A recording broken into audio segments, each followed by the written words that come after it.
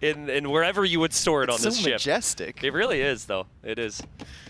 Viper still curious on the stone situation, but I love the counterattack because this is something that Sebastian was not expecting. No. Still not seeing any major damage from this, and but like, Viper's got control there. A big part of this is just the way he walled in the beginning. Look at the way Viper walled. Sebastian could have done the same thing diagonally, across. Instead, he abandoned the woodline at the front, and the one at the back that he went to is still a problem. Like, Viper's been there a ton of times, so I actually like the way the Viper set up his base more, and I think it enables him to play a far safer game than Sebastian. Yeah, Viper could start to think about relics now. There's also golds that I consider neutral golds in the middle of the map, which you could go for a castle on. Look at the food count. Yeah, Sebastian's got so much, but he's spending it, Dave. That's the thing. This just comes back to how crazy his civ is. His units don't cost that much food, and he wasn't expecting knights, though. We got the knights out here from the Viper. Of course, has the additional attack. No big armor upgrades yet, but this gives Viper a lot of time on the map. He won't full clear this fight, but I think that's a fine engagement for Viper. And our key to this matchup, and the key to every single Magyars game you've seen on Crownwood, is just like, you have to have a forward position on them. You have to have a better economy than them at this stage of the game. Yeah. Because the Magyars in a land battle are just a lot of times going to win straight out. And we look at the res collected, Viper's ahead. You look at the villager count, Viper's ahead. You look at the map control, Viper has more. So Sebastian is going to have to do something pretty drastic here. Maybe even add more barracks, more fire lancers or something. The skirms seem to be doing fine as Viper's trying to get some big shots. Good micro from both. Wow. And Viper just threw his army away. Wow. I mean, he went in there for the monks. Sebastian microed those monks back and forth there. That bought him a couple extra volleys from his skirms. And yeah, Sebastian will push this back. Viper needs that castle big time. Stat. And we have the 4th town center for Sebastian. That's more food being spent on Deville's. That is also securing the stone we talked about earlier. And his food count's still going up. Yeah, it's crazy. It's crazy. I mean, the skirms do cost food. Yeah. But the fire lancers don't, right? So to go for dual comp here. Yeah, watch the monks here. You got the monks in the back. Viper wants to get them, and that one there goes to the side, and then micros at the last moment, and then the other monk as well also survives. I guess one goes down, but that's what Viper was distracted by. That's completely worth for Sebastian. Great replay there as we see Sebastian's army coming forward, but Viper was on time with the castle. He's got a lot of food in the bank. He's got 25 on gold. He's thinking about him, but Sebastian is already there. That's something you can do with your food. You can sell some of it, get the gold, and then go up to Imperial Age yourself. He's finally going to get that position that he wants forward on Viper's base, but there's already a castle there. Yeah. And there's a couple Scorpions as well to push him away. Well, Scorpions are a nice addition here because they have bonus damage against infantry. They're also very solid against skirms. Viper's still vulnerable on the left of his base, but he'll get the skirmishers in position here. And Viper, yeah, once the Scorpions are there, I think Sebastian will be scared off. But as I say that, Sebastian's going in. He senses Viper's vulnerable. I don't even think he knows that Viper is that vulnerable on the golds. I mean, Viper got Corvinian army early. He's going to have some Magyar Hussars to deal with these skirms, and the Fire Lancers are out of position, so he should be able to push this away. Skirm raids are very annoying. If Sebastian could have gotten in there, but he was a little bit nervous about it. Still doesn't have that castle. Yeah, Viper needs to engage in this army fast. There will be more Fire Lancers coming in. And if Viper can find this army now and clear that before the Fire Lancers come in, he'll be loving life here. Yeah, again, you get the extra attack for free with the Magyars. This is really what the Magyars want to be doing. They want to be using that extra attack, but the Fire Lancers are just in such crazy numbers. Yeah, but if you get Cav Archers from the Magyars, if Viper can buy himself enough time to mass up a Cav Archer army, I don't think the Fire Lancers are much of a threat, especially with the Magyar Hussars to dive in and deal with those skirmishers. As you see Viper just trying to take those out. He's massing Cav Archers. He wants the skirms gone. Well, I mean, honestly, the Scorpions really changed that fight there. And Viper, I think will be happy with that, but I don't think... taken that just to get this castle up. Yeah, maybe. Might have just been distracting to get this castle over here. It might be a doubt castle. I mean, there's only 6 villagers building it, but Sebastian, even with the outpost there, doesn't see it or doesn't bother going over in that direction. He's trying to get a castle up on the edge of this hill on this woodline in the middle. Yeah, the fact that that castle is partially on a hill means it will be tougher to take down. It's a bit weird because the whole castle's not on the hill, but that's how the game works. Sebastian should recognize that Viper has that other castle because he has the outpost, and Sebastian's in it way faster here. Sebastian has Bracer in, which for his skirmishers should be more than fine. The Scorpions are never going to be enough for Viper. I think Viper's starting to have some big problems right now. And he's massing up the Cav Archers. It's only 7. The Magyars do produce faster from their archer ranges with those Cav Archers, but he's just getting Thumb Ring right now. So, I mean, Viper's going to have to hope to pull some of Sebastian's army back to deal with this, because that other army is going forward into his eco, and he needs time to mass Cav Archers. The thing about this composition for Sebastian, it is so cheap. There's been so many nerfs to the Fire Lancer, but the core issue is, or the core strength of it is you just click one upgrade, and then you have elite. Other units, you need to go down this whole unit line, and it doesn't cost food either. So it's like way better than a pikeman is. It's got the ranged attack integrated as well. I think for Viper, he needs to give himself some time. He's got the resources, but he needs to protect himself in some way right now. And it's the defensive castle that's temporarily denied in his base. The Fire Lancers and Skirms are over there. So Viper gonna have to try and clear this forest. He's just going out with villagers because the Skirms aren't there. The Fire Lancers aren't gonna be able to deny that castle. Viper will just pull those ones away. Eco KD is only 6 to 7 right now. Yeah. 6 or 7. Yeah. Yeah, we're too old for that joke, Dave. Yep, well. Magyar Hussars go in. Nice quick walls from Sebastian. My God, to notice that's impressive. Honestly, Viper would need the unique tech right away, and he needs to just focus on the CA numbers. He's having such a big issue. I think everyone who plays the game can understand when you get rattled, when you get like kind of shaken like this, it's very easy to lose 2 to 3 units here or there. That's what I'm seeing though. I'm seeing CA die in the north, I'm seeing Cav Archers die in his base, and I think it's because of this pressure from Sebastian onto his castle. Well, I do like this castle from Viper. He managed to sneak it up here, and this is going to buy him the time he needs to get those techs in. Yeah. He still has to invest a little bit into repairing it, but now he's got 2 defensive castles to make those Magyar Hussar, and he can keep adding in the Cav Archers and the Skirmishers behind this. That's a nice raid over there on the wood line. Sebastian noticing that, managing it well, still pressuring forward a little bit, and he's going to take out that castle, but he needs to do some more damage than this. I mean, Viper has been stressed. He's been struggling a little bit the past couple minutes with this raid, but you need to do significant damage with the Vietnamese, and you need to stop the Cav Archers from even forming an army or getting onto the field here for Viper. We're getting to the Vil count now for Viper, where he needs to realize this is bordering into overboom. If he can save that food, those 12 villagers in queue, that's heavy Cav Archer, and that's a very important upgrade here. Actually, as I say it, I think he cancels some. Yeah, he just cancels some. He's trying to afford. It's got to be heavy CA. Yeah. It's just so tough against this comp though, Dave, because you want elite Magyar Hussar as well. Yep. But you also need heavy CA, and like Skirm Fire Lancer is so cost efficient. I think he's got it in the queue. It's so cheap. Yeah, it's likely in queue. That fight for Viper's not horrible because he kills off some of the Fire Lancers. Yep. But it's just, how are you supposed to compete with these numbers, dude? Like, Viper's collected more res. He cannot match the production of Sebastian right now. There's Recurve Bow right there. Recurve Bow is a huge upgrade that is going to eat through those Fire Lancers. It also does a bit more damage against the Skirmishers, even Imperial Skirms, and it doesn't feel terrible to fight in Skirm with Magyar CA. Yeah, Viper. Siege Engineers coming in for Viper as well. Wow. Yeah, if Viper loses this castle, so much of his base is exposed, and he will not have the time to get the upgrades. I don't love Siege Engineers, to be honest. I would prefer heavy Cav Archer. Yeah. But I think he's under pressure, and he felt in that moment that if he lost his castle, he was going to lose the game. And so he hoped to use his own trebuchets there to defend. Obviously, that's not going to work anymore. Still no heavy Cav Archer upgrade, and still Sebastian trebbing down the front of Viper's This base. is a really nice push from Sebastian. Really focused, but the score just switched in favor of Viper. And Onager is coming out before a heavy Cav Archer. Interesting. I mean, that's not a typical play at the high level. It takes a lot of time. And also, I think there's a risk his Siege Workshop researching that might be exposed. I could be wrong. Elite Magyar Hussar instead of heavy Cav Archer. Yeah, I mean, he wants it all, right? Okay. He wants it all, dude. He wants to have every upgrade. It's just like the timing's just not working out. I mean, we did see in the replacement qualifier against Lewis, he did make Onager. His same Civ matchup, Yeah. and the Onagers, they scared Lewis. I don't think they ever got any big shots, really, until the end, but they scared him. They made his trebs respectful, right? He had to stay back. I think it's desperation, though, because Fire Lancers can always dive in and snipe a random Onager. He completes the upgrades, but his Mangonels are gone. And Sebastian just continues this push. 38 on gold for Sebastian, by the way. Only 27 on food, and he's still able to afford this many Fire Lancers and this many skirmishes. I think this push is a big risk, though.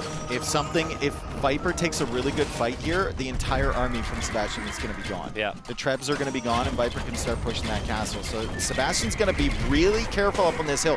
It's a great position, but I think he needs even more Fire Lancers and even more skirms supporting these Trebs. There's the Onager, though. There's the Onager. And while it lands a decent shot, Sebastian sees it. Another one? And Sebastian micros away from it. Now, there will be another one, but Viper's losing his town centers. Viper's military count is still just so low here, Dave. He can't get the numbers out. He wants heavy Magyar, he wants Magyar Hussar, but he doesn't have the castle numbers for it. And he's only got 7 on the field right there. That was a good shot. The Fire Lancers are chasing the Onager, and they're not going to get it. And he threw away a lot of those. There's another Onager coming forward. Magyar Hussar are on the field. Look at the food count now for Viper, and he still doesn't have heavy Cav Archer.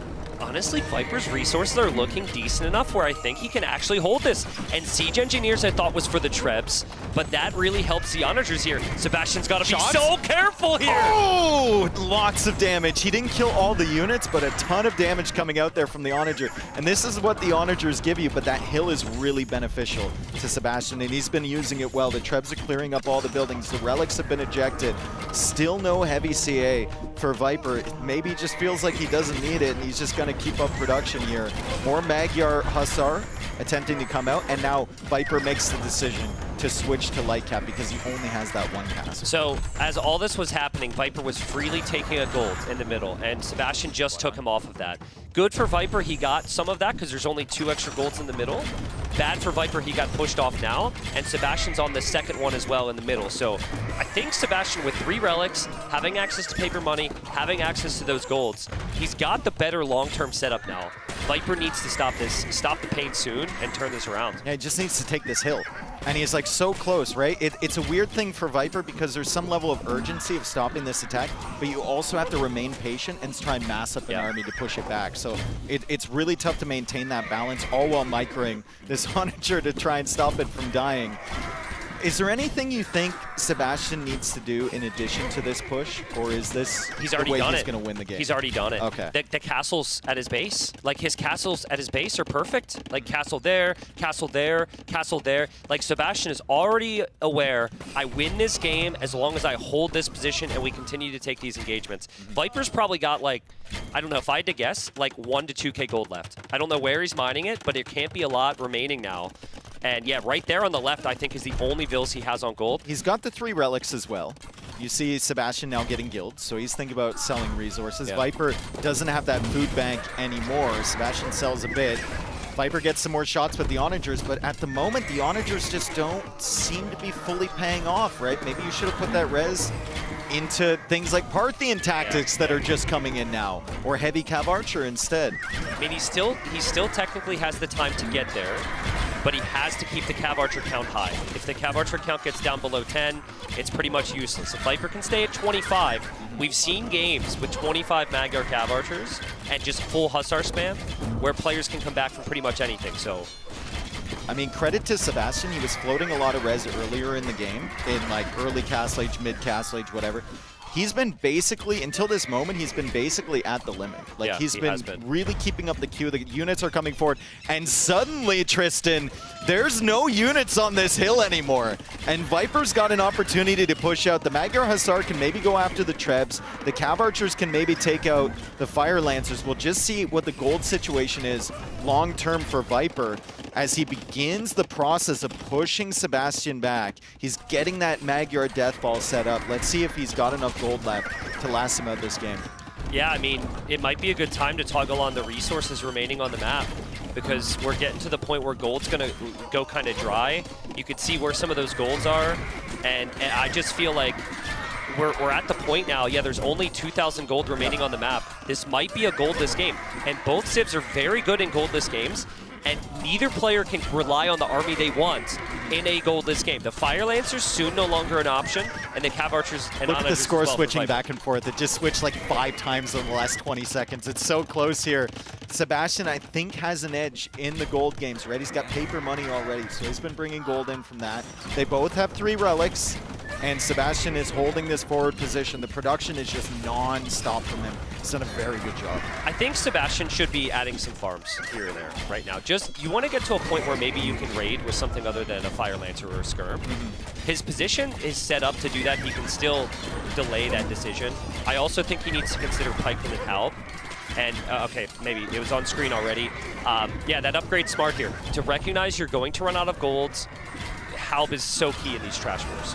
And Viper already has all the text for Elite Skirm as well. So he can transition into a trash war with the Light Cav and Elite Skirm. He could get Hussar as well. He has the Magyar Hussar, although only 2 castles at the moment. So he's fully prepared to go into the trash war as well. But one Civ has Imp Skirm, the other does not. Nice raid from Viper over on the side. I could be wrong here. I feel like Viper's missing Thumb Ring. Like no, he's got it. He's got it. He got it in Castle Age, yeah. Okay, so he's missing Heavy Cav Archer. And he just got Parthian Tactics. It came in quite late. Halberdier now coming in for Sebastian. Treb's finally going down. Good snipes there from Viper. And he got some kills on the gold as well. Sebastian at 123 villagers now. That's fine. If he loses like 10, 15 more, he's going to have to be careful because he needs to keep up this production. Yeah, that is a choke point you want to stay out of if there's onagers. Yes. Those split lines are dangerous, but that's the beauty of Imperial Skirm. It's so tanky. It's not an inexpensive unit at all. You can spam it basically forever. But Dave, at what point do we get into a situation where we have to talk about the score here? Well, I think one thing benefiting Viper on the score count is just the fact that Sebastian has been feeding units into the grinder, right? We look at that KD, and that's a big part of the reason Viper's ahead here on score. I mean, we've never seen it, or maybe we saw it one time at a Red Bull LAN, but the games cannot go on forever. They're at 1 hour and 15 in-game. If the game is not finished, if neither player is tapped out, whoever has the highest score bottom right will win the game. I mean, we're still 30 minutes away from that, but we're now in pretty much a goldless game. And Viper's got Magyar Hussar to spam. Nice shots there from Viper. Nice shots from the Onager. A lot of dead bodies there for Sebastian. And every single one of these kills gets Viper's score a little bit higher. Sebastian losing a few villagers as well. He's down to 118 now. Viper's still at 140. It's a very expensive army composition for him. Can we talk about how we've basically been looking at Viper's base the entire Oh yeah, Sebastian's done an amazing job with the production. It's incredible. But also at the same time, Viper's killed 40 villagers. Yes. Like, Viper has found his moments to get snipes while the main fights are happening. Incredible from Viper. I did not think Onager would do this much. Yep. It's such a good call. Yeah, and it just seems like Sebastian just can't break him, right? He's got non-stop units coming forward, but Viper's done a really good job teching into Onager. He's had the Cav Archers behind here, missing out on heavy CA, which is wild at this stage of the game. But I mean, the ship sailed too far. You're probably not getting it now, right? The ship is sailing, Dave. and another Trebuchet exposed. Oh, the shots. Nice snipe on the Onager from that Treb, but still more damage coming out from the Onagers. And these are the raids you're talking about. I think he has that castle on the right, the waypoint set into Sebastian's base. Yeah. And he's just killing villagers constantly. Look at this! Sebastian down to 106 villagers. He's at 140 pop, and suddenly, with this eco, he can't maintain the same production that he's had the entirety of Imperial Age. He can't hold that position on the front of Viper's base, and this is the furthest forward we've seen Viper in a very long time. I can't believe that the population difference is what it is. I mean, Sebastian had completely pushed in the front of Viper's base. Viper didn't have any map control anymore. There were so many negatives to Viper's situation, but with only 2 castles, he's been able to get the raids. He's going to hope to reclaim that gold there in the middle, and the Onagers are going to land some big shots, Dave, and it just might be the population efficiency now for Viper. If it is 50 military versus 50 military, Onager and recurve bow Cav Archers is simply the stronger comp. I mean, and now in Sebastian's position where your eco can't keep up with production, suddenly you're in a position where you need to win fights with a worse composition. This is fine for Viper losing those Onagers because he's killing a lot of units here. Yeah, that he's repair, killing everything. That repair was so good. What's happening here? What's happening here, Dave? Imagine the confidence boost this could give Viper. Imagine how devastating this would feel for Sebastian. It looked so good. And honestly, you see Viper in this mode, he's brought it back this far. Yeah. I feel like he never loses these now. Yeah. I mean, we'll see. See if Sebastian can fight it back here. He's still got a good setup, but it's only 103 villagers, and he doesn't have a very big queue either. It's only like 14 units. Well, he can't, right? Because he lost like 25 villagers, and he was spamming nonstop. I mean, Sebastian has lost 720 units this game as we watch the replay here. Viper getting a couple big shots on the skirms. Just a little bit too late on that split. This is our barrage moment. That's what we're calling this replay, as we have the more shots landing here from Viper, and the repair villager buying that Onager a little bit of extra time, like you said, was really, really clutch. If you really have the time and you want to be an Omega nerd, go back, watch that replay again. I'm not telling production, but viewers, and look at the blue dots from Viper in Sebastian's base at the same time. And he's doing it again. Because Sebastian is so busy looking at the raids, he will sometimes miss out on some of these key moments. Now right there, Viper uses the Magyar Hussar anti-siege bonus, snipes the trebuchets, moves along again.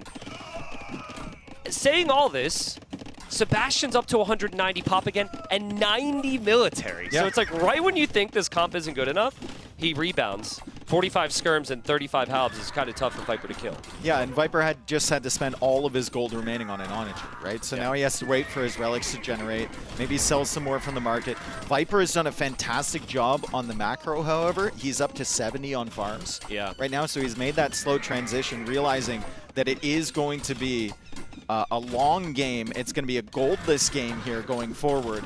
His score is still in the lead, but Sebastian is only 2K behind, which is very, very doable. Yeah, it is. I mean, we still have 25 in-game minutes the raids until we again. get there. The raids again. Viper, every single time he's under castles, he doesn't care. He's killing villagers. 75 to 66 is Eco Katie. Sebastian's done a good job sniping villagers as well, as we see the raids over there on the left side. The skirmisher is still pushing forward. Viper still repairing this TC over and over and over again. He's going to hop in, and the Onager, meanwhile, sniping the units. The Cav Archer's doing work as well. It's a really, really intense game one, and the horse is still running. Yeah, just in case anyone was wondering how that guy was doing there. I mean, guys, before broadcast, Dave and I were sitting here talking to each other, and Dave literally brought it up, was like, how cool would it be if we had a timer game just once, right? This might be it. This might be it. I mean, it's been back and forth. Sebastian's population's down again. He's down to 160, and Viper takes a good fight. But Sebastian has rebounded every single time that we've said his pop is dipped. But for now, he's getting pushed back here. Is there a moment here where we have to start looking at wood lines as well? Yeah, 100%. Because Sebastian is covering more of them. I think he's controlling more of them. Viper's basically out on that right-hand side. Maybe they're contesting here because of this wood line on the right. More so than the gold even. Gold's definitely part of it. Honestly, I think Sebastian hasn't thought of raiding Viper, and he really should consider it. There's not many Cav Archers now, so if you go for the light Cav switch with 70 on food yourself, you can suddenly get in Viper's base. The middle of Viper's base has no castles, right? Like that's how this game started in Imp. That's all exposed for raids. But Sebastian just staying on 2 units. I'd love to see him get more on food, start to get the Cav upgrades, and start to think about raiding Viper. I think he has snuck some in there that we didn't notice, though, because you look at the Eco KD, and it's almost even. Yeah, true. So I think there was probably a few skirmishers or fire lancers that snuck in there at some point. I mean, Viper would have noticed it. We can ask him later, potentially. But God, what a game number 1 for the entire event, dude. We're already 54 minutes in. The score is still somewhat close. Viper is stretching ahead, though. A 3,000 score ahead of Sebastian at the moment. Onagers has just been so good for Viper. I'll say it again. It completely changes the way Sebastian has to focus on these engagements. Right here, look, the halbs get baited forward. Yes. And then the Onagers are there, and then he has to pull back. In these moments, though, Viper, he's doing it already, but I'd like to see him move his Magyar Hussar elsewhere. Get the Magyar Hussar into the raids. You don't really need them in the main fight. It's the Onagers that are there for the skirmishers. I think if you're Viper, the status quo of this game currently is perfectly fine for you for the next 20 minutes. It's an hour and 15 minutes in game time that they need to go to when the countdown ends. And Sebastian just keeps feeding you units. He keeps feeding you kills. You look at this. He's over 300 kills ahead of Sebastian. Yep. I was just going to say, Viper was missing a pretty important upgrade this entire time. He's realizing now he didn't have the final armor on his Cav. He didn't have the final. Oh, no. So Viper will snag that, and oh, God. Obviously, the game has been so crazy. I know Viper's been to many lands before, but this is still, it takes some acclimating. But it's 200 population for both, Dave. I still just wonder, can Sebastian win this game if he's not getting any counter rates with mobile units? I think this continuous situation of Skirmisher and Halbs is exactly what Viper will be happy with. Yep. He needs a tech switch. And Sebastian, you better be careful up on this Oh! hill here. You better be careful, buddy. Viper's had siege engineers for a very long time, and you can't go anywhere near those onagers. More raids from Viper as well. Left corner, we got some movement. I don't know how much it's killing. Sebastian probably can't see it either. But yeah, Viper, there's no wood there anymore. But Viper continues to think about the raids. Viper with 72 on food. Love the ratios of Viper's army here. Just like the 5 onagers is more than enough. If you go too far above that, it's really complicated to manage. What that is that's siege engineers, because you have a standard distance in your mind for onagers, and with siege engineers comes in for that, you're maybe 1 tile closer than you should have been, and it looks like there might have already been another shot while we were in the replay. Can we get an instant replay of while we were in the instant replay? The game's so good that we miss another moment during the replay. Oh, big shot there. But we're seeing that one, and it's just this continuous issue. Look at this, 180 kills on this army from Viper that's selected correctly. That's so the good. skirmishers, the cav archers, and the onagers. Huge shots from Viper, huge engagements from Viper, and every favorable engagement he takes, his score goes higher and higher and higher. Magyar Hussars hoping for the bombard cannon. They won't get it, but maybe they'll get the next one. There it is. There's the replay. Will we have a replay while we're in this replay? Yeah. Thank you, production. There we go. Main fights bottom left. Viper's got Trebs for the first time in a while. Gets He the snipes the bombard cannon. Yeah. This gives him a lot more time to sink damage into that castle. And Dave, if he can take down that castle, he takes the center hill, and things could be so good for Viper from here. And look at how many Hussar Lightcap and Magyar Hussar he has in the queue. So he's got units coming out constantly. He was down to 160 pop. He's back up to 190 now. Sebastian, again, feeling the need to like pressure this hill because he wants to take out those Trebs, but it's not possible. Yeah, the army's too good with the Magyars. Over 1,100 kills here for Viper. It's been a non-stop battle since Imperial Age came in, and Hussar tech is finally on the way for Viper. So he's going to have fully teched cavalry. Capped Ram is coming in as well with siege engineers already in. I think if you were to ask Viper, he would give himself a 99.9% chance. Absolutely. And for what it's worth, we are 15 minutes away now in game time from the timer. Technically, Sebastian could play on here. He's at 200 population. He has 3 relics. He's Vietnamese. But, I mean, it's now a 5K score lead for Viper, so that's a lot of score to claw back. It's just a masterful job from Viper to take it one slow step at a time. And every time grind his way back into the game. Raids in different areas, holding with the onagers and the Trebs, even just finding the correct moment to use those 2 Trebs. Yep. You're not getting 2 Trebs anytime soon. So it had to be the perfect moment, and it has been. He's going for another castle now. Sebastian is the most helpless 190 population player you'll ever see. He's like, I can't do anything. Yeah. And now the bombard cannon's getting sniped again, and the raids on the left get cleared up, but there's still raids on the right of Sebastian's base. The castle in the middle got taken out. The castle on the left is getting taken out by the Trebs. And if you're asking why Sebastian is still in this game, you don't resign At 190 pop, no way. Yeah, you no do way. not, right? You give it a chance. Yeah. Unfortunately for him, it's kind of one of those odd positions where you might. Yeah. It's just, he can't. He always needs to have 90 military in the same spot to win the fight, it seems. And now he's got to be in 3 or 4 separate areas. The Viper's own skirms, yeah, they're inferior skirms. They still do well against the Halbs, and then you always have the Onager there against the Imp skirms as well. There's always 1 or 2 Onagers for Viper. Always. Fantastic job as well. When it goes into a goldless game, I mean, I know they have 3 relics, but it goes into kind of goldless game at the end. It's hard to keep the Onagers coming out to support your army, but Viper has made sure that there's always 1 or 2 behind these skirmishes, so it just can't push forward. I also can't take him out. The Rams are a great choice as well. It soaks up skirm and halb attack. It helps you take down the buildings. They're a bit cheaper than trebuchets, a bit more accessible as well. And yeah, I mean, we're saying the same thing again. Maybe last chance for Sebastian. He's lost so many builds. Big shot. He's going to go up to 100 military, maybe. But that could just be 100 military that the Onagers just wipe up here in the center hill. Yeah, I mean, Does Sebastian give him a final shot before the end of the game? That's the question. Sebastian? Sometimes they do. Yeah, I don't know if I'd want to give the viewers the highlight moment right now. Game one. Yeah, I mean, Day one. Sebastian's got respect for you guys, but he also doesn't want to be on the receiving end of Let's see if something he's like a homie. Yeah. Do it for the viewers, Sebastian. Do it for the viewers. He is raiding a little bit at the back, but he's got getting more raided population like than crazy. Viper. He has more population than Viper. Consistently just producing. I think we see in the KD exactly where that production has gone. Yeah. Straight to the grave in this game.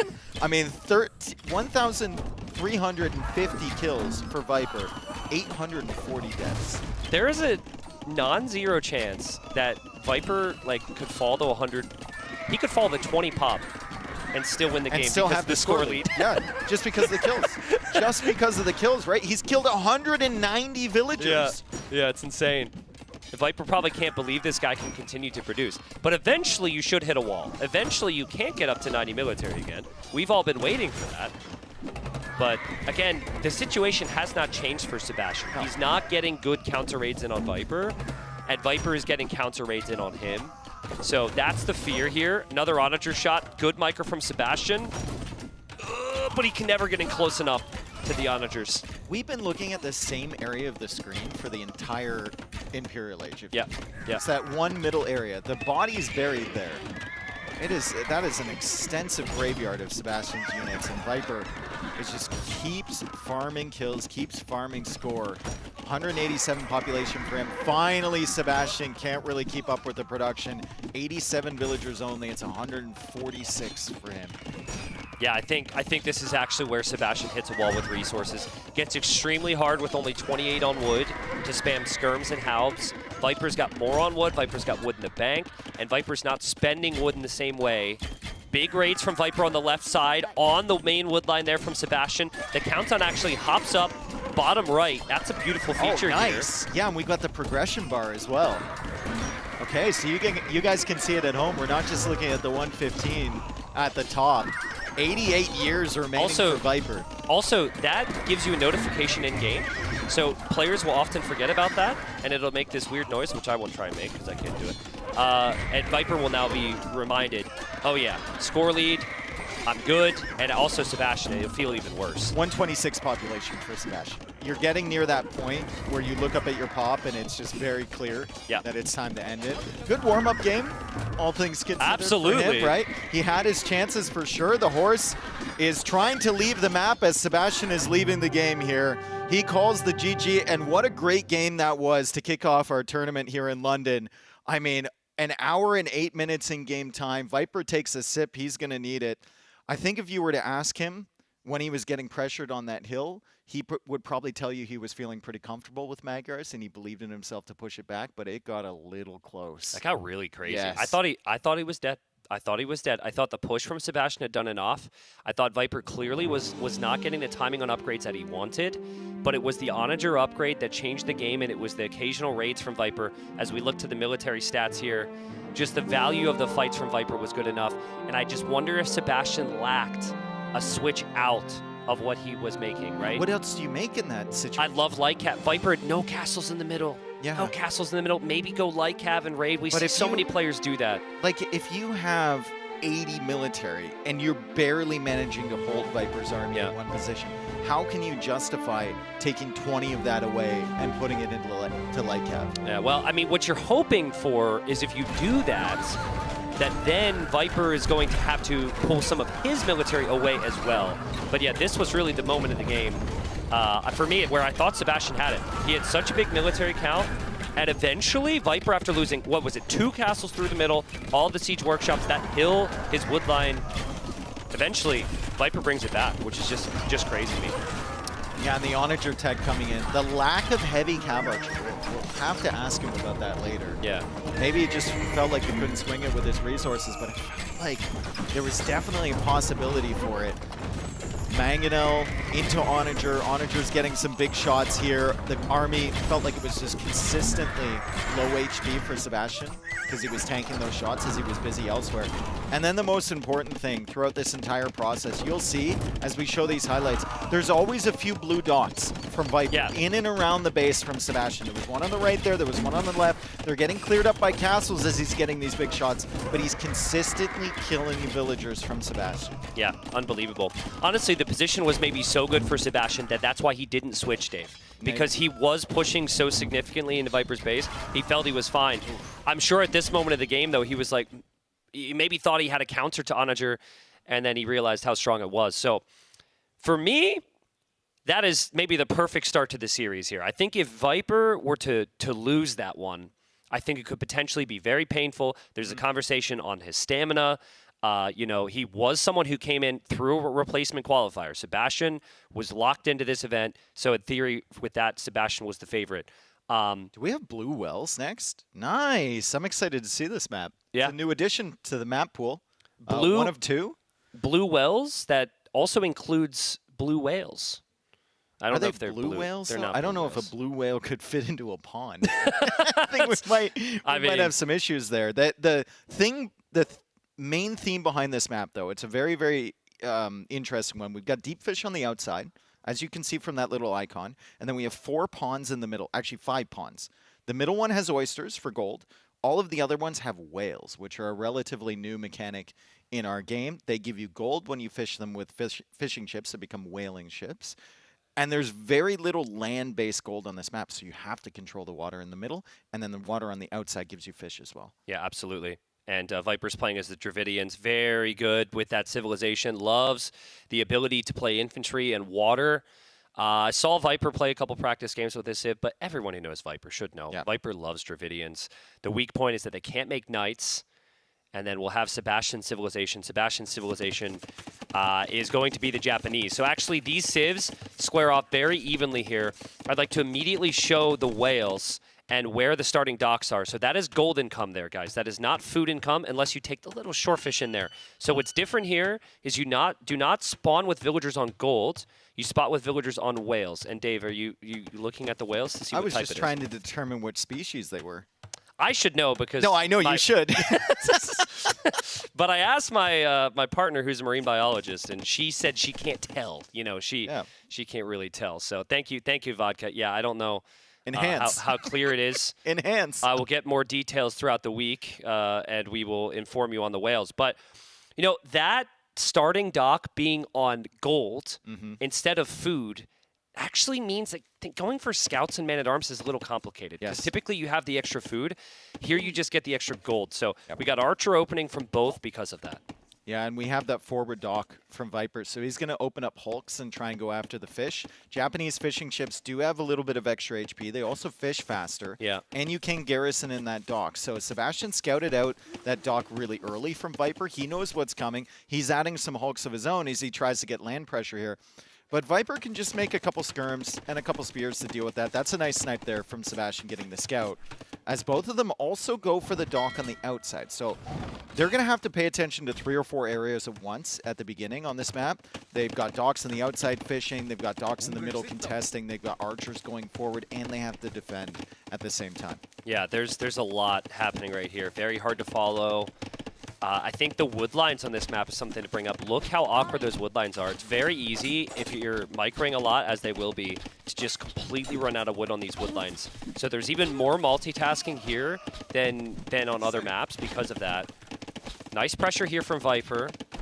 But I think Sebastian's got enough army here to potentially deal with this. Dravidian skirms do fire a bit faster, though, and Viper gets a good fight there.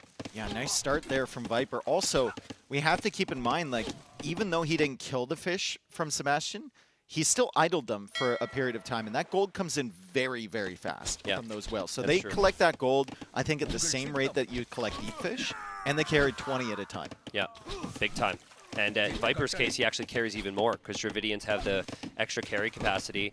You can dock on the outside, too, to add fish there, which Viper's done in the north. And Viper, a very good start here. We're seeing, again, Viper very aggressive. He got amazing value from 3 units. A lot of pressure on the berries there from Sebastian. He's trying to clear up these units. He does take out the archer. He's going to take out the skirm and the archer remaining as well. But resources looking pretty good for the Viper. He's got 8 fishing ships, 2 docks still producing as well. Yeah, it's a weird one, though. With Dravidians, because of that carry capacity, sometimes I'm like, oh, no, they don't have food. Yeah. And then they drop it all off at once, right? So that's something to keep an eye on. The fishing lines upgrade. This is new. Fishing ships have been nerfed. Now there's a feudal age eco upgrade for that, and Viper gets it, which we haven't seen from Sebastian. The other change, which Viper should do here, is garrisoning the fishing ship. Yep. And the docks fire arrows when you have the garrisons, which allows for a little bit more defensive play. The players are still getting used to that, but I love how Viper just keeps sending pressure here. Yes. Against Sebastian. It's just non-stop. At the same time, though, Sebastian's always got enough army to stabilize it. And this is one of the things he was talking to me about switching up his style a little bit, going a little bit more military heavy, because he can still compete with the best of the best at these engagements, yeah. at winning fights, right? If he wins the fights, he's allowed to expand his eco and macro a little bit behind. So more aggression for Viper usually results in better tournament results for sure. Yeah, 100%. Has to. And with Viper back in the day, everyone will say, oh, he was greedy. Yeah, but it was after very good engagements. Yes. Like, you would take good engagements, you would have the killer timings, and then, yeah, sure, you maybe are a bit greedy here. So I like the balance here from Viper. Sebastian actually uses the market, so he sells off all of his stone to click up, so that would, in theory, delay any future town centers. Viper does not do that, but Viper is a little bit later to the next stage. Now I'm wondering, as we do have the pond engagements there with the whales, I'm wondering at what point we start to see some Navy on the outside, because they're both expanding a lot of eco out there, and it's just so tough for them to know that both players are doing. I think the Navy on the outside is so tough. I think they've probably tried it before, and it just feels impossible because you want to open Hulk there. You don't want to go fire. Yep. Fires are too easily countered by Hulks. But if you make Hulks around the sides, they just garrison their fishing ships and you die because you're paying attention somewhere else. Yeah, and there's like those really small choke points as well that the docks can fire you at you. So I think it's very difficult, and they're just going to be allowing their opponent to fish on the outside. No, it's a good point. The choke point allows the garrison defense to be very strong. I want to, while we have a moment, Vodka's going to hate me for this, but if we could just toggle on how much gold is on this map, because it's new. We want to know how much gold is left on the map. Okay. 41K. And then double-click the oysters in the middle pond there, because they have not docked there. Double-click those oysters. 15K. That's a huge percentage of the gold on that pond.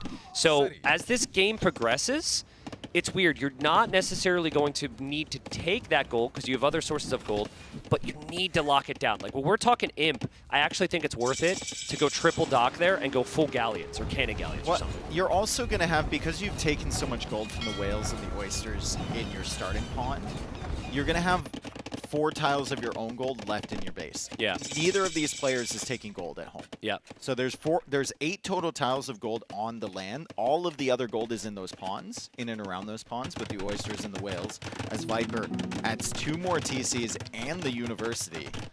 So he's going to add to the eco. He's also going Elephant Archer. Wow. Yeah, so Elephant Archer, very tanky, mobile-ish. Like, they aren't quite as quick as like Cav Archers, but they are a bit faster than some other units out there. And it's really the tankiness that makes them strong. But while I like the unit with Dravidians, I don't know if I would want to go for them if I saw 15 skirmishers in front of my base. I mean, if you add some siege to complement them, it could be work really out, right? strong. Yeah. I'm just wondering, do the Japanese Cav Archers get the bonus against Elephant Archers? I think they should still. Because that should help them significantly. Yeah, I don't know if that bonus is worth trying it, though. I think it's still such a strong situation for the Elephant Archers because of their HP that Cav Archers is not a great option. I prefer to see Monks or Siege mixed in with the Skirmishers here if you're Sebastian. But Dave, raids from Viper in the south there. He's the first one to think of it, and he did kill a couple villagers and fishing ships down there. And Sebastian noticing that now. He's going to back up a little bit with those fishing ships. He's got that raid. He's not killing anything, though, with the skirms. And this is what we were talking about. You just garrison the fish, fire away. Viper will be happy to idle those, and now he's within the minimum range. But it's going to take a long time for him to clear up these docks. Yeah, I like the patience with Viper. He hasn't even shown Elephant Archer yet. He's waiting for them in his archer ranges here. There's no use in moving out with 2 of them. You need to have a big mass. If you can match the skirmisher number, oh, he is out here. But yeah, if you can match the skirm numbers with elephant archers, Dravidian elephant archers will destroy. It's just they're so expensive. I mean, if you have a bunch of fishing chips, you can probably afford them, right? Let's see how well he does at keeping up the TC production and the elephant archers at the same time. He's at 8 right now. I don't see any more in the queue. Might just be he doesn't have enough resources. Yeah, so he's constantly queuing them up. He just doesn't have the food that he needs. They're very expensive, as you said. 2 villagers go down, and this is a difficult raid to deal with, especially when your skirmishers are forward. And does Sebastian notice this? Good attack round from Viper. Dude, that's all too late. Beautiful setup from Viper. Those elephant archers have completely caught Sebastian off guard. He loses a couple of ills. Viper will also get to see your university's not completed yet, yes. so you don't have ballistics, which means I can get away no problem from the skirmishers. Oh man, what a moment there for Viper. That's huge. Yeah, really bad moment there for Sebastian. He's still competitive in terms of economy in this game. Viper is at 100 or less resources collected ahead, but the elephant archers are very tough to kill. The skirms are trying to clear them up at home as we see the replay come in here. Lots of damage to the skirmishers left alive there. He only killed 304 in the first volley, but it was enough to drive him away. Yeah. Also, just want to say welcome into all viewers watching, because it's the first series. We've had quite the warm-up here. Yes. The first game was Yes. very long. This is game number 2. Both players have played exactly as we expected, just so good. You can tell with high-level AoE when players are prepared, and both players knowing every aspect of this map. This map is new. This isn't like new like 6 months ago new. This is the first time we're seeing this map played, and yet they prioritize all the right things. Still the thought process of what are they going to do towards the middle pond. Maybe we'll see a dock or 2 there, but Viper's Elephant Archer and Siege combination, I love the mix. it's kind of reminding me of the previous game with Onager. Yep. Now, it's like Sebastian just doesn't know how to engage into the heavy siege. Yeah, Viper's like, all right, I got the army that I want. I just need to hold on against superior numbers of units, and I'll do it with my superior value of my army. As we see Viper pushing in here with the elephant archers. And how on earth do you even approach dealing with this if you're Sebastian at the moment? I think you need your own siege. I think it's actually past the point where monks make sense. I think there's too many. There's too many. Yeah. I think monks made sense when there were 6, but now you Nice need your shot, own siege. Viper. And he adds his own siege, but Viper, Dodges the other shot. He gets the skirms and he kills the mangonel. Oh my! Oh wow! That's just disgusting. Okay. Viper microed it perfectly. He knew the siege workshop was there, but the mangonel that hops out there from Sebastian should get value. I don't know what you do now if you're Sebastian. The whole game changes after that. What a play from Viper. Dude, that was like a fadeaway 3 from Viper there. He just dodged the mangonel shot, sniped it with the elephant archers, and then sniped the skirmishers at the same time. Perfect. It was perfect, and it was 2 engagements with his mangonel. It wasn't just 1. He needed it all to go his way.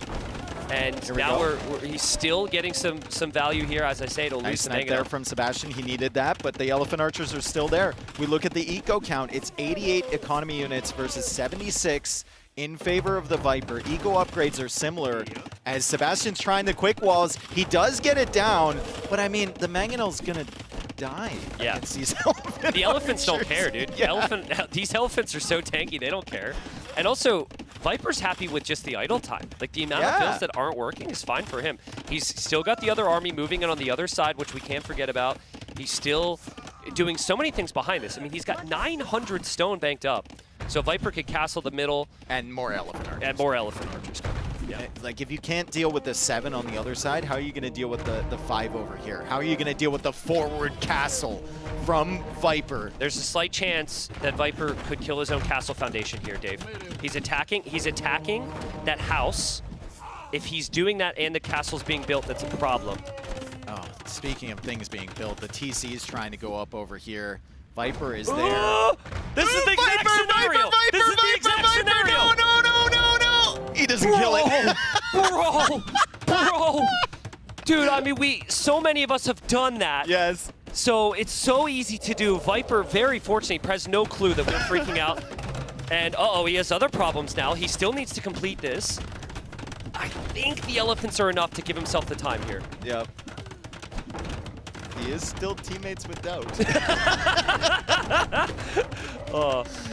Also, Yeah, if this castle completes, you can actually build a mining camp for the oysters as well. So you can actually use your villagers for that. Beautiful job from Viper. Sebastian gets super desperate here to deny this, but he knows he won't be able to. What a castle position. Sebastian's just got to be like racking his brains like, elephant archers? I didn't expect this opening. Yeah. It's gone so well for Viper, right? Maybe this was a strat that Viper just came up with on the fly. Maybe he's had this prepared, but the elephant archers have been fantastic for him. Whose castle is that? That's Viper's castle. Okay, well, another questionable castle. But if it goes up. you were talking earlier about the oyster control, right? Yeah, yeah. And these absolutely deny all of that from Sebastian if he gets them up. If he gets it up. But Sebastian's in a state now, Dave. It's like every fight has to be won 2-1, perfect. or it's got to be, every Mangonel has to be an absolute hero. Yeah, and that's just not the state you want to be in. His skirm count's high. We'll see if that remains the case, but Viper's on the way to the Imperial Age here. His castle is being built again. He still has a lot of siege around. If Viper completes this castle, Nice snipe he's with the likely Mangonel. going to win the game. Sebastian gets one back. Skirmishers getting shot by the Mangonel. Can Viper find himself another big shot? He goes for it. Sebastian ducks away. Man, this would be so sick from Viper if he completes his castle. Just the perfect castle spots. Yep. And again, he's got stone for more as well. It pulls the villagers back. The villagers are very weak here. One more volley, he loses most of them. He's still microing them. He still is to micro the siege as well. He micros down the siege from Sebastian. Sebastian lands another shot, but castle goes up, or will go up, and Viper is just the perfect position. Good tenacity here from Sebastian to keep fighting this, though.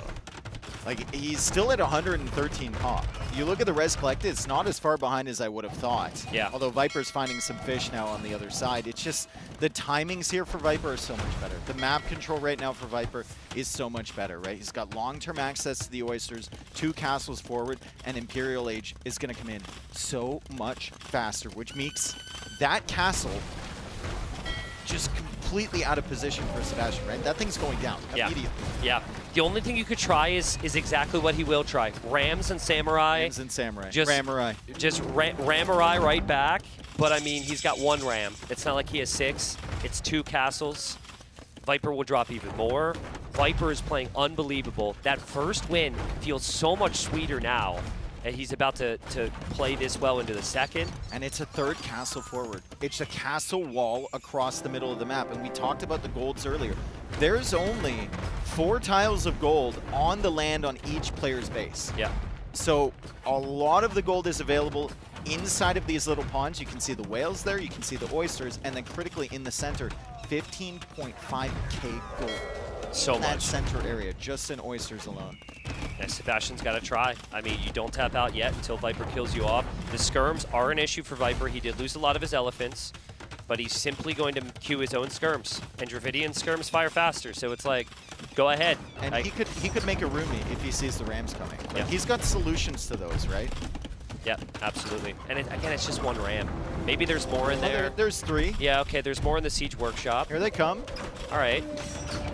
Well, Viper will probably make a couple Urumi swordsmen there. Viper about to be castle dropped as well, apparently. Sebastian, I like the energy. I really like the energy. If you're Sebastian, you gotta do something. Yeah. You can't just fight. Oh, look at Viper body block the rams, though. He gets in front, so the Trebs are still firing. And then he brings in the Vills. I mean, this is kind of costly for Viper, but as long as his Trebs stay up and his castle stands for a bit longer, he's happy here. Viper will hold the castle. Yeah, Urumi coming out. The castle forward from Sebastian. Hasn't been spotted from Viper over on the right side. Viper still hasn't completed the castle on the left, and it has he's like, instant hello! castle off over here Hello! on the right side of Viper's base, and he's got far more villagers to build that. Population lead is actually in favor of Sebastian, which is kind of stunning. Yeah, it is. That's a Viper castle. Okay, 1 villager. Yeah, it doesn't matter. Sebastian's castle in the north will never go up. Castle v castle there, and Viper up 2-0 here. Crazy storyline, right? He wasn't even supposed to be here. He was knocked out by Sebastian 4-3 in the qualifier, but he had the replacement qualifier to make it here, Dave, and he is playing like he belongs. He's playing insane right now. Yeah, a lot of confidence there from Viper as we see the stats here.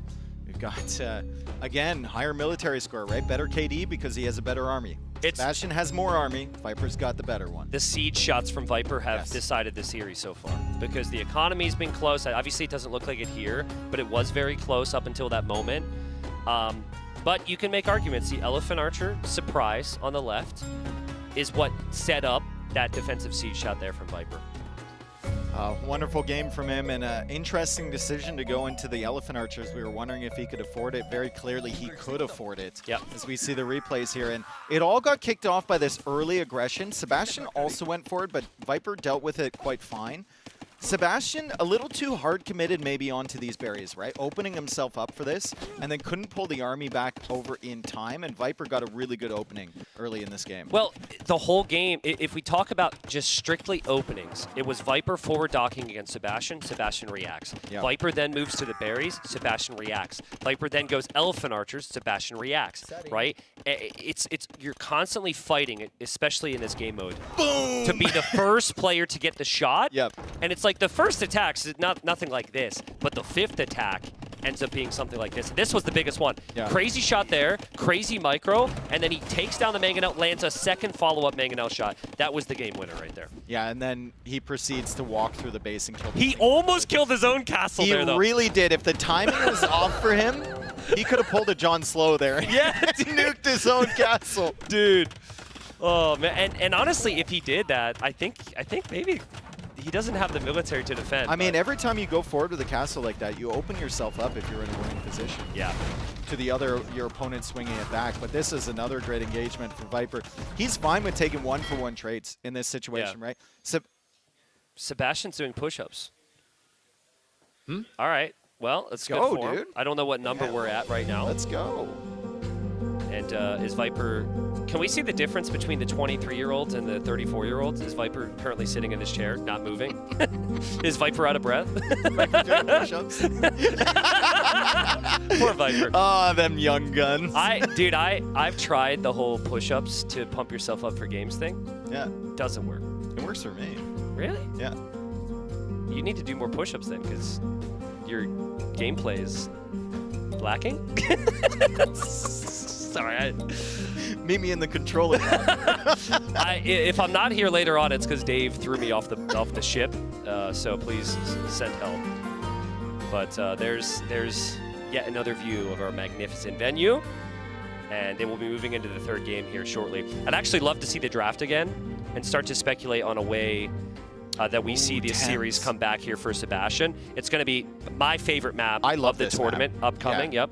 I love this map. And Viper had two really good performances in the replacement qualifier on this map. Really good game against Burles, really good game against Lewis, and he plays it so perfectly with the transitions as he so often does. I'm excited to see him. I also want to see Sebastian get something done. It's going to be really hard against Viper on Thames, but you got to try, right? Every single win in such a cutthroat group matters because there could be a lot of tiebreakers heading home. Well, I'm glad you brought that up too. Yeah, we for the group stage, you just have 3 sets. And so things are likely to end up in a tie in some capacity. And so for Sebastian, I think you have to just build off one win just to gain some confidence to maybe bring it back. But yeah, you do really need to avoid the sweep here. And that goes for all the players who might go down today.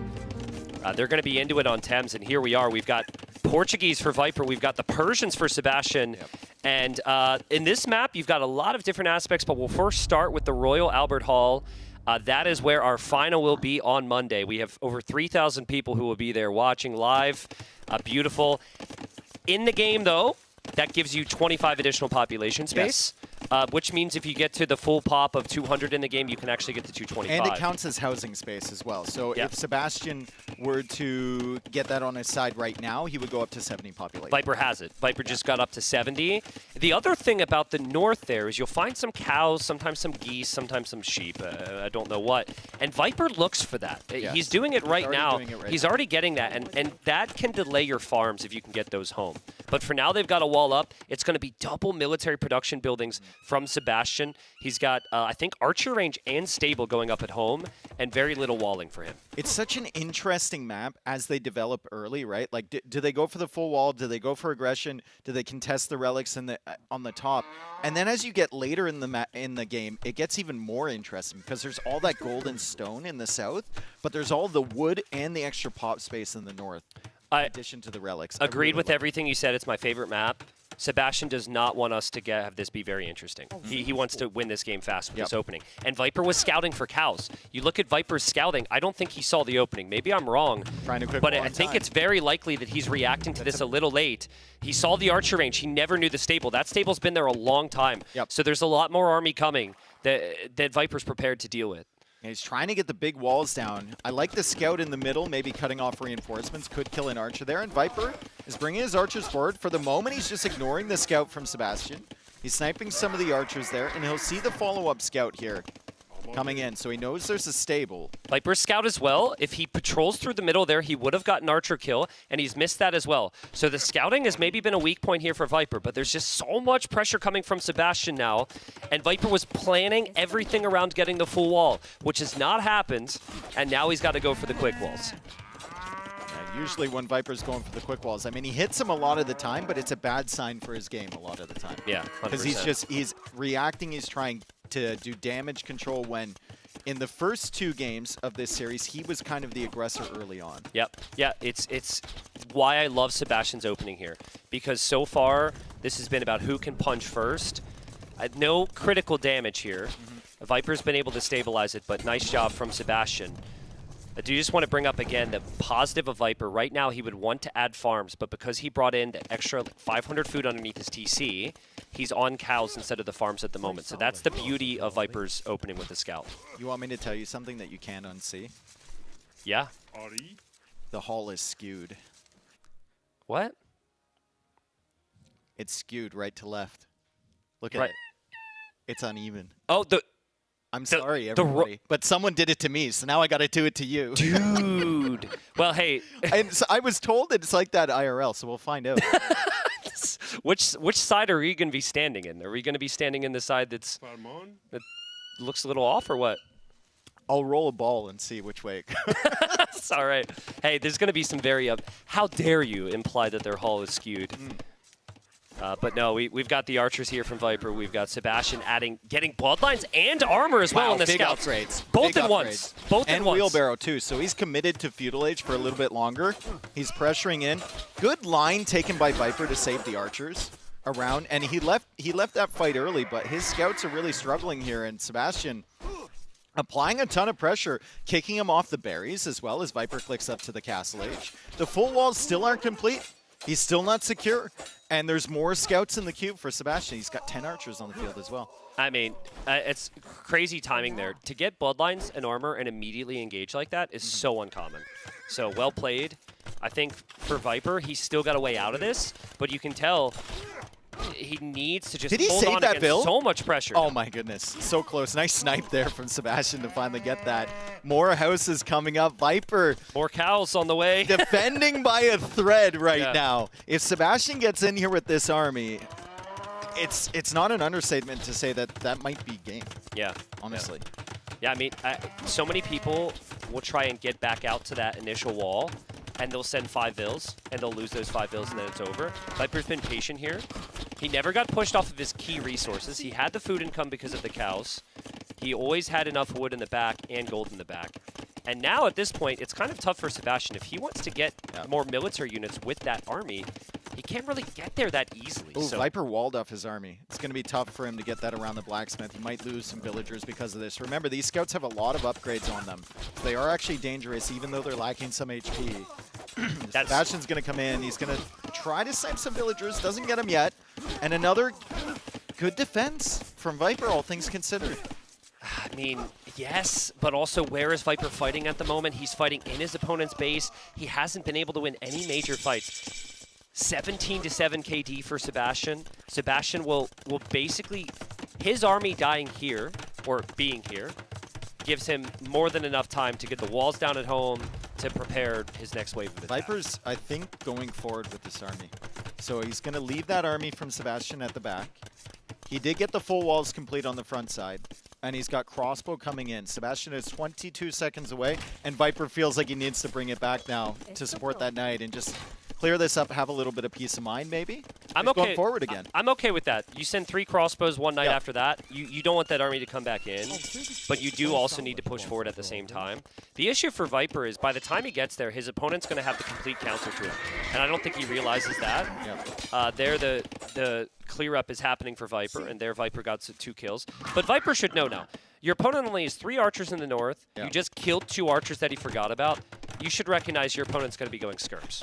I mean, he knows that Sebastian has the better eco as well. Look Yeah. at the res collected right now. So 1,400 ahead, right? That's just Persians. Yeah. And also the fact Sebastian, like, committed onto wheelbarrow early, got his farms up early. He was in a really good position, very comfortable behind these full walls, and now he's adding the second town center as well. So it goes on to Viper now, who needs to do damage. He needs to push in this situation. Well, the Persians are ahead economically. He does, but you see that archer range with the flag, and you don't see many villagers for the taking here. 1 villager's going to go down. Lissix is in before bot. Okay, 2 villagers goes down. I think it's a little sloppy from Sebastian. I think you should expect the armies coming. Thank you, Vodka. Vodka, is this what we're doing, bro? Please, give me more. Well, if Hardy put it on a treadmill. Yeah. How did I even find that? I don't even know where that was. But anyways, I think Viper has some big problems here if the skirms chase him down. Interesting, though. Like, Sebastian didn't have the skirms hop out early. Now he's going to come from this direction. If he goes from the other direction, maybe he could trap Viper. Look at how now many, Viper has a chance to back away. Look at how many crossbows he has. He has 9 in this group, and he's got 22 on the field. Yeah. So there's more armies coming forward. Sebastian's got to be careful. I think he might have deleted a house to escape with the units at the north there, too. There might be a hole. I can see the foundation. He's going to notice that now with the skirms. So he's fine. Doesn't look like there's a hole there. Siege Workshop, I believe, being added from Viper at the front side and the second town center. So this is going to be Portuguese aggression, saving on gold cost with a lot of these units, and he's just going to try and stack up a death ball that can take out these skirms and push into Sebastian's base with the key for Viper is actually surviving with this group. If he were to have lost this group, it would have been devastating. But I think he's got enough time. Ballistics wasn't in for Sebastian. And Sebastian's had an issue all series with dealing with Viper's Siege. Yes. It's the same comp. It's like a ranged unit knights. with Siege. He's got 2 stable knights with +2 armor coming in. Yeah, but I feel fairly comfortable for Sebastian's position. It all depends. That's 3 knights. It's not 8. It's not 10. 1 mangonel can clear up the skirms. And if Viper mixes in monks as well, that could be a very good option for him. Sebastian's going to dive in, Dave. He's going to dive in. The confidence from this guy. The confidence from Sebastian. We talked about composure earlier. He just comes in with the skirms. And there's no additional mangonel in queue for Viper. Viper's hoping that the upgrades are not there for Sebastian. I just don't know if this is a good enough fight for Viper to take. At the same time, it feels like he has to be taking fights because he has been behind the entire game. I agree with you. Amazing confidence from Sebastian, and the micro to micro up the hill there was perfect. I love the fact that he only added the second town center. He didn't go for the third, and he added the second stable with the +2 armor.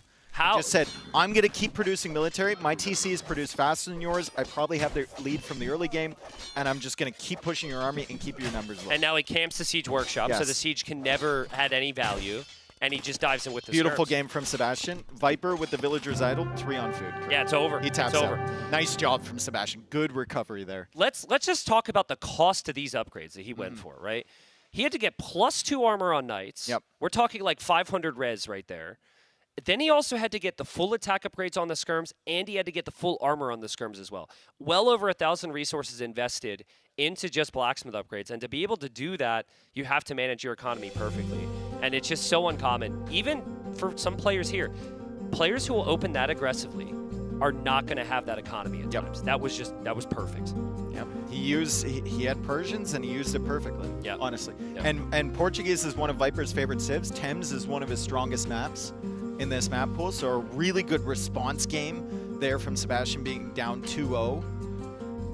Very, very solid job, and we'll see where Viper decides to go. I mean, that just proves what Sebastian is capable of. If Sebastian wins the first game, we're looking at 2-1, and you were thinking, how can Viper turn this around? Honestly, so far, like game 2, dominant from Viper, game 3, dominant from Sebastian, and then game 1 was a coin flip, which Viper ended up winning. Again, the whole game, it was so cool to see Sebastian bring attack after attack. Bloodlines and armor coming in at the perfect time. I think some small things here for Viper was just the lack of recognition of what his opponent was doing initially. Yep. But that's the downside of going for the cows. I think he needed to know, he needed to see stable and archer range. I think if he had like also looked at where this push was eventually going, he could have pulled those villagers away sooner and sent the archers forward and like walled off. And then he gets a really good crossbow timing going forward onto Sebastian's face, but like he was under so much pressure. The confidence from Sebastian to just go in with the skirms. He sees the Mangonel on the hill after 2 games of getting nuked by Mangonel shots, and he was just like, yeah, I'm going. I was going to say, like at this level, you should be able to view each situation for what it is, but you can't ignore the human element of what has happened to you this whole series and how you should maybe shy away and be scared of that. So, oh, never mind. The loser has to stand in Watch, there that's like Crazini. Yeah, admin is overseeing the players there as we're about to enter our next game. And here we are. We are on Loch Ness, game number 4, 2-1 for the Viper right now. And this map is a hybrid map where you have the combination of water and land. And ooh, Viper loses his scout there. And we are getting reports. There are reports abroad about a monster that potentially inhabits this lake. So hopefully we will catch a sighting of that monster at some point. Maybe Nessie is around. Vodka's going to be on the lookout. We might get an instant replay of it. Yeah. As we have Vikings versus Italians. Italians, pretty much good on any map, and they have really good transitions and timings, and the tech tree is a little bit more expansive than the Vikings. The Vikings, great eco bonus. They get wheelbarrow early. They get handcart and castle age. Can really help when you start with 27 villagers. And they have the ultimate water unit at the late stages of the game, the longboat. Yeah, longboat's incredibly strong. I think it's also nice for the Vikings that this is not usually a map where you rely on too many stable units. They can make knights. There might be some situations for it, but it's a lot of navy, a lot of economy on this map. So I think both these civs are probably in the top 5 on what this map is built on. So far, though, I think the big thing is Viper's lack of scouts. Viper losing that scout means he will not know what his opponent is going for, where his opponent is going. And Viper's not playing this like he's expecting any archers from Well, Sebastian. he's got a fire. He's got a fire patrolling through that middle area, so he's going to find the archer, and he's going to get some really good damage. That's nice from Viper. The fire tells me that he was probably expecting units coming through the center, because the fire doesn't help against the early opening of Hulks. Well, he might have also expected galleys, which the Vikings are really good at. It's so different now with the water changes. Also an interesting aspect, Viper has 2 fishing ships, so he can actually fall back in garrison, and that helps him with the 1 dock versus 2 situation there. Yeah, now he's walling off that center area. He's really got to go out of his way to get that full wall down, though. You can see the marsh extending so far away. I don't even think that wall. A lot of effort there. I can't tell. Like, can a unit run around there? Sometimes it has just like the terrain of the marsh, but it's, you can't actually walk over it. I think if I had to pick one, I would say it is walled. Nice body blocks there. Ship blocks for Sebastian. He snipes both of those fishing ships, so now Viper can no longer garrison those in. And he's got to remember that Sebastian doesn't have any fishing ships either, so he could actually get nice and close to those docks. Galleys now for Viper. I mean, game's probably going castle age from here. Viper should recognize that there will be an archer or 2 on the coming into his base at some point, but the units would have to go around. So Viper's got the good timing on his archer range. Sebastian's got to realize with these engagements, like with the Hulks right there, there's no fishing ships for Viper, so he doesn't have to be scared of the docks. I think he pulled away because of muscle memory. He was a little bit scared of those docks there, but he out-popped Viper. He could have taken a really good fight on the other side of that dock. I think there's just this thinking of you don't want to overextend at any point. The level is so high, and it's so difficult to just win the game with one big moment. Nice walls for Viper. He's ready for it. He's got a skirm there. Like he knew if the archers can't go through the middle, there's still some alive. They're going to go around the sides. It's also such nice patience from Viper as we see ships get a little too far off to the side there. Position over here. Let's see if the galleys can phase through. They do get through the Hulks. So now the Hulks are body blocking. We got some fires in front. Do the galleys have enough to take out the Hulks from Sebastian? They do good damage. but you kind of need a massive like 7 or 8 of them before you're really feeling comfortable. Yeah, Viper will be very unhappy with the fact that he was caught on the right there. He lost a lot of galley HP, and then he had to take this fight at a time he wasn't really planning on taking the fight. And Sebastian added his own galleys behind this. Sebastian's he's in a great spot on water all of a sudden. Really good transitions from him, right? He opens with the Hulks. Viper spends some resources on the fishing ships instead. Sebastian's constantly ahead by like 1 or 2 Hulks at any given time. Viper adds the fires, which don't really give him that much other than denying the archers. And then they both transition in the galleys, but Sebastian has more units in front, so really, really nice water control for him. Okay, before we move on the whole ship body block comment, what do you call it when someone body blocks you with ships? You're going to tell me? Yeah. Okay, but what is it? You're supposed to guess first. You're shocked because your ship body blocks. Get it? I'm shocked that you told me such a terrible. you are shocked. Well, I'll take that as a compliment. But dude, how? Okay, production's now complaining in my ears, saying they got seasick because of that. Thank you, production. As that poor spearman is about to die a horrible, horrible death, I just can't help but be amazed at Sebastian's recovery. Yes. Right? Like, the first game was a brutal loss. It was such a long one. Then the second game also felt brutal for different reasons. This is against the Viper we're talking about. Yeah. This is the hype that people have been giving Sebastian. He's like, we're going to game 5. I've got all the confidence in the world that I can still do this thing. It's crazy. Yeah, Viper was using that Spearman, by the way, to just scout around so he knows where the relics are. They always spawn on the sides, and you'll see a lot of emphasis at going towards those, but it's always nice to just know where they are and agreed. see whether your opponent has prioritized taking those. We also have the Cav Archers here from Viper coming out, and they're going to be behind that castle foundation. It doesn't do anything. Sometimes it'll trip you out if you see it in the fog of war. Yeah. Yeah, but I mean, Viper, he's going to do the right thing here. He's going to add in some Cav Archers. I think he needs some mobility. He needs some way to pressure Sebastian now that Sebastian is pretty much locked down the water. Viper tries a couple desperation moves there, but this is huge for Sebastian now. He'll be 3 town centers. He also has full water control, so he can just add fish. Get up to like 6 to 8 fishing ships with the Viking economy. And he'll be ready to make the longboats later if he needs them. If he needs them. Right now he doesn't need them, right? He's just going to take advantage of the fact that he has wheelbarrow, he has handcart. He might go out for those relics at some point. I don't know if he's going to expect the Cav Archers from Viper. It's not like the most standard play with Italians. Yeah. We'll see if he can get some value here. But at the end of the day, I mean, it's 2 Cav Archers with only fletching, and your opponent has handcart, so he can just run away from you and go back to the town center. Yeah, also, Viper can never go through the middle crossing. Sebastian can always just walk right through there with something. I personally would like to see Sebastian think about a siege workshop at some stage. But let's see if these Cav Archers get some value. Viper is 1,000 score behind because of the lack of scouting. Let's run to the TC. And this is the most damage Viper's going to do. And now he gets walled in as well. What? A career's worth of styling on people with quick walls comes back to bite Viper in the butt. That's hilarious. And now it's pretty easy for Sebastian to deal with those 2 units. Yeah, there he goes. Feudal Age Army. He says, where's your mobility now, Cav Archers? That's perfect. Eco upgrades, better for Sebastian, of course.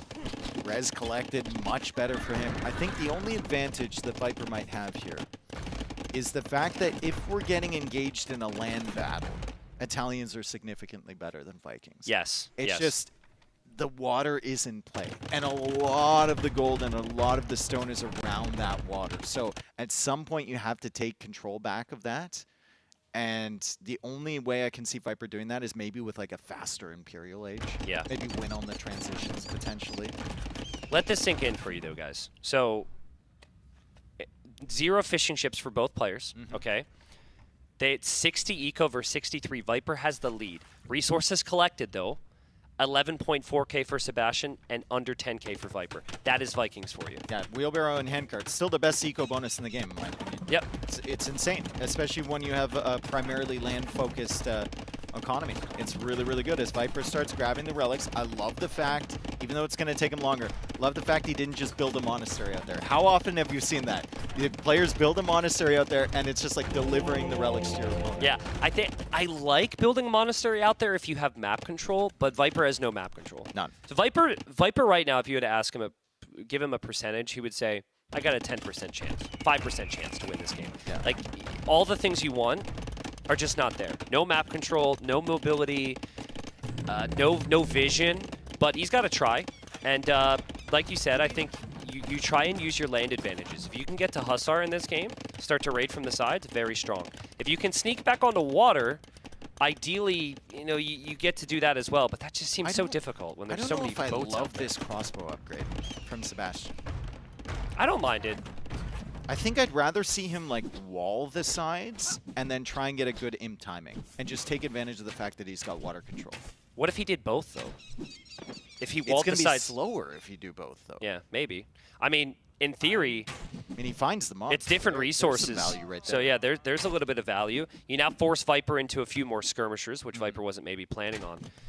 I'd love to see Sebastian's Fog of War just to show you all the things he's had to do on top of just the military. Look at all the patrolling on the shoreline. And like outposts on either side as well. He's like 0 surprises here. He can never redock me. He can never siege push me without me seeing it. It's just perfect. Yep.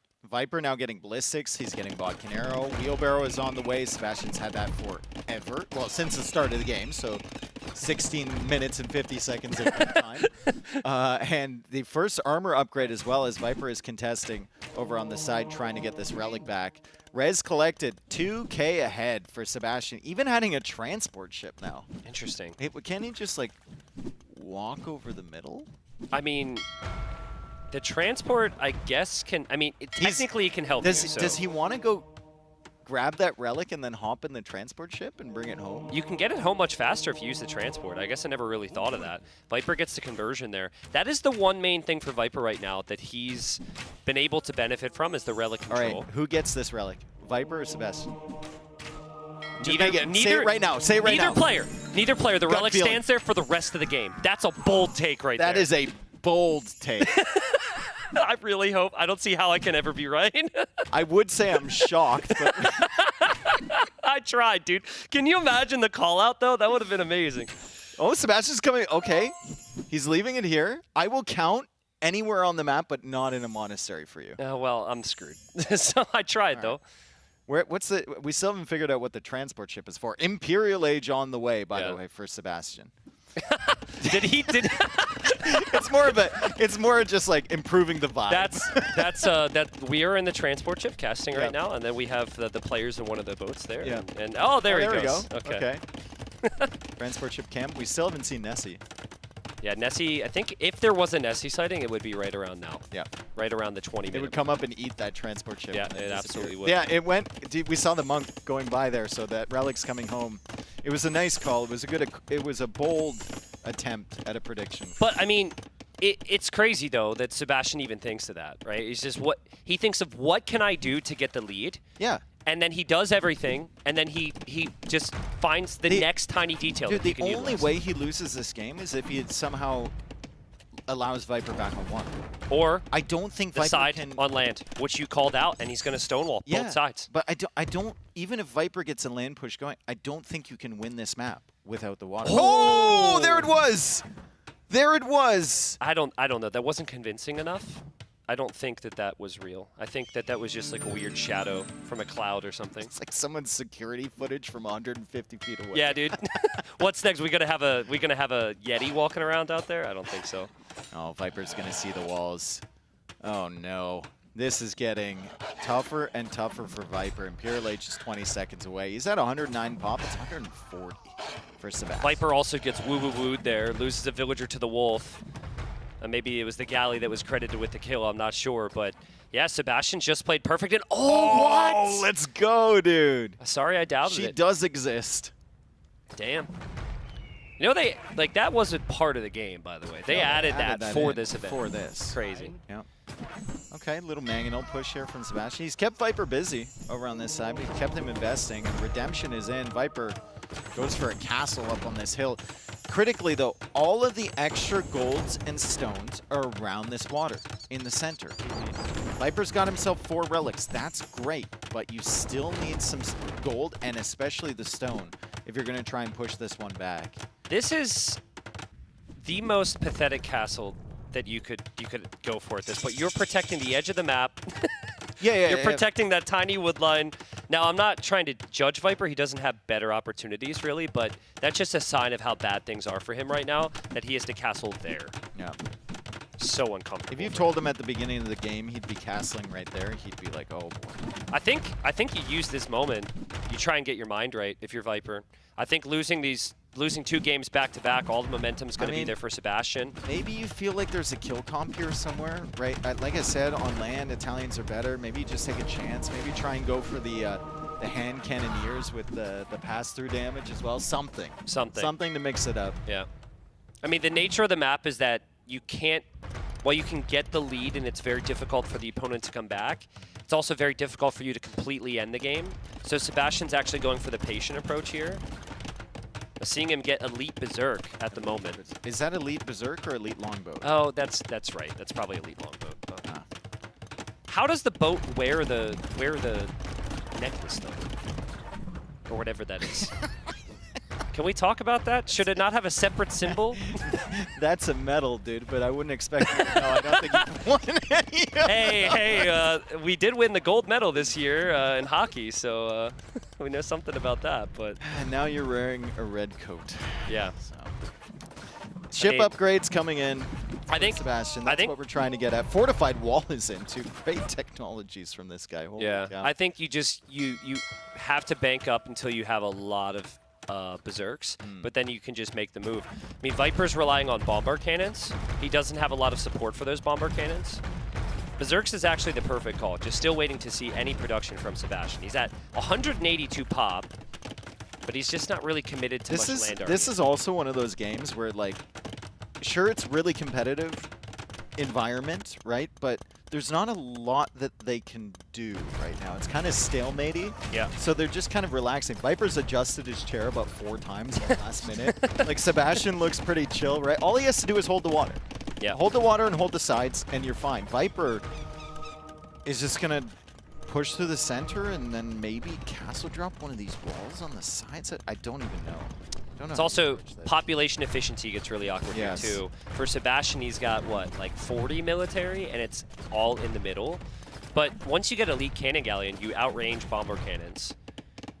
And so I think Elite Cannon Galleon is still the perfect play, and I'm still wondering, like, no attempt from Viper as we see a lonely archer range in the corner. Is that the only place he can build the range on that side? Maybe, because he can't build on the hill. Oh, man. I mean, it's kind of hard to tell, but anyways, that's just a sign that things are looking pretty rough for the Snake. Finally, we see something that indicates maybe he goes through the sidewall. Like maybe he can get Hussars in, go for bombard cannons, take down the wall, and make a push. Yeah. But Dave, also, like, this is just great experience from Sebastian to recognize I don't need to just kill him right away because my position is so strong. Now we are gonna judge him big time if he somehow gives Viper too much time. But walls everywhere, understands every tiny little nuance of 4,000 gold in the bank. Yeah, but what do you? Siege Workshop coming. You got to push at some point though. Yeah. You got to push at some point. You can't just bank up gold forever. He clearly disagrees. We see siege engineers. Finally, some upgrades coming. It's going to be 9 cannon galleons on the map once those 3 come out. And this, with siege engineers, these are going to be so dangerous. Bomber cannons can out micro cannon galleons, but like Viper has to be doing better things here than just dancing around against a couple cannon galleons, because Sebastian can replace these all day. Yeah. I think Viper needs to loop around with those cannons. He needs to take down the wall. He needs to run in with Hussars. And I think if that were to happen, Sebastian has counterplays. But I think that's genuinely the best thing for Viper to try, is just try and break through the wall. I keep expecting like Palisade messages on the mini-map, like Viper's like, help. True. Let me out, dude. He runs up against more fortified walls. Yeah, he didn't expect the walls there. Yeah. I don't hate a second and third layer here from Sebastian, because Viper's probably going to make petards or cannons to get through wall one. Everything. Yeah, wall it all, dude. Wall everything. Get Onager, transport 2 of them over, and start chopping down Viper's wood lines. Like, do all the little things, right? Yeah, there's a castle, there's another wall, because he knows Viper shifting his attention over There's here. Elite Berserk. I mean, he's 100%ing the tech tree. What can the cannon galleon see in this right corner? What can Sebastian? I think what can Sebastian not see is probably. Well, he can't access that little box in the right corner there. So as long as Viper's on that hill, he's fine apparently. Yeah, you're being very sneaky over here. Let's go, Megano. Come on. Let's go, Megano. Who's the superior siege weapon? Not that. Oh, There he we got go. one. Never mind. What a One for hero. one. Okay. They were weak from before. Honestly, though, like, the Berserk switch would completely wipe that then, right? Berserks could run in, kill those cannons. They can the shoot cannon that galleons castle can range that? with siege engineers. Wow. And we were talking about how bad that castle was before. It's even worse It's now. even Should've been worse. on the edge of the map. Yeah, seriously. And then Oh, Knights! the Viking Knights. Knights go in as well at the same time. And I think that should be the end of all the bombard cannons. Viper's army is not really that close. And the worst, Oh, God. like the worst thing about this is it's not a series of catastrophic mistakes from Viper. It was just a couple One. bad fights early. He lost water control and the Vikings dominated. Yes. And yes. Sebastian has not slipped up. Like, full credit to Sebastian. There wasn't much Viper could do here because he was constantly patrolling the shorelines. This is what Viper wanted to do in early Imp, is get those docks down. He's finally got an opportunity because he's distracting his opponent over on the other side. But he needs to get these docks up, get all the technologies in, somehow make a navy, and there's going to be berserks coming through from Yeah. Sebastian at the same time. You need, on this map, you need to have water control, and if you don't have water control, you need to have corner control. And if you do not have either of those, you're simply going to run out of resources. Sebastian has understood that from the start. He's controlled all of the important areas. He sees Vipers coming over with the redock. He is placing a castle there. Yeah, Viper's going to deny that. Okay, that's really good for Viper. Yeah. But what's bad for Viper is that means more Berserks are going to be out because Sebastian needs the pop space, and he's finally massing the Berserks. Wonder what these Hussars are feeling when they see a full fleet sailing at them in that center there. Medium warships does come in time for Viper, but he still has to get heavy warships as well.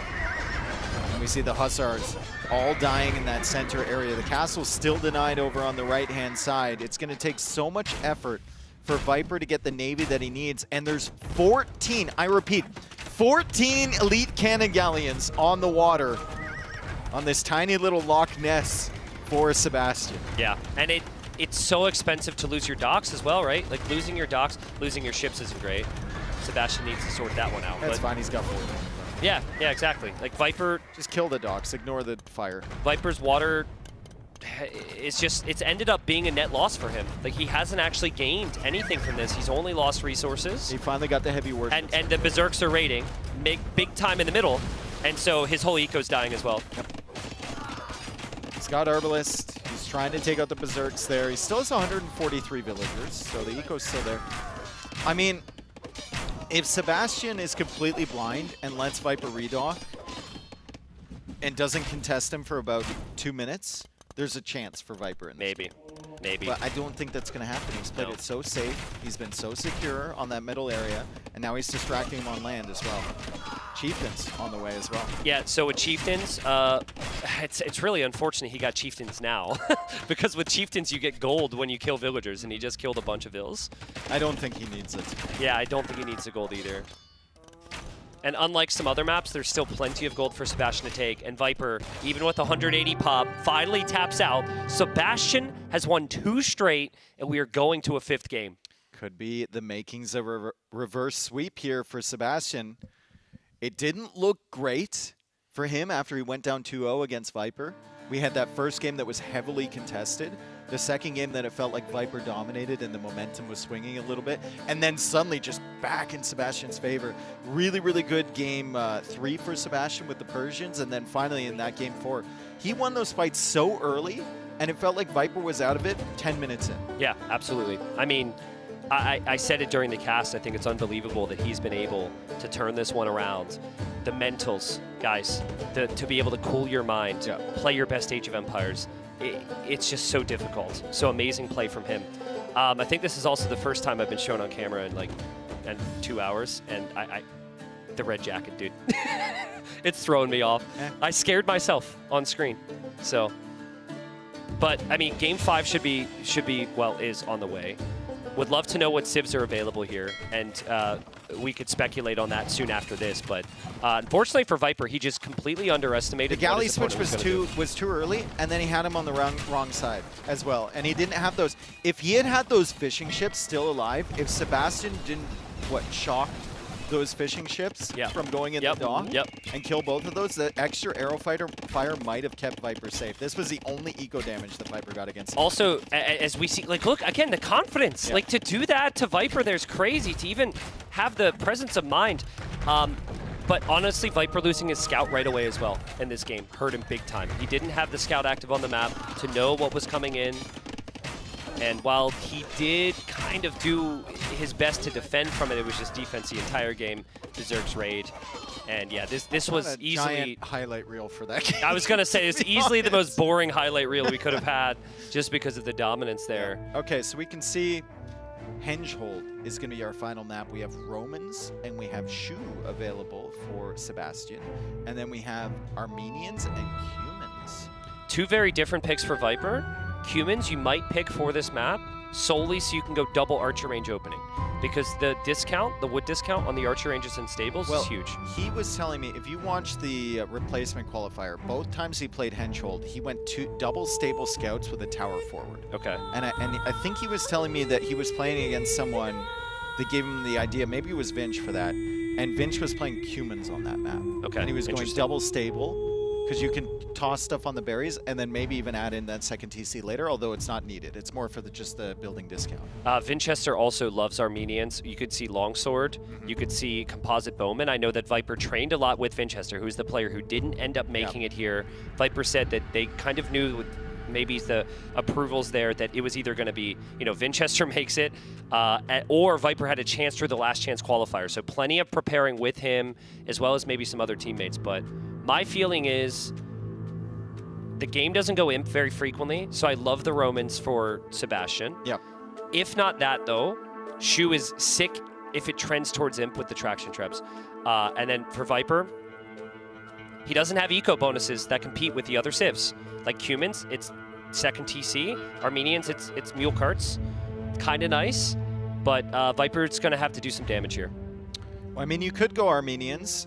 You have the extra boost on your wood collection, on your wood upgrades, right? And you have the ability to make warrior priests and get those relics in really quickly. Yeah. You're all 5 in the middle. Yeah. I think a lot of this, though... That's true. A lot of this, though, will depend... Oh, it's Cumans. It's Cumans. Do we have to be quiet because they're not fully in yet? I don't think... I think we're far enough away. We can scream it as loud as we want. Oh, okay. It's Cumans! It's Cumans!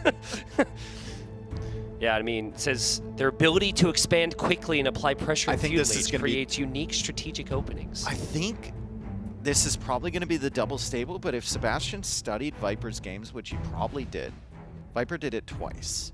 So I don't know if it's still opening with double stable? Yes. Or is it... It's opening with double stable at scouts, and then Viper...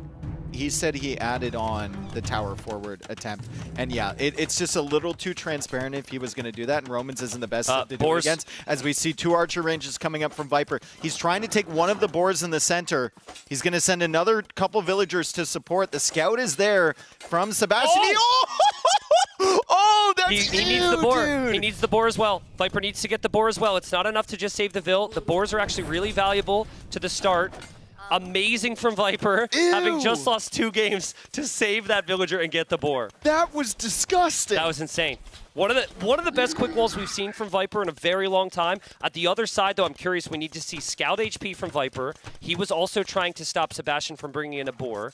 That Scout's full HP, and I think Sebastian should have 3 boars. He got 2, I think. Because I think there's 3 in the center. There's usually 2 on one side and 1 on the other, right? Might even be 2 now. I'm not sure. They made some changes at some point. It looks like maybe it's 2 under there and they're stacked.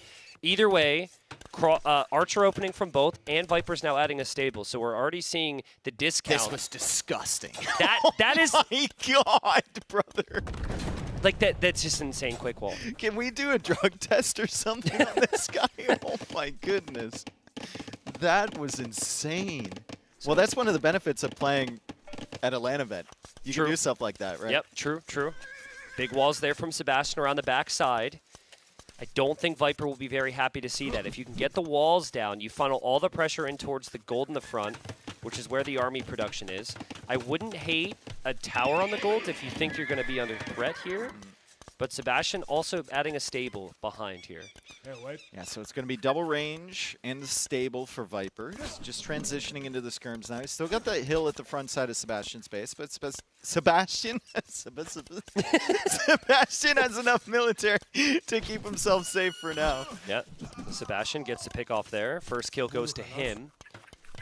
But Viper does have the scouts, and Viper will be happy to see skirms in there. That's why he went for the scouts. But again, micro from Sebastian, top tier here. Yep. Still hasn't taken any losses. Well, now he did. He's gonna get pushed off this gold a little bit. He's got to be careful here. This is a really good position for Viper up on this hill, and this is the benefit you get of being the aggressor on this map. Is you're always fighting downhill, and your opponents are always trying to push you back uphill. Viper should know now that it's primarily skirm production out of those ranges because the opponent's pushed off gold. He's got the stable. He's got the stable. So Sebastian's kind of like stuck in here. I don't know if Viper can push in, but Sebastian is definitely stuck in this position for now. If this was not high level and this was like mid-rank, I would think this is an excellent opportunity for Rams from Humans. It's the only Civ who could go for Rams in Feudal Age. And your opponent's TC and Archer ranges are right there. But it might be too risky. It's likely too big of an investment, especially when Sebastian can push right back. And that's the thing. That's he decent. He has to stay in his base. What? Oh, if this game wasn't so high level, I would say that this would be a perfect opportunity for Rams. Just go ahead and try and take credit away from that call out. Go ahead. That was sick. Go ahead. It feels like a natural scenario for the Rams. I think you shouldn't disparage yourself so much. But I think you should believe in yourself. Well, I don't need to disparage myself because I have my co-caster. Yeah, you got me. Don't worry. Siege Tower, Archer, Skirm, Scout. It's so sick though. Like the presence of one Ram forces Sebastian to stay in feudal because you can't use ranged units against the Ram. Oh, you can't. And then he'd have to go for scouts as well. Is that only a one villager tower though? I mean, it does kind of lock down the gold earlier. Well, later. It could force a counter tower, which would then be Rams down as well. I don't think you can go for a counter tower here. You can't get it within range. It puts you within range of that army. Dude, the Rams are so unexpected. What a push! I know. What a push! Oh my god! And say goodbye to the archer range. It's also downhill. They're both downhill. Yeah. Oh my goodness! What a play from Viper! What a play in a game 5 here to open up this tournament. I hope every single set is like this one coming up over the next 6 days. Oh my goodness! Sebastian trying to stay alive here. He's got a lot of skirms. He's going for bloodlines. He can't save the archer range, and the tower is now up, so he'll need to back away from that. And he even gets the infantry armor upgrade. Yeah, it's going to be really nice for him if he could just make some more spears here. Yeah, but there's still a lot of archers for Viper there, and archers will take down those spearmen pretty quickly. 2 Rams from Viper have already taken down 1 archery range. The next one's going to go down. Sebastian needs a fight now. He does have good upgrades. Yeah, he's kind of getting one here. The scouts now with bloodlines doing really well. The archer range is saved temporarily. The Rams have to back up, and Viper's going to use those to body block. Viper needs more scouts right now. If he has more scouts, he wins the game. He'll full clear this, but he doesn't have the upgrades that Sebastian has. Sebastian has the numbers. Only 1 villager in the tower, too, so the tower's not doing a lot of damage to this. Good push back there from Sebastian. Good job sending those villagers forward as well. He's going to work away on this tower. And Viper can't make anything but Rams from that Siege Workshop in Feudal Age. Yeah, no Scorpions, no Mega. The archer range. What are we doing? I think he might have just clicked everything after the army and just patrolled it here because he's panicking, right? And I think for Viper, he needs to have the range units to take the spears. He'll take it down. The tower's down. Sebastian's holding. Yeah, great hold there. Viper's still ahead on res collected, so he's managed to nuke the Roman Eco a little bit. Yeah. And the Roman Eco should be better than the humans. I don't think there's an argument really to add in the second town center right now for Viper. It builds so slowly. Yeah. You're almost better off saving for Castle Age and just waiting till you get there to make another one. It's so nice for Sebastian that Viper doesn't have a lot of archers because losing the archer range would limit your skirm production, but he doesn't really need the skirms. At this point, a couple of them are enough. He has his own scouts out. The Rams can always come back out, But the reason, back to my initial statement, we don't see the Rams at a high level is because the Siege Workshop is 200 wood, the Rams is a lot of wood and a lot of gold, and players typically are going to want to spend their resources on other things. I do think it is slightly more viable in Empire Wars because you don't pay for the blacksmith. You start with the yes, blacksmith, 100%. right? So you're 100%. saving 150 100% wood on that. Yeah. And I think the situation called for it. If Viper has 2 more scouts there, we might even be at a GG moment. But amazing play from Sebastian to hold. So close. Even. It's so close. even here. Oh my goodness. This is the type of game 5 you want. Yeah, those Spearmen need to be focused down by Viper, though. The micro has to be perfect. The Spearmen are tankier. He does end up getting the clears. Before, he didn't have the numbers. He didn't have the upgrades. The scout numbers are still a bit of an issue. And I think Sebastian is actually winning. Oh, it's so close. He retreats as soon as you say it.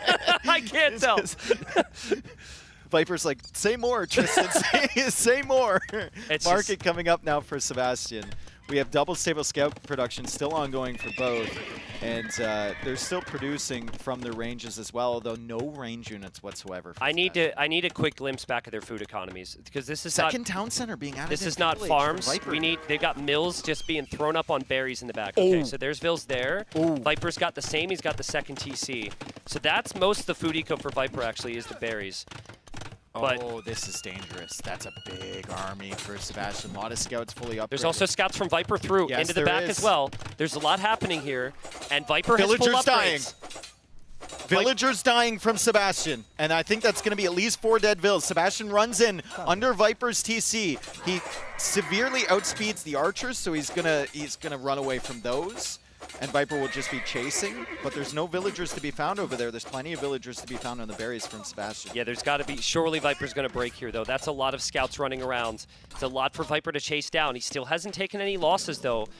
He will have the second TC go up, so now he's got the guaranteed villager lead.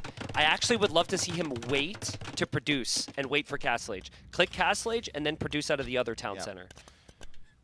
And you'll get like a 6-7 villager lead over Sebastian if you're going up to the next stage with the TC. Yep. Second TC. Yeah, and you already have a villi after the villager kills there. But you almost need those villager kills for it to be even. Because the Roman efficiency is 5% greater. I know with the res collected, it's been an even game. But that should start to scale for Sebastian now because he's taking no pressure. What a game. Let's just take a breath. No breathing. No breathing is allowed here. It feels like a Tristan told me not to breathe. It feels like a final. I can't breathe. Yeah. This is unbelievable, man. What a good start. Holy cow. I hope the whole tournament is like this. We got scouts coming in there. Good quick walls from Viper. He gets them down. The house is in time. And the scouts for Sebastian, he had a lot of pressure. Right, but he just hasn't found the kills he needed, and Viper is consistently finding the kills. Yeah, amazing counter damage from Viper. Needs to keep his Spearman alive, though. Sebastian is 20 scouts, Dave. We are not messing around with the scout numbers. No, we are not. Main base fight here. Viper might not have enough with that many scouts. He's falling back to his town center. If he didn't have the other TC down here, he might be dead. Yep. He actually has to run towards that TC, leave the wood line, but the villagers are alive at least. Yeah, that second town center. One thing that people don't really consider on an open map like this is if you get it up in Feudal Age, it's a really good defensive building. Yeah. Like, players will just not go anywhere near a TC with Feudal Age army. And Castle Age has just now been clicked from Sebastian. Viper needs a market bad. He needs a market bad. Yes, he's going to build it now. If he gets that, he can buy and sell enough to get crossbow. He'll have 11 archers to upgrade. 60 villagers against 48. Oh, 59 villagers. But that's 17 scouts. Yes. Which, if they were to ever get in, can kill 10 villagers easy. All right, so what do you go for here for Viper? Oh, speaking of getting in, the TC is going to protect him again, but that's a couple of villagers killed. Still a lot of good damage from that town center. You can see the farms being idled here. Crossbow and Bodkin is coming in from Viper, as well as 3 knights. But how do you keep production up when your food eco is constantly being stalled by roaming bands of scouts? The roaming Romans. Yeah, I mean, I think you make the 3 knights and you stop because you don't have the food eco to make more. And those 3 knights are basically support system for your crossbows that are moving forward. That's already good enough for Viper, just to give him a little bit of time. Now it's all about, can Sebastian defend himself? And I know he was Oh, exposed this is before. really dangerous. And the Siege Workshop's still there, too. True. I forgot about that True. Siege Workshop. In such a good position to support the archers. We're still 40 seconds away from Castle Age from Sebastian. It's all damage control now as 2 villagers go down. 3 villagers go down. Viper is sniping villagers here against Sebastian, and that house is That's pretty a problem. weak. Yeah, that house is a problem. The fact that that was not pre-built means that these units actually get in. Sebastian buys stone in a panic. He'll go for the tower, but this is a lot of time for Viper. 20 villager lead. Sebastian just now hits Castle Age. If Viper can just hold now, I don't think the Roman efficiency is enough. I don't know if that tower is going to be enough. I think that's an open invitation to come right under that tower, go into the base. Viper at this point just wants some value from this army, and he's already killed 2 villagers. He kills the 3rd one there. He's going to kill a 4th villager as well. It's a lot of scouts, but even if he loses this crossbow army, Tristan, he's going to have camels in production. He's going to have that siege workshop forward. I think he's killing more villagers under the town center of Sebastian over on this side as well. More crossbows over there. Big clear up for Sebastian. Game doesn't get any easier from this. Yeah, Sebastian needs to move out now. He needs to get over to Viper's base. Let's not forget that Viper's he doesn't have 27 on farms. He's got random villagers around on berries, and that's going to disappear. So the eco's not really perfect, but obviously 68 villagers versus 40. If he holds now, oh no, he might end up winning it. Does he know the villagers? Does he see that? He's just looking. He's just looking. Will he find it? Will he find it? Oh! He found it. He definitely saw it. He caught it. He caught some movement there. Yeah. He saw a delete on a wall. He saw something there, and to notice that is insane. Sebastian will try quick walls. That's still not enough. No, it's that's still not enough. And the army in the middle as well for Sebastian will not be enough either, Dave. No. The camels are going to be there to match the light cap. Yeah, and you see the villagers just make the run of shame back to the base. Viper must have seen them. He must have felt like Sebastian was going to expand. And then he makes his way over there. The camels coming in again. What are the upgrades looking like on these? Okay, so they don't have any Castle Age upgrades, but it's enough. Yeah, he saw the mill, and there were no villagers around, and there was a bush or 2 taken. I think Viper's held on, Dave. I think he stabilized it. Again, his eco's seen better days maybe, but he's just dropping another town center there. 76 villagers versus 40. And Sebastian's still forced to take from that gold at the front side. He's got no more berries over in the north to take. Viper's been controlling that very well. More villagers come, the same band. I wonder who convinced them to go out that way again. I guess it makes sense if Viper doesn't think that I mean, if 6 villagers can distract the entirety of Viper's army, that might be worth it. Yeah, maybe. But unfortunately, Viper is not going to look around for them for too long. 80 villagers against 40. He's doubled him up. He's doubled him up in villager count, and the game was so even for so long, and then it just turned around. It felt like the second town center actually was at the perfect timing for defense from those scouts. Yep. And Viper got the counterattack in, and Sebastian just didn't have a second town center of his own. Honestly, nothing to do with it. I mean, obviously Viper needed everything this game, but the defense in clutch moments, like the quick walls, both at the start with that villager and also against those scouts, was just so good from him. And he's got so much military now. He continues to push forward. He continues to defend from those scouts. And the monks will never get their conversions, and I don't think Sebastian has enough. And Sebastian might be considering now tapping out. He won 2 to get it here, but Viper will win 3-2 in the series. What a fight back from the Viper. Man, what a game 5 there from Viper. After 2 really, really good games from Sebastian, he grabbed that momentum back from Viper after the first 2 games, and he turned this series around, but Viper clutches up at the end. And what a wonderful series to start our tournament with. Yeah, seriously. I hope we get more sets like that. Yep. I also wouldn't mind a Sebastian Viper rematch at some point in this tournament, because every time they play in these settings, it seems like it's close. In the qualifier, it was 4-3 for Sebastian, now 3-2 for the Viper. But this is obviously the bigger stage. We are here now. The Viper with a little shake of his head there, like he's maybe disappointed that it got to this stage. I mean, maybe. That's how the best players think, right? They always think about what they could have done differently, but I do not think he will be upset with the result. I think if you're asking him, it's going to be less about gameplay stuff in that set and more about mistakes potentially You dropped something made on the in ground draft. just there, mate. Yeah, Viper dropped something there. His notes. What was that?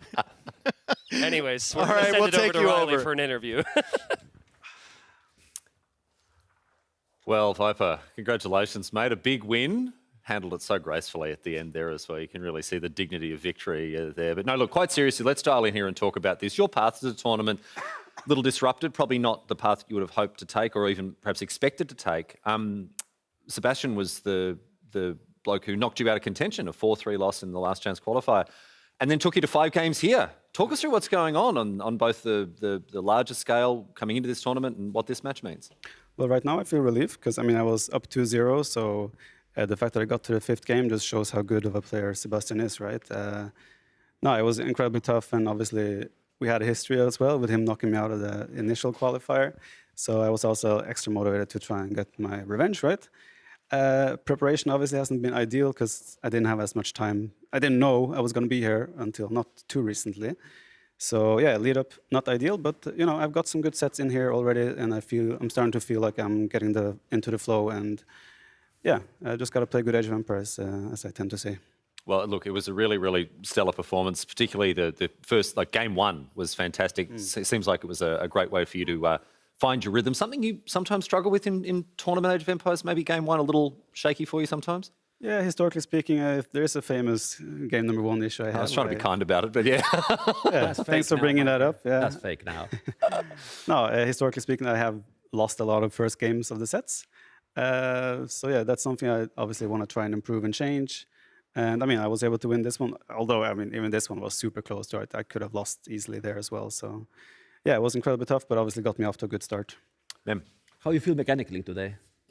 On and off. It was some good parts, some not so great parts where I lost control of my control groups and such. So yeah, a little bit up and down, but overall I'm still satisfied with the play I was able to put out. And in Civilization matchups, if I don't mistake wrong, Magyars versus Vietnam in the first game, you feel that the game go for the later game like it was better for you? I'm not sure still. I've played that twice now. I played it against Barles as well in the replacement qualifier. Remember? Yeah, and I was able to win there as well. Once I get Onager, I feel like maybe Magyars are better. But then again, if he has Bombard Cannon, I don't know. I'm still torn. So far, Magyars have been good to me. But I also feel like I would have been very happy to be in his position that he was in at some point in that game. So yeah, Vietnamese is probably better early on, but maybe Magyars, when gold runs out, are actually better. I don't actually know still, so. It feels super powerful because you won even without having a archer.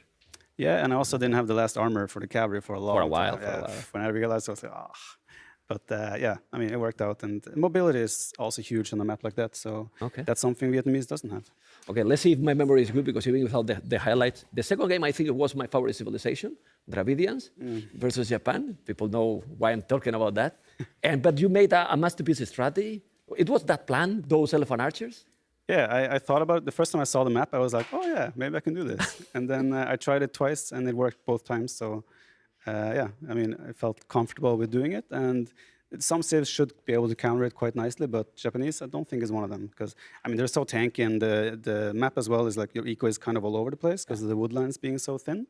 So when the elephants get into the economy, they melt the villagers, and yeah, it's a very, very hard map to play. Okay, so we are Sorry to cut you off there. We are actually we're getting very short on time here because we've got to after that long. Well, someone just played a 5-game set there, so we do have to actually wrap things up. Sorry with you, Vipey. I know that people around the world want to hear your perspective, but we're going to have to call things, cut things a little short there. Thanks so much for coming and joining us. Congratulations on the win. And we'll be talking to you, I'm sure, very, very soon in the tournament. The Viper, everyone, after a very convincing win in our first match here. Back over to Dave and T90 now, who are standing by to bring us some of the highlights from what we've just seen. Yeah, hopefully we get to talk to Viper again. I mean, I want answers to some of the questions, like a little bit of a deeper dive into the heavy cav archer question there. Yeah. It was a fantastic set and a fantastic game 1, of course, but wow. Like, what a way to start the tournament. I think if you're Viper, you might not want as many questions right now. It's still the first series, you know. You want to be honest, but at the same time, you want to hold some things back. Game 1 might have been the game that decided the series, right? Everyone thinks about Game 5. Obviously, that was epic as well. But this was the closest game in a 3-2 series. Yep.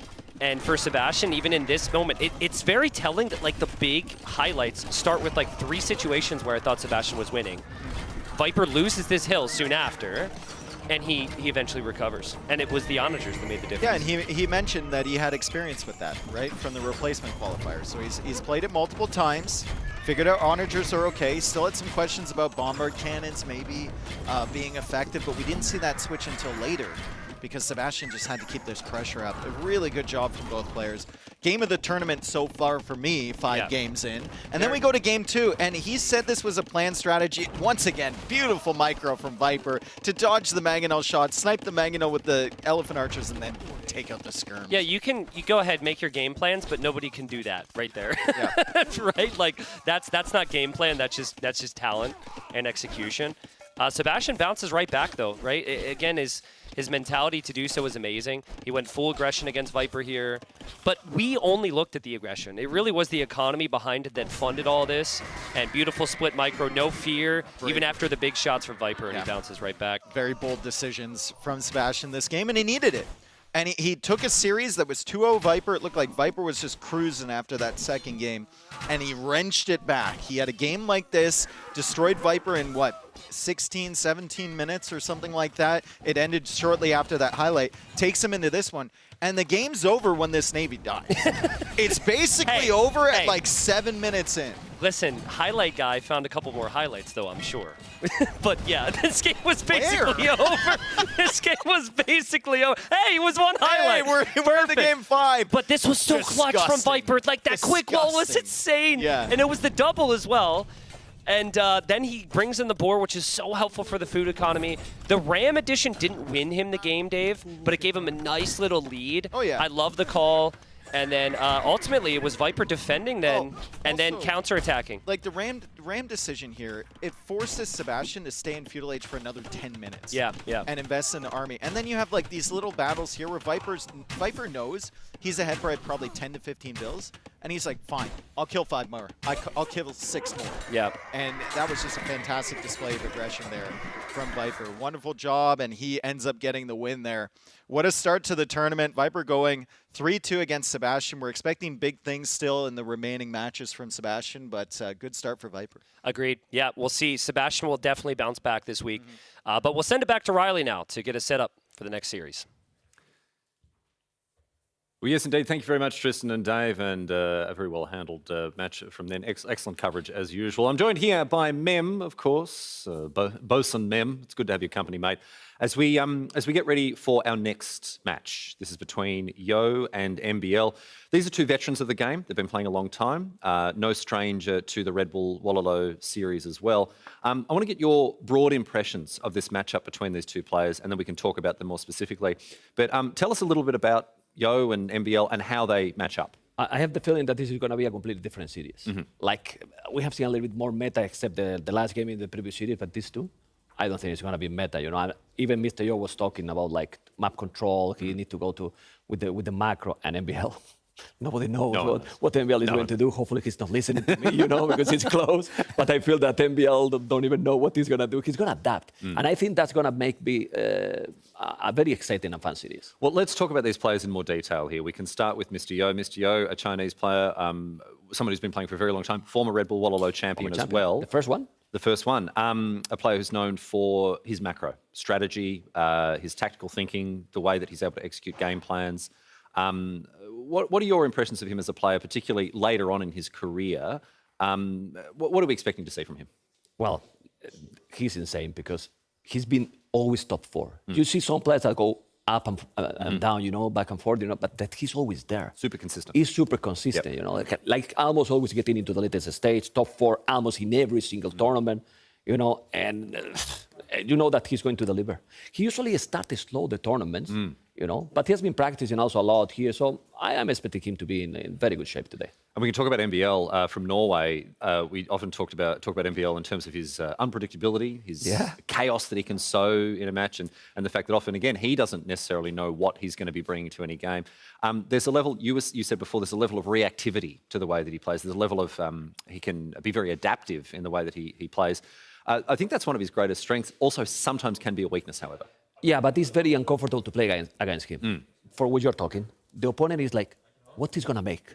What he's gonna make the. What am I gonna see? What he's gonna see. And then maybe he's gonna start to play meta and he say, where's MBL? Why he's not coming? Why he's not coming? You know, maybe it's gonna happen. Well, I said before in the start that MBL I think is gonna be the surprise. So I need to keep going with him. Yeah. So he's gonna take it today. You think so? Yeah, I'm doing quiet. But very quietly, yes. Our players are setting up over here. Close, right. They're getting ready. Yeah. I'm sure we can get a little snapshot of this beautiful set we've got set up here at Red Bull. Well, the problem with the first one is like to go better, it's gonna be difficult because the first series has been insane. Yes. Like really, really good. But Red Bull always deliver. It always delivers. That's right. So when we think about the cool, calm, collected Mr. Yo, someone who values strategy and long-term thinking, planning, macro, versus the chaos that MBL likes to sow. Do you think that gives one player an advantage over the other? They're both known quantities in the sense that we expect them both, but how do they adapt to each other's play style? It's a bit complicated for me because I didn't see the draft, but I'm expecting to see some unique units for Mr. Yo. Those kind of later attack, when you expect that most of the players are going to be trying to go to Imperial, then he come and start to make unique units with Burgundians, with Lithuanians, even with Kongs. I wouldn't mind to see that as well. So I'm expecting this from Mr. Yo, to be honest. And for MBL, seriously, I don't know. Don't ask me more, Riley, because I don't know. It's desperate. I mean, you can ask me, but I'm going to tell you. You're going to have to find new ways to say we don't know. I will study for the next one. Fortunately, we don't have to delay any longer, my friends. We're going to throw it over to the casters very shortly. We may have a quick message to share with you here about some Age of Empires DLC that you may be interested in. But on the other side of this, in any case, we're going to get underway with our next match. Match 2 from day 1 here at Red Bull Wololo Londinium. Coming up after this, Mr. Yo and MBL.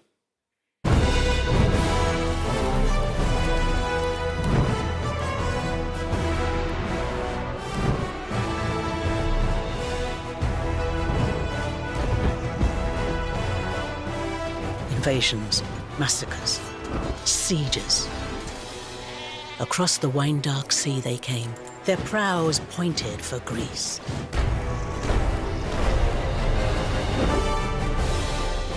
We turned back Persian ships once before, and we shall do so again! Those are your homes, burned by the mead. Take up your spears, and let no man rest until we return this city to Athena! Look to the front! There is glory to be won! The Greeks had only 2 options, victory or death.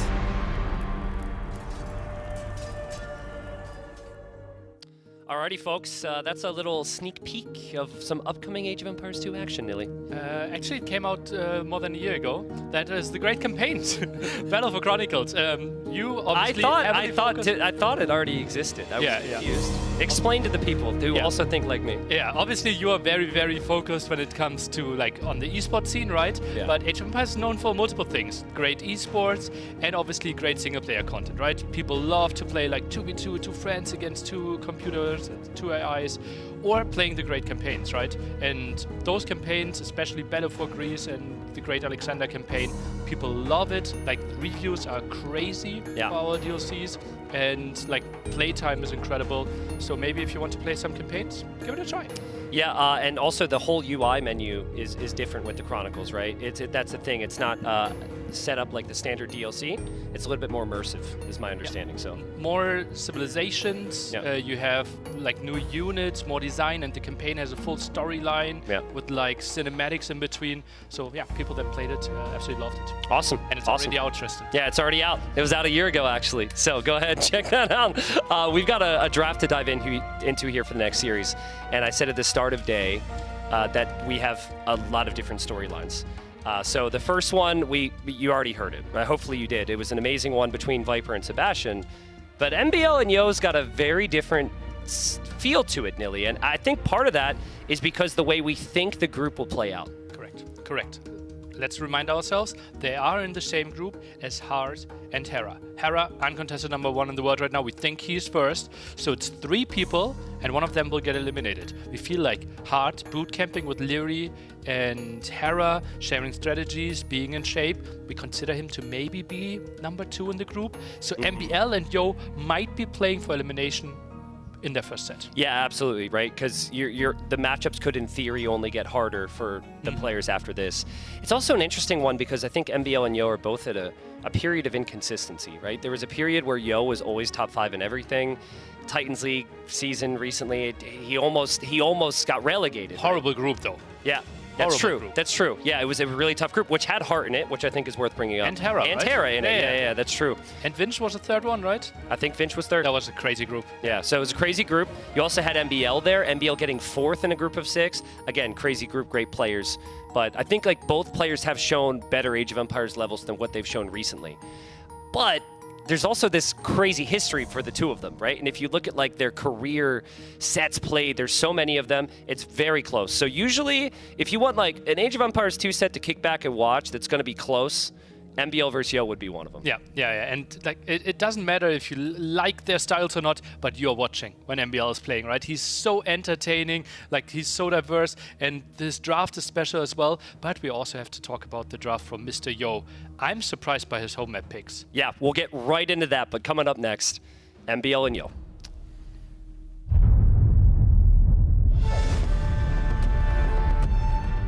Usually I'm not nervous until I approach the game. I feel like an underdog here, so that's my advantage when it comes to nerves. I don't think I get any extra nervous playing lane event anymore. If I want to win, I have to win by strategy or macro. I think my style is different.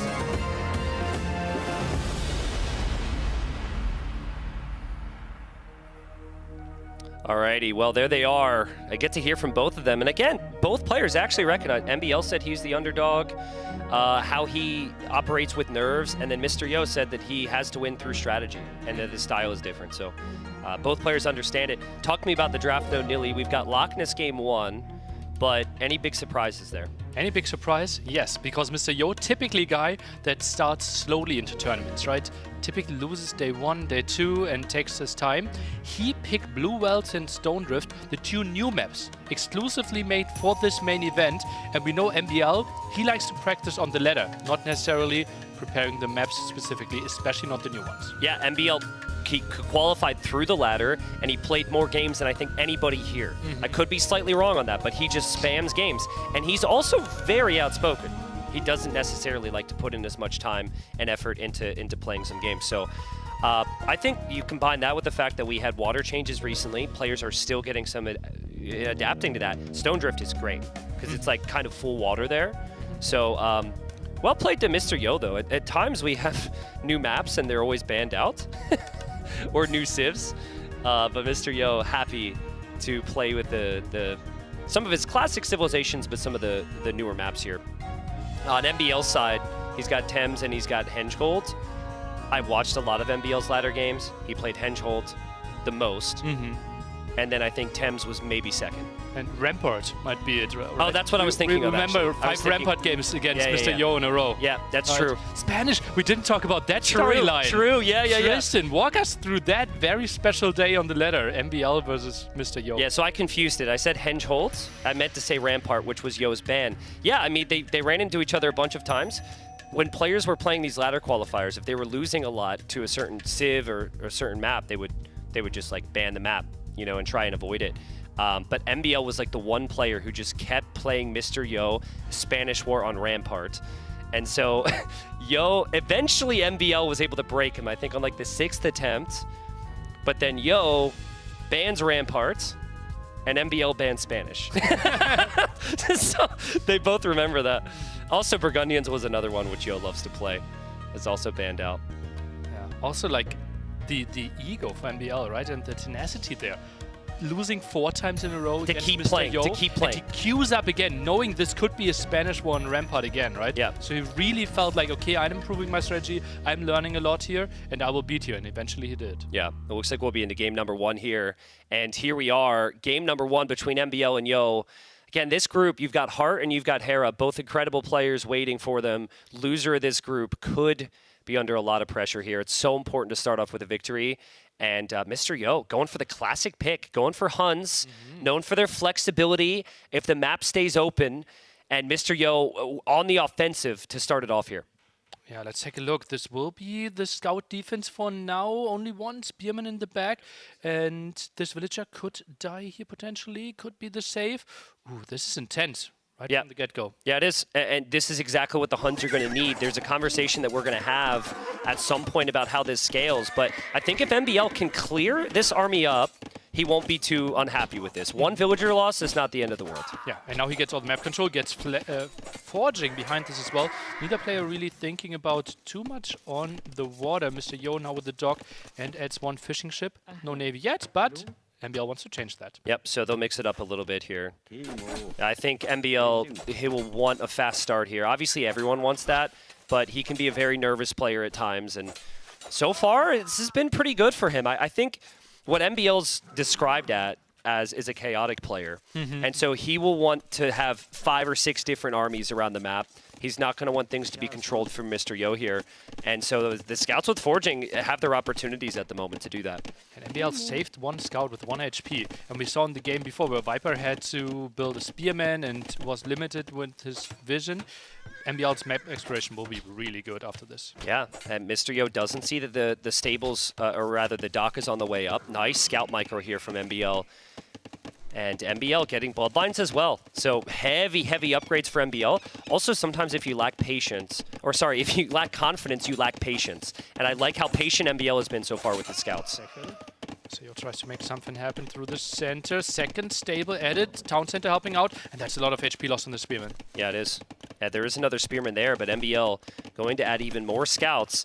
This is tough with Huns, right? You can't house wall to panic and keep your villagers protected, and that is one of the weaknesses in high-level Age of Empires. 2 villager kills now for MBL. Mobility is still there. Defense for MBL a bit tricky at home. Full scout production. Is this a spot where you actually go for armor on your spearmen? Possibly, but I don't know if Mr. Yo is necessarily thinking of that. Yo's going to go up to Castle Age. Yo will lose his archers again, and MBL clears it up. What are you building once you reach Castle Age? Is it the CA production? Are you going for knights? He doesn't really have a great setup for either. He's so open still. Yeah. To be honest, I don't know, because I haven't seen any of this, right? Like, I haven't seen someone go full scouts with Saracens using the market. I haven't seen anybody pick Huns on this map. Mr. Yo does have the 3 fishing ships this whole time, which has been a nice addition. How can he defend against 9 Bloodline Scouts with forging? Yeah, he has 4 spearmen, but he's so spread thin. Yep. Yeah, he's going to need spearmen everywhere nearly, or he'll need the quick walls. Scouts will come in from MBL. Yo pulls away. The spearman's pretty weak in there. You also have Hulks being active on the water. They're the scouts on the other wood line. MBL with more villager kills. Yo is tracking it with the spearman pretty nicely, though. There will be so many dead villagers, right? How can you survive this? And then you need some time to clear this one off. This will be interesting. MBL, I wouldn't be surprised if he uses the market and might even follow up with a reasonable cast age timing behind this. Yeah, does he get another one? Just misses her. I mean, it's 7 scouts. Many of them are weak. There's 4 spearmen for Yo. That could be enough, but it's so difficult to keep track of everything. Those 2 villagers just simply forgotten about. So that should be 2 dead vills. There are no walls at all, right? Some small walls could have helped him. Yeah. If you don't have to defend 4 areas at the same time. Yeah, seriously. It's such a tough game mode for Huns. Such a tough map to play on if you're up against the full scouts. MBL scouts are still alive. But the fishing ships are still alive for Yo. Yo will mix in the Cav archers. MBL still 2 minutes away from Castle Age. MBL doesn't actually have much defense himself. Like, if he doesn't have a tower or something at home, could have some big problems here. That tower next to the berry is interesting, right? Gold is exposed, stone is exposed, builds a tower next to the gold. I think he has to add some spearmen as well, right? Yeah. Otherwise, like 2 knights could do a lot, but he only has 1. Yeah, MBL still running around. It already has a very different feel than the last time we saw this map. The first series was so different. First series, one guy just full 1 water versus the other, like, losing water, and the game kind of ended. But here, I think MBL, he can complete that tower. Can he? Maybe with some villager losses? MBL will get the timing right, doesn't lose a villager. He'll have 3 towers in his base. He's still a minute away from Castle Age, but I think when he's in Castle Age, the camels could be a really nice option here. Saracen Camel, extra HP on them. Could be really nice against CA or the Knights. Just needs to make sure to get armor on them. Still lacking the first. Are you surprised that MBL's committing to so many galleys at the moment? He's got 2 more galleys in queue. He's waiting next to his dock right now. I think galleys are incredibly good to controlling the area in the middle, right? Also, Saracen bonus, shooting faster with your galleys there could be nice, so I don't mind it. Okay. Yep, we'll see. It's a lot to manage, but Yo's had those fishing chips this whole time. And Yo might have lost some vills, but he's killing pretty much just as many. And this is right around the stage where Huns start to feel very smooth if you want to add the town centers too. The constant production from all your military buildings and town centers is so easy when you don't need the houses. Yeah, neither player is fully walled, right? So mobility is absolutely key here, and Huns love to play that game. MBL's galleys don't have fletching yet. That's on the way in. Actually, if he would have gone for Hawks here, the Hawks will get shredded by the CA. And the Scouts are back! The Scouts are back! I thought they were killed. No, they were not. Spearmen trying to revenge the villager. Oh, gets out of there, and still 3 Scouts alive. And now the camel count. Okay, not that pretty with 3 right now. Yeah, but you need your Cav Archers all in the same spot here, just passing there from MBL. What's the critical number of Cav Archers here against camels? We can do the math in there, Tristan, right? When we have, let's say 25. Was that you doing the math, or was that you guessing? Yeah, that sounded like a guess to me. That didn't sound like math. We can do 8, and we have 2 piers and 6, 1 holy high. I mean, I'm happy with 25. I'm happy with 25. I think 25 might be the actual number. Really? Okay. Well, we'll have our math guy get on it. I know Red Bull probably has a math guy for us. Assuming 2 armor upgrades, 25 might be the number for one shot. Okay, I kind of regret asking the question now, but 25 sounds good. Cav Archer mass is getting there. And the big issue for the camels, while they do bonus damage to the Cav when they're getting close to it, they don't have the Pierce Armor of Knights. So it does become very difficult once it's a high number of Cav Archers. Yeah, but camels, as we said, more HP on them, so the moment you get close, you can still do quite some damage. He's now hitting the Siege Workshop, probably want to Scorpions to help out with the defense. Yeah, there's an issue for MBL right now. He doesn't have a second town center. He doesn't obviously have a third town center. He doesn't have Horse Collar. There's these upgrades that you want. There's these things you need to get to, and he isn't quite there yet. The KD is so close. It's 35 to 35, now 36 to 34 actually, but Mr. Yo's in a pretty comfortable position here. I've seen him here many times over the years with Huns. It's crazy, right? How he managed to keep himself into the game after all those losses in Feudal Age, was spread so thin, got their 2-3 TC, and now the one with the aggression. Impressive hold by Mr. Yo. I do think if this gets to a full boom game where they both have even economy, Saracens just destroy the Huns. Like Mamelukes and Heavy Camel. Yeah. I mean, Mameluke alone might even be good enough. It's a really tough civ to break, so Mr. Yo's got to keep that in mind here. Yeah, Mameluke considered to be probably one of the units that is toughest to counter. There was actually a balance shade recently that made skirms better against Mamelukes. So in a wild world, we actually see Huns going for some skirms here. It's kind of wild. Again, the parallels between this game and the previous one, but previous game, we had players taking the corner relics right now, and they weren't really able to access the other's base like this, but that's the MBL factor, right? He makes it so weird. He makes it so tough to play against him. Yeah, and you can't prepare for it. But even though MBL was seemingly prepared for the Cav Archers, Mr. Yo just doesn't seem to care. He just runs in. This is underneath 2 towers, but MBL didn't garrison one of the towers. Was repairing. I mean, a lot of damage. Can he quick wall this one? Would be crazy. Just imagine all of them trapped. They're blocked. I can't tell. Oh, he gets all of them. I mean, this is definitely a but. He's down 30 villager situation. Or 20 villager situation. But it looked really good. It looked really and good. if he gets a counter raid, and suddenly Yo has no army, that could be a really big issue here. Ooh, but that must have felt good, right? Yeah, and also MBL is like the player here who constantly looks at that score, right? Like the confidence that score is going to give him at the bottom right is like going to make him think that they're even on vills or something right now. Water is a bit of a factor. Seems like MBL is winning that one. Can stabilize. This feels like MBL needs to play 4TC from here. Yeah. He needs to catch up in villagers somehow. Well, he's getting eco upgrades. That's also the thing what winning a fight allows you to do. All those things that we consider easy decisions, just 1 or 2 upgrades, sometimes can't focus on when you're so far behind. So I think MBL will eventually get there. His resources definitely look like they're at the limit, though. And again, Camels, great engagements against Cav Archers or Knights or something, but they're not really a good raiding unit. And Mr. Yo gets a conversion, which then leads to a kill, and he defends the area.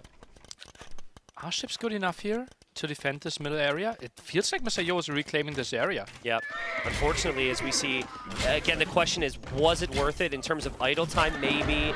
In terms of the villager kills, maybe. But Nilly, Yo's got 2 docks in the middle. So 2 docks in the middle with Cav Archers. I think it's very easy for him to retake the water, to answer your question. Yo takes that engagement every time. He loses a lot of Cav Archers, but I think he's very happy.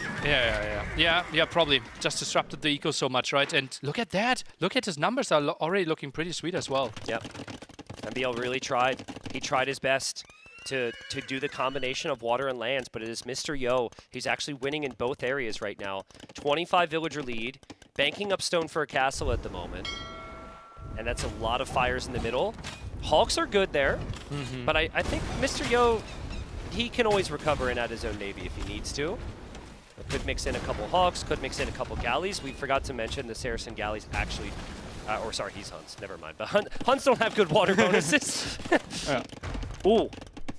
I know before trapped here. Yep, before I acted like it wasn't that big a deal he lost his army, but losing this one could be a problem. Can he, does he know there's a gap there? Oh, what's happening here? Oh, that's okay. A pretty one. I mean, MBL might need to send his Scorpions this direction, and the Scorpions are just too far away. That castle for Mr. Yo is crazy. He takes down a Scorpion. MBL just doesn't have the army here. Oh, he won the water, but didn't really have the proper positioning here. Yeah, and those villagers, I think he sent enough. I think so. If MBL had more siege or more camels, maybe it'd be enough. The Scorpions are clearly in the back now defending. That castle is so good for Mr. Yo. It actually helps him hold control of the water, and it also will range MBL's starting TC. And MBL might feel like he's got nothing left here. And he taps out. Mr. Yo takes game number 1. That was impressive for Mr. Yo. Under so much pressure in such an open map, and he somehow managed to be even in economy while he had such a massive castle age advantage. Yeah, I mean, MBL had, what, bloodlines, forging, armor. Felt like the entire game we were just looking in Mr. Yo's base. Couple villagers that were forgotten about. We had to produce so many spearmen, which don't really add value in the later stages of the game. But yeah, just that right there is Mr. Yo. He soaks up pressure. If Mr. Yo makes it to Castle Age and he can drop a couple town centers, he's vibing. Like, that's his thing. Also think he loves anything with mobility. He loves Knights. He loves CA. I think if we look at his draft, we could probably guess what he's going to do, and I think a lot of it will revolve around that. There we see the timeline. Look at how much Mr. Yo had there. And then the massive loss with all those CAs, right? Yep. I feel like for MBL, he needed to do more damage, right? He needed like 5 more villager kills to justify that. Or maybe he needed to pressure the water. Mr. Yo had those fishing ships right away. So it was 3 fishing ships at the start of the game. That gave him a lot of value there. Having said that, though, I really like what MBL showed. He lost the first game, but I think for the energy that he relies on to win Age of Empires games, that was actually a really good opening to start it off. And look at this, like, he's getting quite some damage, right? Then the multi-pronged attack was really pretty. Yeah. But having 5 spearmen and Mr. Yo stopped production here, he felt exactly, okay, 5 spearmen is the perfect number where I take some losses, but I will defend and have enough resources to produce. And then he got the counterattacks in. Yeah. Also, he didn't get armor on the spearmen. Like, he just didn't... The things that you and I would probably do, because we're like, oh crap, this is MBL, this is a lot of production, he just didn't feel the need for. And again, I don't know who is this a highlight for. Technically, MBL gets a lot of kills, but that's 2 towers and a town center garrison. Villagers not working. Villagers obviously die as well. Like, the worker efficiency for MBL's economy is so poor in this moment, and Mr. Yo is just free moving behind it. Yeah. I looked at it at the start of this replay. Mr. Yo was 10 workers ahead. Okay. At the end of this, he's like 25 to 30 ahead. Yeah. But part of that's just he got the town centers down so quickly, right? And of course, not a single moment in the game where you ever get housed, even when you're producing. This is a castle that some players don't place on this map, really. Yeah. They place the defensive castles, they play towards the late game, but Mr. Yo went forward.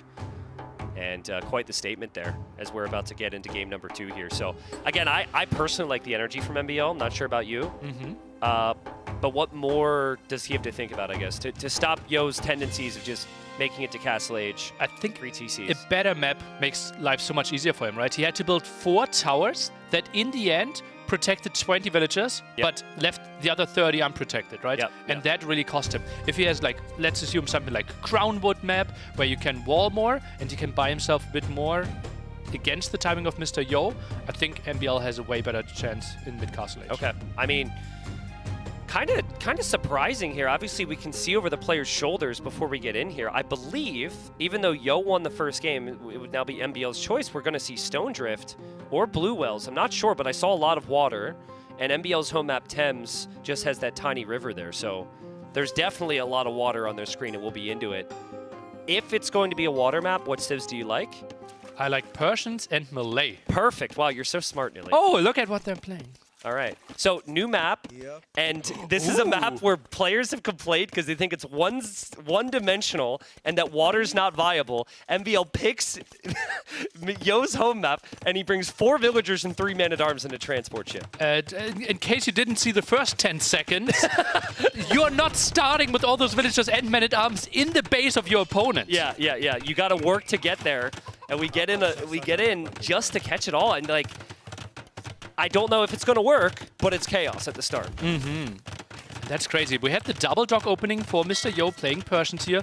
Malay, not a lot of bonuses for them at this very moment. Villager could maybe even be saved. It feels like Yo is fine here. 1-0 KD only. Well, so what this hurts, though, is he doesn't have his vills actively working on gold, which means he can't make ships. And what Yo did do is he moved forward with galleys initially. He lost a galley while this attack showed up. I don't know to what. I don't know if it was to a dock or a fire. But, like, when you get pushed off of gold here, you can't actually compete on water easily.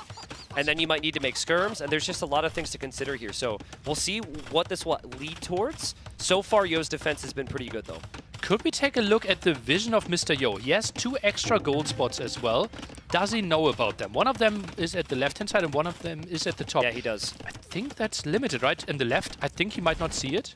Yeah, but on the right... This one he should know. Wait, and no, this one he knows as well. Okay, so he is aware of both of them.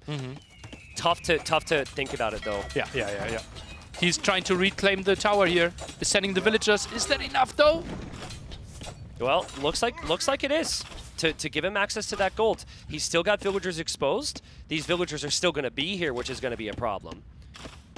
But man, what a game. It's so weird that MBL allowed this to happen, right? I thought this tower should never go down. You can easily wall it, you can quick wall it. He had 3 men-at-arms, 2 archers. Yeah. The KD is only 3-1. It's a bit on the sloppy side by MBL. Well, it's so tough, though, because you're always looking for more damage. And you felt like, okay, the tower takes the position. I now need to move elsewhere.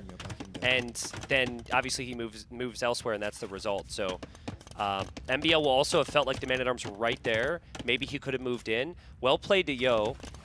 We do need to point out there's not a lot of stone on the map, on the player islands. And MBL is currently taking a little bit of that stone with his forward vills. So the whole point of the map, which we haven't been able to show because MBL's chaotic madman, is stone in the middle. So the idea is, with Stone Drift, you've got the stone. So we'll see, but I think that's actually worth bringing up right now because that's, I think, one of 2 tiles of stone on Yo's side. Crazy. Yeah. So that's basically makes it impossible for Mr. Yo to build a castle unless he actually lands one of the islands or goes into the market and tries to buy it for a lot of gold. Yeah. Now Persian Town Center works faster, so it's expected the Persians should always gain that slight vill lead, but the Malay advance faster to the next stage.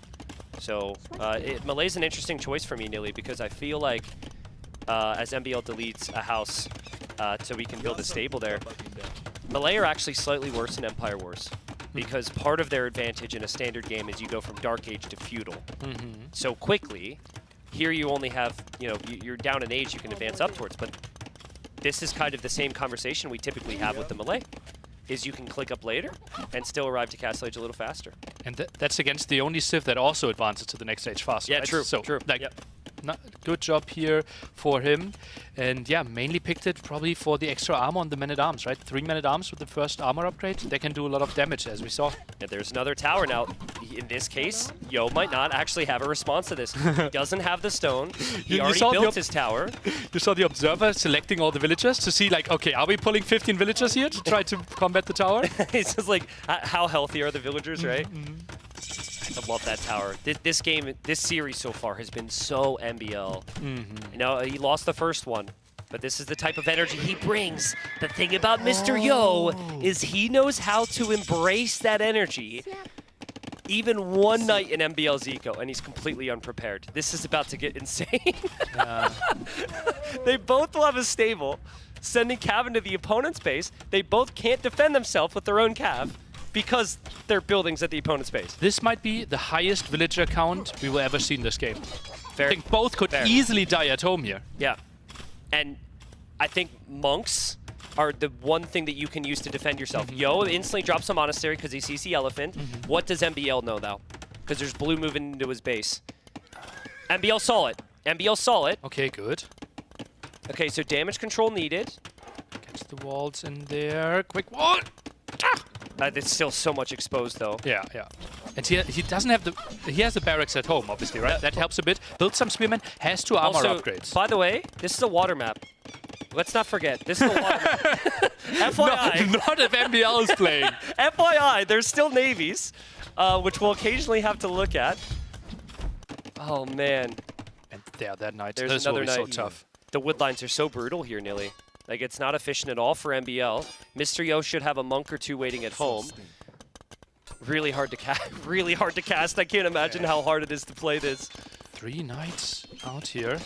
That's a bit sloppy, no? He loses a lot of HP. There has to be something happening on the other side as well. On the water as well. There's a lot happening. Oh, we've got so much happening. MBL pulled back his elephant at the same time. Oh, but conversion is still locked in. That has to be a conversion. It will be, unless MBL chooses to delete. Yeah, conversion comes in. At the same time, though, I mean, MBL still got villagers on this side. He's still got a nice population lead, and he didn't win water completely, but he did snipe some of the navy there from Yo. 6 fishing ships against 5, though. You can put them into your docks and save them for now, but it feels like MBL's economy is a bit less disrupted. And the big question is still, in 3,000 gold, where does Mr. Yo expand when it comes to gold? Is Mr. Yo taking stone on MBL's island right now? Well, the villagers have to do something, right? Uno reverse card. Oh, he is! That's ridiculous, man. There's the second town center from Yo. That northern expansion is key. I'm seeing a lot of wood up there. I'm seeing, I mean, obviously the gold's up there. And MBL, as we see one conversion with the highlight, there's about to be another conversion here. So I think that's going to be another elephant. Here at the Red Bull Wololo. And actually, huge swing here because MBL's monk is also going to go down, so he can't convert the elephant back. Oh, man. Save himself into the tower. Those knights are still active, and their mobility is so much better, right? MBL has to give up all the right side area, and he's, well, going for a villager or a town center further in the back, and now the aggressive monastery. Wow, such a close game. But as we've said for years, right, in these really close games, it decides the set, right? You got to dig deep here, and I think for MBL, having lost the first, this has got to be it. That monk has to convert for MBL. Oh, close. Tristan, yes or no? Yes or no? No, it's a delete. Yo, always delete that. What? Oh! How is that not a conversion? How is that not a conversion? I don't understand. Red Bull no Wololo. I mean, everyone has joked for years that Mr. Yo is lucky with conversions. I've always been like, no, there's no way. That's insane. To me, that's always a conversion there. Oh. Wow. Well, the villagers are still forward for MBL. MBL's still got a nice navy built up. But both players kind of sectioned off from taking one area of their island. And this one? Oh! I think he misclicked. I think he misclicked there. This is like, he definitely misclicked. This is all because of one conversion that Mr. Yo was able to get. One additional conversion, I guess. But who knows, like, now you got archers underneath the tower. You got a villager dying there, but spearmen defending, and then you have MBL here on water. What a weird game. MBL's playing really well on water, right? Every time we look, he takes a good fight against Mr. Yo. Typically, Mr. Yo is the one where I feel he might be the best in the world when it comes to hectic land fights and also making progress on water. I'm wondering if MBL is able to keep that up. Because I think really what the whole strat is not to win on land. It's to just set up just like this. Have the land attack set up water. But it's more difficult now. You can't just spam galleys to win. Now the opponent can mix in fires, which is better against the galleys. And oh man, that looks like a really nice recovery from Mr. Yo. Nice defense there for sure. And villager count actually pretty even here. That's impressive. But there's the action on MBL's island. I think that's where MBL's focus now is. There's just so much to look at all the time. The monks saving the knights there. Siege workshop now for Mr. Yo. Mr. Yo is holding on. And is that what I think I see? Is that a town center on the island of the opponent? All right. All right. All right. I mean, if we think about the positioning of Yo's island, there are two very important golds in that location long term. So if MBL can just stay there, and now Mr. Yo. Well, never mind. It evens out. And that's 2 golds as well, right? Yeah, yeah. Crazy. And the bigger area of wood. Yeah, true. More land control. This has, so MBL and Yo have been around a really long time. In many ways, they could be considered old school, right? This has old school vibes, right? Like sneaks, you land me, I land you. You land 3 archer ranges on an island. Old school vibes, exactly. And it's really difficult to know who's actually winning at the moment. All strategy's gone out the window. Tower's gonna stay up for MBL, beautiful job. But now we've got the siege push from Yo, starting near the starting TC for MBL. MBL needs a siege workshop at home, no? Monastery too. Monastery. I've been waiting for monks at home. If he had any monks at home, and he does have the monastery now, he could convert a knight, potentially even convert the siege if he gets redemption. Really costly though, right? He has 16 on gold. Now a second wave. Do we see a conversion here? Seems like no. Nope. And goes down. Yeah, Mr. Yo. He will soon have that town center up on Yo on the other side, on MBL's town center, or MBL's island rather. And finally, I think he can retake that gold and he'll kill all 4 villagers as well. Big win for him. But he will think that those were the original 4 villagers. He might just assume there can be no more buildings from this point on. This should be a conversion though, okay. Well, other villager survives. Monks are on both sides now, and MBL's likely gonna need to delete, but he can't focus on it because he's busy. I'm pretty sure he's struggling at home right now, Nilly. Town center. Uh-oh. That's a ram and the mangonel. Villagers fighting. Gets a good shot off, but villagers are hopping in and now repairing. Redemptions. But look at that, they're repairing in the middle. They're stacking. No way! Okay, he saves most of them. So yeah, if you use the repair hotkey for whatever reason, they will stack up in the middle like that, which is really bad against mangonels. But if you just right-click the TC, they'll be on the outside like MBL is doing now. Mango. Oh, big shots from Yo. How has Mr. Yo survived against this pressure today? We still do have water, by the way. There are boats. Exciting times, but Mr. Yo's ahead on water as well. And MBL taps out. He's going to lose his town center. He no longer has the forward pressure. Mr. Yo survives. What a win. That was crazy. And I think we have to go back and try to understand what MBL did when Mr. Yo was trying to clear up the initial tower and reclaim his main gold. Yeah. I mean, I think it was also the water, right? I think it was also the water. Like MBL was doing a great job, but I think it was Mr. Yo bringing the fight to him. There was a moment there where MBL was winning water and he ran into 4 fire ships and then he lost all of his ships. And he clearly was not focused there. It's weird, right? Like MBL he created that scenario. He created that fight. The madness. He created the madness, but so far, I mean, the madness just hasn't worked against Mr. Look Yo. at man-at-arm upgrade, and then no upgrades for 4 minutes. Yeah. Right? And for MBL, it's actually no upgrade for 8 minutes, except man-at-arms. Yeah. Absolute madness. They put out every resource. I love how Mr. Yo was able to hold on there. Taking down the initial tower with his vills, relocating to the additional gold when he needed, but never fully giving up that main gold. Counter landing those knights was just a crazy play as well, but here's kind of how it all started. How can you react this quickly? I'm always losing 4 villagers here. Yep. Yeah, he reacts immediately and gets the quick walls down and the tower, which ended up being pretty important. I guess maybe there, Mr. Yo didn't get the palisades down perfectly. But even there, the patience to recognize that he's close enough to the town center to not need the walls.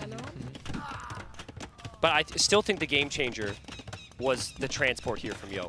If Yo does not transport, and he never gets any counter pressure, it's MBL's game. Yeah, you have to run there, you're losing villagers, working time as well, and the constant threat in your head, right?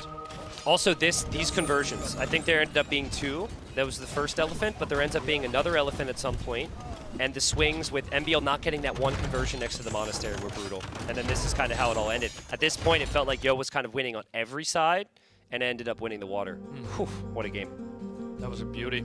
But that's, again, like, MBL loves to make it messy, but Mr. Yo as well. He's so good at defending this, and his decision-making is just always on point, it feels like. So, talk to me about nerves, right? You played in a lot of tournaments. I find that when I can give you all my experience of round of 128 qualifiers. Thank you, Nilly. Please, I'm excited for it.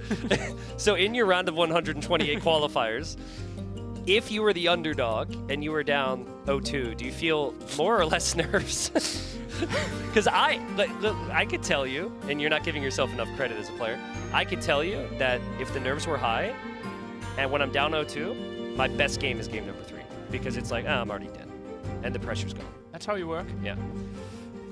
Yeah, well, we have seen some crazy comebacks from MBL, right? Just last year, he was down, I think, 4-1 in a final and came back 5-4. Yeah. So, like, he is really good at the state where he doesn't need to care that much, right? That's, I think, one of the theories that we casters throw around a bit. We haven't confirmed it with him, that he's actually preparing on the ladder and playing more, not over-preparing, to actually take a bit of pressure away from him. Yes. Yeah, because if you prepare a lot, you might say, okay, well, I lost with Malay at that pick on the draft, or Saracen's that pick on the draft, and I know how the rest of these matchups can go, and I'm going to get out cived. Also, one of the greatest comebacks in AoE2 LAN event history, in my opinion, was MBL coming back to win 3-2 over Hera, right? Hera was the big favorite. Everyone thought this is the start of, his reign, which he eventually gets to. Hera destroys him the first 2 games. Like, it weren't even close. They weren't nearly as entertaining as these two. MBL came back to win 3-2. So there's precedent. Just want to throw that out there. But, I mean, typically I'd say you got to change your game plan. But I don't know if I could suggest MBL needs to chill, because that's not what he does. So I guess you just keep trying. At least he's now going back to one of his home maps, right? Something that he's played dozens of games. He should feel really comfortable, and I think this is where he should really shine. Yeah. I saw him play a lot on this map. We've got the pause here to start it off here. We'll be into game number 3. But want to say thanks again, everyone, for watching and for tuning in for day 1. Reminder, we've got, 5 more days? Correct. 5 more days of this. Right now we're at the White Rabbit venue, where we'll be for the next few days. We'll switch venues for the weekend, and then we'll be in the great one, the Great Albert Hall on Monday, with thousands of live viewing fans. So really cool events.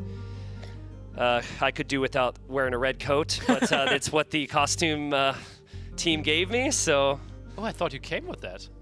No, I did not. I'm trying to wear this getting back into the country, see how that goes, but it's all right. I mean, I've had worse costumes. It fits well. Magyars versus Vietnamese, so will likely be a stable opening from Mr. Yo. Yeah.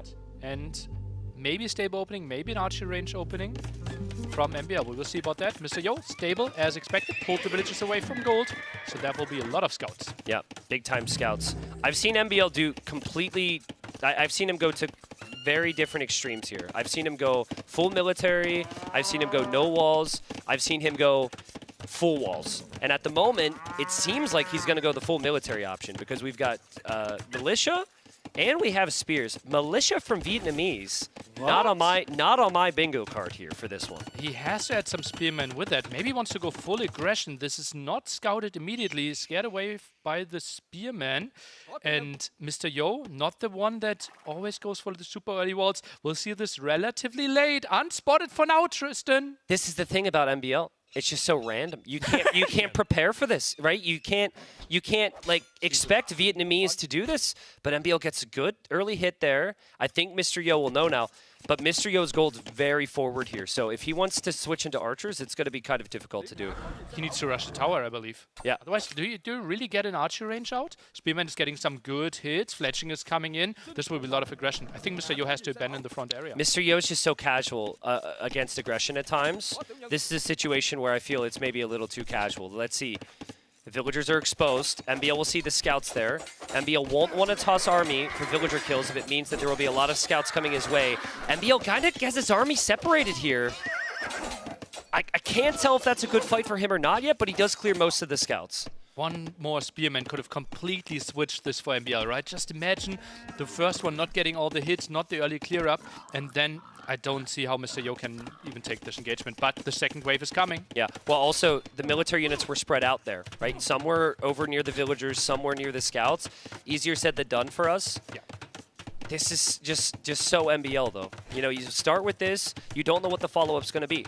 Maybe it'll end up being archers, maybe it'll end up being scouts. MBL's getting good eco upgrades.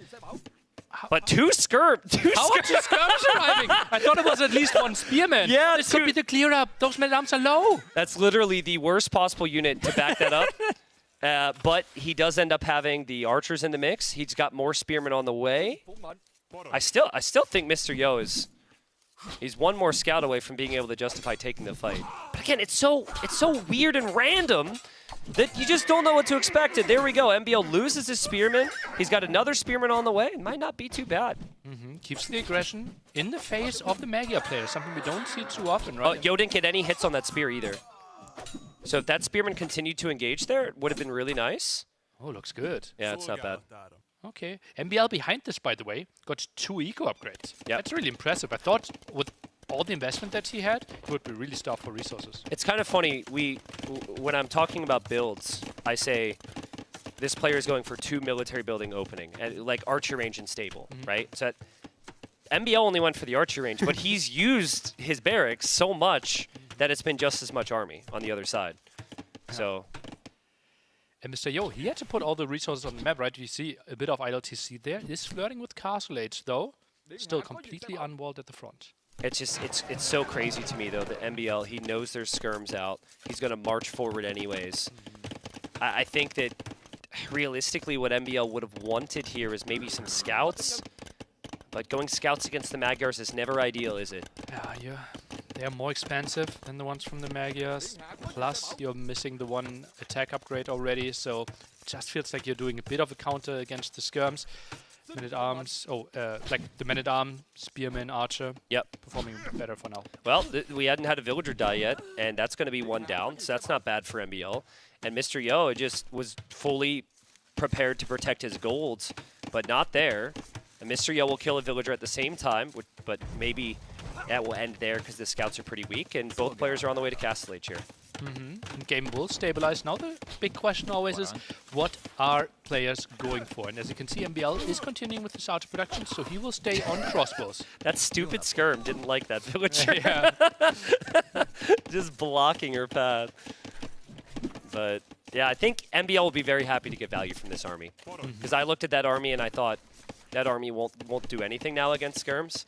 But again, it's just fascinating to me. He's about to lose some archers. He's seeing his opponents on skirm. He's still making more archers at home. Yeah, and we see Yo is going for more skirms himself. I think Mr. Yo will instantly drop 2 extra town centers. This will be a passive game by him on a relatively open map. Yeah. Well, I mean, I guess there's been different versions of this, but we did see a lot of games on the ladder qualifier go to Imp. Villager blocked. Yeah, there's the skirmisher. Skirmisher takes priority. Sorry, villager. Military is more important than a peasant. I wonder who's responsible for pathfinding there. Yeah, if only we could find that guy. MVO's just crazy. There's just so much that he's doing, which is crazy. He just lost his archers. He's going right back in. There's a bear chasing along for the party. But nobody's expecting more archers to arrive. But it works. And he does have the scout support, which may or may not be pretty good there. It should be good if he's got numbers. He's going to back away now, though. And it will be the market by MBL. Relatively late siege workshops. This will be crossbow mangonel pressure against the skirm defense. Knights being added as well. So far, no one really contesting the top, trying to get the extra relics. Impressive to me, though. Mr. Yo he's lost more villagers than MBL. He has no eco bonuses. MBL's got one of the best economic civs in the game, and resources collected is pretty much even. And Mr. Yo's on the town centers already. Like, Mr. Yo's playing really confident here. Yeah. And I'm sure the first 2 games give you that confidence, but still, easier said than done. Oftentimes with the Magyars, if you don't kill 5 or 6 villagers, you're really far behind the Vietnamese. Yeah, in this case, well, what kept him ahead was that he didn't wall that much, right? Yep. Like, only slowly crept his walls up a bit at the bottom and kept his eco running, right? We said, like, oh, he needs a tower, he needs archery ranges. He just stayed on the chicken. Yeah, there are some walls for MBL now. The walls are mostly up for Yo. I like the counter-attack there from Yo with the Knight. That seems to be his thing. He loves the units that have the mobility. Body block attempt. Nice snipe there. We'll move forward with the skirms. MBL is again going to go sneaky. It loses the villas to the skirms, but he is mostly walled, and he also has a siege workshop there. So this could be really awkward. If this were me, I would react to the crossbows, and as I react to the crossbows, the mangonel flattens myself. Not impossible. Those crossbows, honestly, completely unscouted, right? Yeah. And there's an exposed woodline. This could be a massive swing. The scenario we talked about could happen, right? Because the mangonel's on the way. Mr. Yo is clearly focused on his crossbows for now. MBL's army's going to run back in towards the gold. We'll see if Mr. Yo notices. The knight goes down. Mr. Yo will notice his base now. He has to be careful with those skirmishers. Feels like this could have been worse for Mr. Yo on both sides. Yep. Yeah, nice job from MBL, though, because I think if he runs headfirst into those skirms, he has a very awkward scenario. He does have 2 town centers himself, and, yeah, 69 population for MBL, 63 for Yo. But Yo does have to come all the way home now. He can't push forward against the siege. He's got this annoying army in the back of his base. He actually is moving further forward, so, yeah. Maybe he wants to pick this one off. Knight is coming in, split. MBL, can he land the shots? Split micro from Mr. Yo, and Mr. Yo said himself, he's not known for the micro, but I think he's selling himself short there. But also remember, typically he's playing with higher ping, right? Yep. Here on the land setting, we can see something that he maybe himself didn't know he was capable of. Yeah, maybe the ping affected the conversion situation in the previous game somehow, but MBL holds. He's still got very nice army. MBL's both players actually have positioned their bases to make it very difficult for the opponent to do damage. On a super open map. Yeah, on a super open map. Nilly, we've rarely had time to talk about it, but I think we should show when we get a moment here the golds and the stones in the bottom, because that's just huge. Pretty soon players are going to have to think about moving out there. Either at the bottom, where gold or stone is. Yep. Or you got the north with Royal Albert Hall. And actually wood, which is kind of an important resource as well. So the hall gives you the additional population space, which MBL actually stole from Yo. And MBL choosing to go 3rd town center in the north. Seems like Mr. Yo might consider a 4th TC, just noticing some scouting, noticing a villager on stone somewhere, but finally find some crossbow kills. Nice defense there. Still no ballistics. Has the university for quite some minutes now. Skirmishes are running, and well, now both players set up with a 3rd TC. Seems like 7 on stone for MBL. If we think about a castle in like 3 minutes, where do we want to see it? Which area should he secure? So obviously the answer is it depends, because player priority is important here. I would say for Yo, he's not game planned around the hall at all in the north, right? So I think for Yo, he wants to push more towards the south. For MBL, maybe either or. But like the second you win a big fight down here, that's the first thing your brain's going to go to. So if MBL is pushing that area right now, we might see him. These crossbows are still alive. Crazy. No ballistics, right? Yeah. Just imagine with ballistics how much quicker they could have died. The skirms even finding some damage, but the bears are helping. Yeah, bears are helping. But MBL's got 12 on stone right now, Nilly. And he will not be disappointed with the Bears' contribution there. The other crossbows are still in the base. Those crossbows are finally going to get cleared up, but I think they've gotten enough value for him. I think so as well. Lots of distraction, lots of scouting. Kept Mr. Yo in his base. That knight is not finding too much. Now the repair of the mangonels. Is there a chance MBL builds an aggressive castle here? I think it's aggressive. Are we talking like middle castle? I was thinking aggressive. This might be a bug, right? With all the villagers there. I think this is our typical waypoint bug. No. MBL frequently will, when he goes for forward castles, will set the waypoint from his TC. Really? Yeah. So I think that's actually with purpose. Really? I think it's with a purpose for the castle. Yeah. Okay. Especially in the really chaotic games, it's something that for whatever reason, I personally do a lot more when I'm like really nervous. But I mean, quick wall. Mangonel? He's kind of making it obvious what he's going to go for here as Mr. Yo still dancing. No ping environment. Mr. Yo in the land running at the Mangonels? Excuse me? Getting some villager kills maybe. I mean, this is a scenario you would expect the skirms to struggle, and that is exactly what ends up happening there. Yeah, nice house wall there, and seems like the castle will go up. MBL will have control over the gold and stone. Now the question for Mr. Yo, is he trying to contest the bottom area, or is he trying to go for the top? Well, yeah, I mean, the other option you have is is weirdly through the middle, where the main gold is for MBL. Because getting to the north, you don't know the town center's up there. Getting to the south, the castle's already up. I think a window of opportunity is the initial window he wanted to pressure started in early castle age. But that castle makes it so difficult to know where you can go. Like, it's such a specific area of the map. Could we see Mr. Yo's vision right now? Because I think he has no idea what's really happening, right? Look at that, he's completely blind. He has this corner, he has one knight, and that's it. Oh, he knows the castle's on the way up.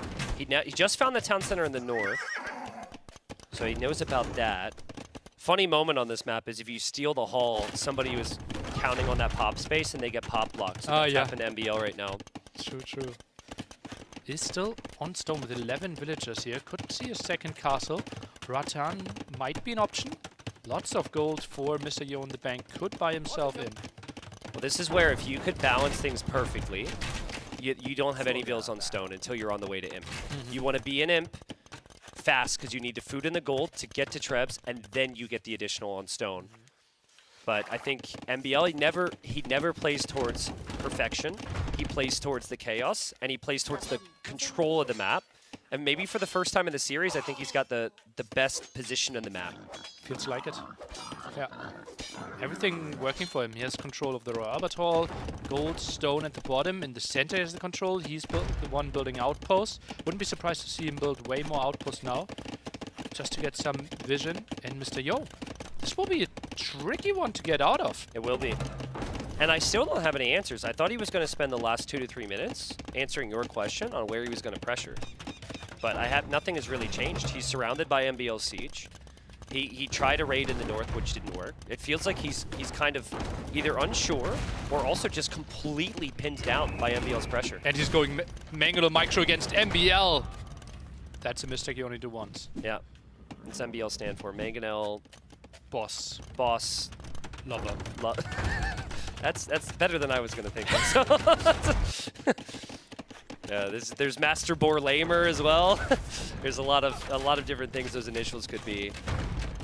But I think MBL has just got he's kind of in a rhythm here, and he's got control and he's got vision on all the important areas. Pretty soon he'll have another castle. He's also making Rattan Archers, which is such a good unit, and he gets another kill there as well with the Mangonel. Crazy. Now pressuring the wood line a bit here as well. This looks so good for MBL. Feels like Stranglehold is starting. Yep, it absolutely is. Mr. Yo won the first 2 games in mid-castle age, and he got the lead because he got the town centers up early. For MBL, he was able to match that this game. And I think we've never seen an instance where Yo's been able to be on his ideal army composition. Naggers want to be making lots of knights or lots of cav archers, and for most of the game, it's been skirmishers. Yeah, to defend against enemies, right? He opened up the scouts, but had to go for such a weird army composition because of the crazy man-at-arm opening. Yep. Yeah, absolutely. Castle going up. MBL will kill a villager there and lose his Mangonel. Trade off if you can. That trade-off is not too bad. Trebs will be on the way for MBL. Counter raid from Yo. I mean, it could actually be a pretty strong counter raid. I think one elephant can clear this. Yeah, maybe. MBL's got the resources for that, and he's also building a second castle there. Love it. So MBL's got Royal Albert Hall locked down. He also is Vietnamese in what's going to be a skirm war, and he's got double trebuchet production potential, at least, from those castles, though I still think his resources are really imbalanced. Only 24 on food right now. Still a lot of workers trying to repair, trying to build something, trying to build a tower next to your town center to defend against skirmishes. not a pretty spot. It's weird though, right? Like you have the double castle there, and then your main base is your weakness. It's a really weird scenario that really only happens on this map. It's so tough to wall with all those shallows. If MBL is the best Mangonel player in the game, which many people would say, who's the best bombard cannon player in the game? I said Tato. Tato, okay. Is MBL in the top 3 of bombard cannons? Top 5? Bombard cannon, bombard tower, together.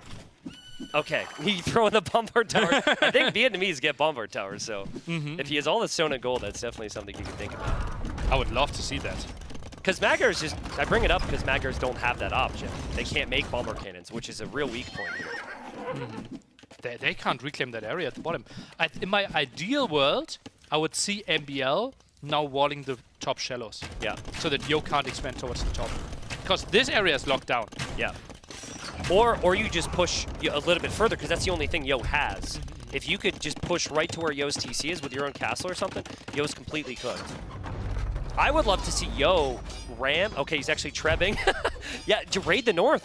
Like, take MBL out of position with light cav raids. I think that eco is so exposed up there. This is the only way for Mr. Yo to come back. But he needs to take care of the wood and the relics and the Royal Alberta at the top. Then he can play pop 225 against pop 200 and can make something happen with the Magia late game. If he isn't controlling this area, this should be an easy win for MBL. I think I could see MBL. I mean, this is a really big moment. I could see him getting distracted if the raids started up there, but he's not getting distracted from this push. He actually has very little army there protecting, but he's dropping towers. There he's got the skirms going after the Treb. But MBL, he's got more of the map away from Mr. Yo here. Will continue to stack up the towers. Okay, Lightcap clearing this one up. TC falls. Mr. Yo can't be too unhappy with the situation at the top. But the front is still looking rough for him. Tries to get a defensive castle up, but it's 3 traps and the bombard cannon out already. Also, the rats and archers behind there are so nice. It's a tanky archer unit. It's an actual answer to the light cav. And that's a castle that tells me that Yo is... He feels like he needs to push back now. Like, that castle's a freebie if MBL has the siege there. There's another random Treb from Yo. Did I see a Treb outside of MBL's walls? Like the main... No, the main base. The main base of MBL. Kill that town center. It felt very out of place. But it is there. I think it might take down the TC, but that Treb goes down. MBL didn't lose many villagers, and again, that castle for Yo, he's nothing to protect it. Yeah, that feels so weird, right? And even tries to squeeze in conscription after the one trap, so he needs to repair. Has 17 on stone. He might burn like 2,000 stone and trying to hold this area. Mr. Yo's just not been able to find a way. He didn't know where to pressure. I think initially his thought process was he was going to outboom MBL. That didn't happen. Even though he got his town centers up, MBL was still doing way more damage to him than he ever was to MBL. He does have skirms there to maybe take some control, but he's losing so much ground, and it's tough. I know those are just watchtowers, but they'll be upgraded to guard tower now. And MBL's got 3 Trebs and a bombard cannon there. That castle is not staying up for very long.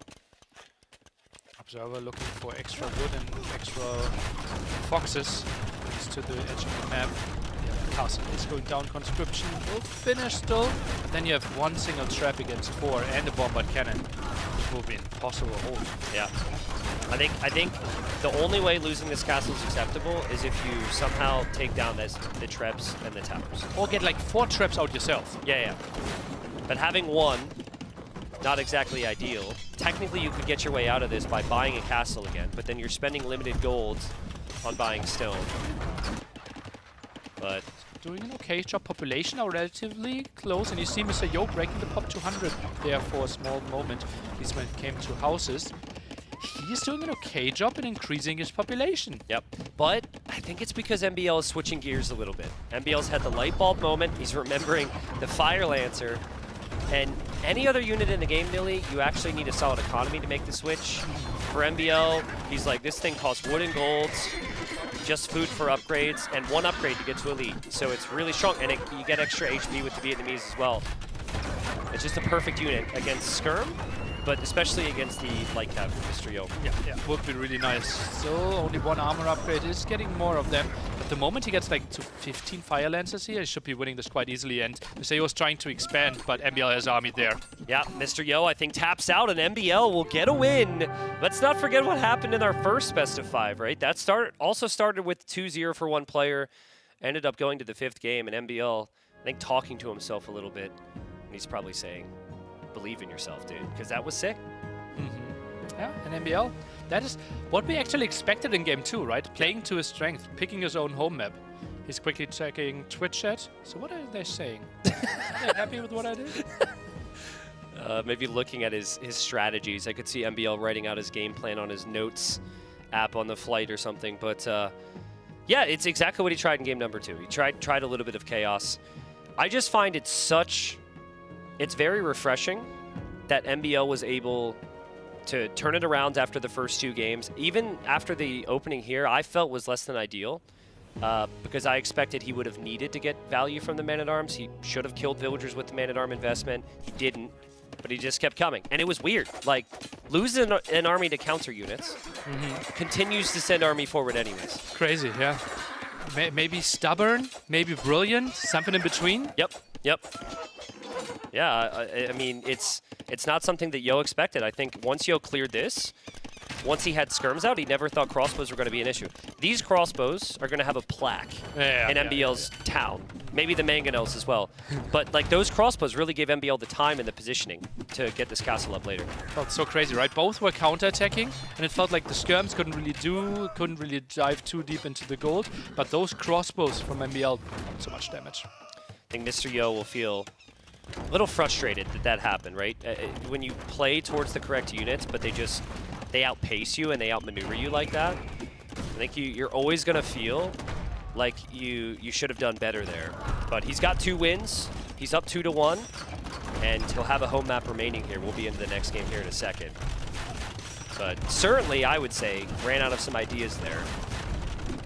But I still gotta see the draft ticket here, really speculate a little bit. We're getting down to the conclusion of the series. Yeah, it will be interesting. There's no wild picks. I actually looked at it a bit, and I think we can do a pretty reasonable job of predicting where they are going to use their civilizations. And sitting next to each other here, MBL trying to readjust his phone, his hair. And now the big question, what is Mr. Yo going for? Is he going for Blue Wells? Feels like a relatively natural pick for him. I mean, Blue Wells is a new map. He won the other new map, Stone Drift. I would agree, but there's also still the argument of you don't want to lose this one, have it go to Game 5, and then it be on MBL's home map. So I also think if what MBL is going to go for on Henchhold is fairly predictable in your minds, and you have a solid counterplay, you might be comfortable going there. Because I think because of the extra berries on the map, Franks is an option for MBL. We also see a lot of archers on that map, so Britons is an option. And if I were to pick a civ that's good against both of them, in Castle Age, Byzantines. You could play heavy skirm or heavy camels and heavy spears. So I actually, granted I don't know what it feels like to be Mr. Yo. It must feel great, but I would actually play Henchhold because you already know it's Japanese on Blue Wells, which is very strong. Yeah, just play Byzantines. Also, one of the advantages is if you have a strategy prepared for your home map and want to use it later against Hart or Hera, you don't have to show it now. Yeah, right? true. Because it feels like Henchhold, we kind of know exactly how the game is going to play out. Yes, right? yes. Expecting MBL to play very straightforward there. How important is it to win? Let's just assume Mr. Yo wins the series, which is probably a rude assumption, but for the sake of conversation, how important is winning 3-1 versus like 3-2? We might go into tiebreakers, especially in the scenario where Hera goes 3-0. Then we have a 3-way tiebreaker if it's 1-2 for Yo, 1-2 for MBL, 1-2 for Hart, and then every game counts. Yeah, MBL again. He's crazy. He's going Man-at-Arms. And we actually see Man-at-Arms from Japanese, which is expected, but it is Byzantines here for Mr. Yo. MBL moving forward here. Now, this map's new. The big thing to point out right now is as we see Mr. Yo try a trap. Okay, Mr. Yo, let's go. Beautiful play, but there's whales here, Nilly. But MBL is blind now, right? He's going in with Man-at-Arms. Like, where is he going? This will be tricky for Well, him. he'll go right where his scout died, probably. Byzantine vision. He sees this. Yeah, true. It should be an easy rewall. It should be. If Yo can do what he just did to that scout, he can definitely defend from the man-at-arms. And yeah, the archers are out already. But yes, golden come from the whales on the middle ponds for now. And then later on, players are going to need gold on the other areas of the ponds as well. Yeah, and as you can see, there is no food in there. So it's only gold production. So you feel like, oh, they start with the dock, their food eco is going to be good. No, actually, their gold eco is going to be good. Yeah. Again, though, MBL. He forced his opponent into one range. He's producing from his one archer range and also produced from his barracks. So he's got more military out in the field. He also adds a dock way faster than I've ever seen in the middle, and he's going to go for a galley there. Interesting, right? The one in the center, instantly scouted by Mr. Yo. And I'm surprised that Mr. Yo actually allowed himself to go out there, right? He knew, okay, that's a lot of men-at-arms and an archer range follow-up. Quite a ballsy move. This is just so MBL. Everything MBL is doing is just there's a method to his madness, but there is a bit of madness, you know, and chaos. And I think Mr. Yo's done well to adapt to it so far. But on the other maps, it was a lot easier to control. Here you've got like 4 different middle ponds, which can be your focus. You've got the whole outer water, and this is Japanese we're talking about, who are one of the best civs when fishing ships are involved. So. Defensive house, double ranges. Mr. Yo takes a good look at everything. Gets a hit in against the skirm here, taking some HP away. Won't mind that. Actually commits. Mr. Yo loves those weak scouts, though. He loves a good auto scout there to get vision on the map. And he loses it. Maybe he pressed auto scout too early. Okay, where are we using our army now here as Mr. Yo? Through the center, lots of vision for MBL, who's going for like dock number 4 already. Yeah, dock number 4. We're 5 minutes into the game.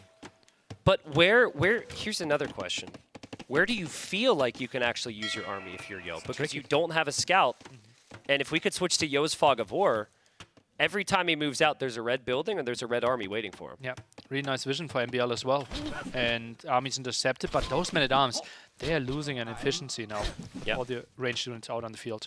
Yo added a second range a long time ago now, like 2 or 3 minutes ago, which in Empire Wars is everything. And yeah, he's really starting to overtake with the numbers. So MBL needs to recover. MBL dropping the market to maybe buy and balance out some resources to click up here. But the big issue for him is the military numbers, but nice micro. You actually see a lot of market play on this map, right? Because if you're forced into skirmishes, you can't pull the villagers away from gold, like you would on normal maps, right? Yep. So you always are going to collecting quite a lot of gold, and that's why he has to buy food. Yeah, villagers in the middle being found there. The galley is still there to protect. I don't know how much either player knows about that. Stone being sold for MBL, so he's really desperate to get the gold to click up. He actually queued up an extra galley in the middle, and he can't click up the Castle Age now. Really? That close? Yep. You'd have to sell the wood here, which he does do. And he clicks up. Yeah. Dropped off the resources. Skirmishes should be fine here with the defense. No armor upgrade on those, though. Doesn't make a difference in skirm versus skirm, but the archers doing double the damage. In theory, they're both playing really heavy skirms, which would make this very heavy into knights. In any other scenario where there's 11 fishing ships versus 10. But a lot of the fishing ships are on gold.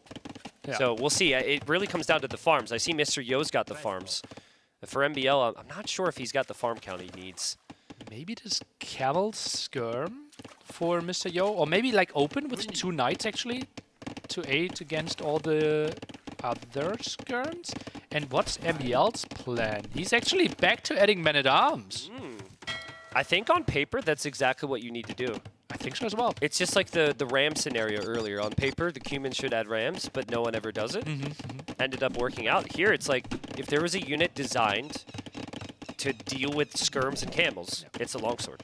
It is 4 archers in there, but those should be sniped. And maybe focusing down those archers, like MBL is now, is nice heads-up thinking. Yeah, it absolutely is. Can Yo... They should always be the focus anyways, right? And now the 2 men-at-arms are going in. He should not show them till he gets the first armor upgrade. Ooh, that's a big play there from Yo. The fire ships work faster for the Byzantines. There was 0 resistance in that pond for MBL and a lot of fishing eco. Yo is essentially taking the opponent out of position with this army, taking his focus away, and that could be 6 or 7 eco kills for Mr. Yo. Interesting. Going for fires, right? Yeah, they're working faster, but typically on small ponds, we are seeing most of the time Hulk being the most prevalent unit there because they win the 1v1 fight. Lots of upgrades coming in. MBL is fully committing to long shots now. Yeah, but he has to chase with it. He has to chase with it. And I think Gate, villagers. That could give him a lot of time. That could give the opponent a lot of time. Nice gates from MBL. And, you know, if you full clear this, I'm suddenly okay with it. He doesn't have Bodkin yet, but that's still a really nice engagement. I absolutely love that for MBL, and he has to be happy with this. This buys him so much time. And with all the fishing ships that he has on the map, he thinks he's in a good spot. That might change, though. That might change, because he's spamming fishing ships into a pond that he's going to be losing here.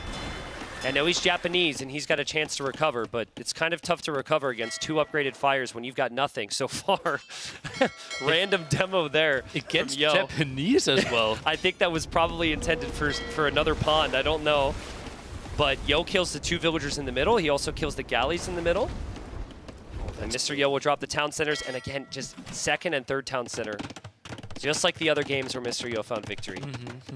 This is sweet for him. And yeah, you saw, woodlines are running out, so adding town centers is really fortunate for him here. Yep. And yeah, he will be really happy with how this is progressing. Oh, no way. No way this actually gets value. No way. Okay. Well, it got value. You could consider, some might consider that value. Some value? Yeah. So, long term, Nilly, it isn't good for Japanese here. I think Byzantines have all the options. In some world where we think like mass towers and mass traps is an option. Yep. But true. then again, like bombard cannons are great. Also, Dromons are incredible on this map, I believe. Yeah. Just getting access to Dromons immediately early Imperial Age. It's like a combo of a Mangonel and a Cannon Galleon. It can be super strong, but I think MBL's kind of got like that Arabia mentality. He's played this matchup mostly on that map, and I think it scales even worse for the Japanese there. And I think MBL's probably like, I gotta end this game quickly. Byzantines have the cheaper imp, they have the stronger castles, they have the cataphracts, the cheap skirms, the hand cannons, the bomber cannons, the list goes on. And the area of the map that has decided the games a lot is right here on the front. Trying to squeeze through there. Interesting choice. Oof. Quite some HP, and now the knights are so much better. Only one single longsword left there. Yeah, he lost the two of the most important units there, didn't he? But he might have been reacting in the south. Mr. Yo will actually push this back. MBL might be able to get more value than we thought, though. The Knights don't have bloodlines for the Byzantines. Beautiful job from Yo to go back with that weak Knight, though, to heal it up. I think as long as MBL does... Man, another nice save from Yo. I think as long as MBL doesn't lose the skirms there, though, he can always make a couple more units to complement them. Okay, so game is slowing down a bit now. What should be the next steps? It feels like both feel like, okay, my economy is set up reasonably well. And if we're thinking this game is going long, we need to think about strategic positioning. And that's probably where do we build our next castle. That's the step for MBL. It's interesting because as MBL's going to drop a tower foundation, he could lose that tower foundation. Interesting, MBL's going to opt for towers instead of a castle. Honestly, if you get a lot of them, it could be very strong. And he doesn't have the safety to build a forward castle at the moment because he lost a lot of his longswords. Seo lures those ships away. Look at that, instant reaction. Great move. And castle in the middle. Not super aggressive. Feels like MBL is happy to play the long game here. Yep. And you favor Byzantines for all the reasons you mentioned. Well, I'd love to maybe get a double click on the oysters here and see how much gold is on the map, but we should wait on that. Because we've got this fight here. But after the fight, I think we need to double check nearly, because I'm guessing like 70% of the map is oysters. 70% of the gold on the map is oysters, and the majority of it's right here. Yeah, so it makes a lot of sense to control this area.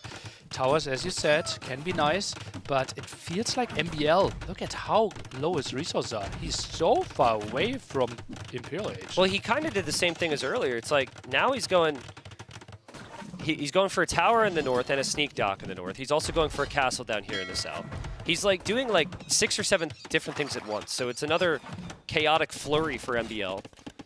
And the hope obviously is that if the first 2 attacks don't break the opponent, the third one will. But Mr. Yo he's kept it simple here. He's just sat back. He's waiting for his castle, and I think his castle should be able to go up. But he has to be careful now, because Samurai are actually in production for MBL. Is Mr. Yo missing a second building? Look at that. He has the resources to go up. University needed. Oh, and MBL's going forward castle right now. Forward castle on his face. Knights out there to intercept, though. Counter castle by Mr. Yo, sending a lot of villagers. I mean, it all comes down to if MBL's castle can go up and how quickly the imp is for Yo. At the same time, we could have other things happening on water. Mr. Yo's losing villagers here. Mr. Yo, he's pulling more. He's pulling so many more. I think both castles are going up, but it will be imp advantage by 4 or 5 minutes. What's better, 1 castle or 3 castles? 3 castles? Okay, because I think MBL is planning on the 3rd. Is he? 22 on stone. He is more on stone than any other resource. So, and he also doesn't have a very big supporting army. But here he comes. He wants another castle. A lot of resources here. And there's another castle. Doesn't overcommit though, right? Could have been a more wild castle if you really wanted to go wild. Yeah, also Hawks on the water at the same time. Yo's defending. I think MBL's castle will likely go up, but when your resources are balanced like this, it's going to be a problem. Another counter castle from Yo. He buys it. Will it go up? Seems like he's pulling enough villagers. I think both castles again are going up. Maybe this time with a bit more losses for Mr. Yo. Skirmishes are dying as well. Samurais are coming in. They're charging quite nicely. Mr. Yo, oh, those are more loss than I anticipated. If MBL can save those Samurai, get to the back, there's a lot of bills for the taking there. But it's really tough, because he's looking a million other places right now. He might not even know about this. Yeah. LS6 is coming in. MBL still deep in Castle Age. Yeah, doesn't know about the woodlands in the back. He doesn't have Rams out. He can't make Trebs. Mr. Yo can make Trebs in 30 seconds from both of these castles. Are we doing petards? With 19 on food? I don't know, but yeah, like certainly petards from that castle would maybe make sense. Yeah, yeah. 16 idle villagers in there. Crazy. And he only has 67 villagers. He's going to drop another castle now. Yeah, that castle's more defensive, but that imp timing from Mr. Yo is a game changer here. Such great decisions from Yo defensively there. Like he was already planning on his own castle, but to build the second one like that, he made that look very easy. And builds a gate there, doesn't want to be intercepted in any weird ways. What are the ideas now for Mr. Yo? He knows, okay, I will clear up those castles. You will buy yourself a bit of time. MBL, he needs to make a decision. Are we still playing towards him? Is he trying to make something happen in Castle Age? It feels like he has no chance in pushing. So, imp, and then somehow pray that Mr. Yo is not crazy with his speed? Yeah, I think so. The unfortunate thing is, Yo can hit every single castle immediately. He will take these 2 castles with the Trebs. Those are going to go down. He can hit the other 2 castles with Dramans on the water. Unless MBO drops a tower there or something. So it's actually very realistic that Mr. Yo ends up taking 4 castles down, loses none of his own, and loses the same amount of villagers as the opponent this game with the 70 to 7 KD. So again, amazing from Yo. He's been the more consistent player in the series. He's held on against the chaos here. And I mean, I'm struggling for ideas right now for MBL. It feels like the game, there's no positives to his situation right now. Yeah, well, he has to go like really far back in his base, maybe do something with towers again, but I think he's struggling to find the answers as well. Just so much stone investment. And Mr. Yo, like this is no investment basically to clear this up, right? He had the 2 castles, he had all the docks, he loves to build those Dromans, and I'm not even sure if this dock is going up and MBL is questioning this. Yeah, and MBL's going to tap out. Mr. Yo is going to win 3-1. It was a great series. The first 2 games especially, Yo was able to just survive the chaos, weather the storm. And listen, I don't care how experienced you are, I don't care how many LAN events you've been at, but winning the first series has got to be a huge relief, right? So it's got to feel great. Yeah, especially in the group where we said, like, this set might already decide who's going through, right? Yeah. And now MBL, he needs to win against either Hard or Hera. What a colossal task. I guess, in theory, MBL should be hoping that Hart loses to Hera later, right? Like, if Hera is seen as the best player in the world in terms of his next matchup, right? Or is he going to play them regardless? He plays them regardless. Yeah, it's a round-robin system. He plays against everyone. Yeah. Yeah. Okay, so I mean, the I personally feel like, against Hera, it's going to be extremely difficult for MBL. Against Heart, I'd give his chances maybe ever so slightly less than against Yo. Okay. So I think it's doable for MBL. So what is MBL hoping for? Heart, winning against Hera and being like super motivated and coming from a high, or losing against Hera and being basically an elimination match against MBL? Yeah, I don't know. I think what MBL needed, though, as weird as it sounds, is he needed some games where he had winning moments that he could learn from. And every single game that he lost today, he had a position where I feel he could go back to it and say, I adjust this slightly differently. Next series, I'm more relaxed. I've already played a series. I'm not as nervous, and then adjust it better. But I mean, part of what makes Yo so good is he made the decisions. First series, no questions. It's crazy, right? His decision making. Like, obviously, he's been playing for like 20 years now, and like puts himself into weird spots. Played against a lot of opponents that had weird spots as well. And yeah, I love to pick his brain. Yeah, absolutely. Well, it will be Riley and Dave interviewing Yo in our, what is that, the deck? The deck of the ship? The HMS Londinium. Well, okay. Yes, we haven't quite figured out exactly which part of the ship we're in here, and Yo's in the middle of pillaging all of our treasure here as well. You don't get the prize money until the tournament's finished, mate. You can't start stealing stuff just yet. Just looking. Well, congratulations, Mr. Yo. A tidy win for you, 3-1 against MBL. Tell us about how you're feeling heading into this match, playing against MBL. What were your thoughts? Did you have certain ideas prepared, given having MBL as your opponent?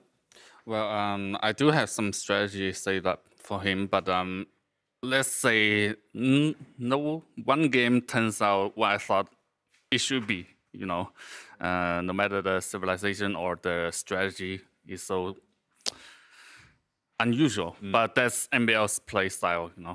Yeah, there's only so much planning you can do. Yeah. Dave? I mean, Riley already talked about it, right? How do you even begin to prepare against a player like MBL? Everyone else in this tournament feels kind of standard, but you've played against him so many times in the past, and it's always one of my favorite matchups. It's always crazy. I guess you just have to play yourself. MBL is this creative player or weird player, no matter how you put it, but there's no way you can predict his move. Just do your economy well and play well. That's it. Did you incorporate the new maps? Was that part of your strategy coming in? Because you played Blue Wells, and then obviously Stone Drift was included as well. Was that part of your strategy, like banking on his lack of preparation maybe coming into this tournament? I picked this map because they have water. And I know MBL's only weakness might be water. He doesn't play water map that much, mostly Arabia, right? Can you rank from 1 to 10 how surprised you were on the first game when he picked Saracens and then he had scouts at your base? 10. I didn't expect that save. And scout opening is unexpected. And I think everyone can agree here. He put a lot of pressure on you, but you reacted very well. Are you feeling good mechanically, other than your strategy coming in, which really worked? But your mechanics, are they feeling good here? Are you comfortable? I don't think both of us are playing like really well in the first game, and there are some mistakes here and there, but. I think his strategy is not that good against mine. And your chances going forward after you won this set, how big was this set for you in such a tough group? Big. And how confident do you feel going up against Hera and Heart? Big. I have no confidence against Hera or Heart. But it's good to have one win at least. And next round, I think I'm playing Heart, right? Well, I'm not sure. We'll have to check exactly the way. Yeah, it should be. You'll play him at some point. Yes. Yeah. I think Heart is gonna be tough. Hera, never mind. Who cares? Never mind. Okay, it's a bye, but in the opposite direction. Yeah. Well, Mr. Yo, congratulations on the win. A great start to your Red Bull Wololo Londinium. You must be really pleased. 3-1 over MBL. Thanks so much for joining us. Best of luck in the future. Thank you. We're going to head it over now to our casters once again. They've got some highlights to share with us from what we've just seen in this set between Mr. Yo and MBL. Yeah, Mr. Yo's transparency as good as ever there. That was awesome. Yeah, he looked visibly relieved that he got the win here. Back to what we said. Do you find it interesting as we get to the highlights for the series? Do you find it interesting that he lacks so much confidence against Hart in a LAN? I was a bit surprised how hard he judged that one, right? Yeah. Especially Hart, who struggle a bit in LANs, right? Yes. We have to say, like, we consider him maybe top 5, top 6 even in online games, but he didn't have, like, any breakthrough sets even in the last LANs, right? Yeah, So, that was my feeling as well. Ranking him so much higher than himself, I was surprised by that. Well, I mean, they have a lot of experience playing against each other, and I think for players, it's just going to be based on how each player feels on the other side of the screen. There's no question on Hart's talent. He was saying that, though, about Hart. We'll see him later. He was actually in the semifinals last time around. I think he got swept by Hera. But yeah, we'll see what Mr. Yo does when they run into each other here. But he said he didn't expect the scouts. I didn't expect the scouts from Saracens either. Yeah, well, that is a wild strategy, right? You can use the market. It is MBL. You need to always do a really good job of scouting. And that CA dive, yeah, in the end, all the CAs are dying, but MBL's economy is simply 20 villages behind here. The key moment of the game. Yeah, it was huge. And that's exactly the game you want to start off the series. And Mr. Yo, I think, led with some confidence going into the second game. But what is that, like 6 villager kills, but 30 idols right there? It's like it's yeah, ridiculous. I think the worker efficiency last minute dipped down to like something like 20% there. And then he finishes the game with the forward castle. Just the perfect opening. Yeah, perfect timing there as well, right? Because actually MBL had the water control, just won the big fight, but villagers snuck through. And then on the second game, Stone Drift, the landing there by MBL was quite nice, some nice aggression, but Mr. Yo able to clear up the first tower. Yeah, sometimes the question is how do you beat someone when they do the strategy, and maybe there's counter answers. If you can't beat them, join them is also a bit of advice, and that's exactly what Yo did. He counter-landed his opponent after MBL went for the unusual landing, and he mitigated the damage at home. He won the Islands game. Game number 3, though. Again, MBL just bringing random things, chaotic things to the fold. Man-at-Arms, Archer, and Spearman opening. But Mr. Yo just couldn't really find a way to do significant damage to MBL this game. Yeah, and that was the big difference, right? Crossbows and skirmishes here doing so much more damage on the side for MBL. Mangonel micro completely off the post, gets the kill at the bottom, gets the kill at the top, and keeps both of his Mangonels alive. Yeah, and honestly, you think about the whole series, Nilly. If Yo doesn't counter land, I guarantee you there's siege from MBL on his TC, and then Yo has to play counter siege, and then MBL wins that game, and then it's a different situation. This was a sick opening from Yo. Crazy, right? And yeah, Byzantine bonus, right? You have the better vision, you see this coming. Nice quick wall by Mr. Yo, and then the Archer defense was good. And MBL, he went for some crazy aggression. We thought maybe going for some towers instead of 3 castles could have been an option here. He did not gain enough ground. Yeah, I think at a certain point, MBL just, I think the eco fell apart, the game plan fell apart, and he said, screw it, let's send it. And honestly, against lesser players, the send it maybe works. Maybe against other civs, it works as well, but Mr. Yo played it perfectly. Ends up trebbing down 2 castles, has the Drawmans and the other pawns to take care of the 3rd and the 4th, and then Mr. Yo obviously wins the series. So, in my opinion, a great series to show us what the players are capable of. Kind of an expected series in terms of MBL's chaos being a little too much. He needs a little bit more control in the next sets. And Mr. Yo is showing he's pretty on top of his game.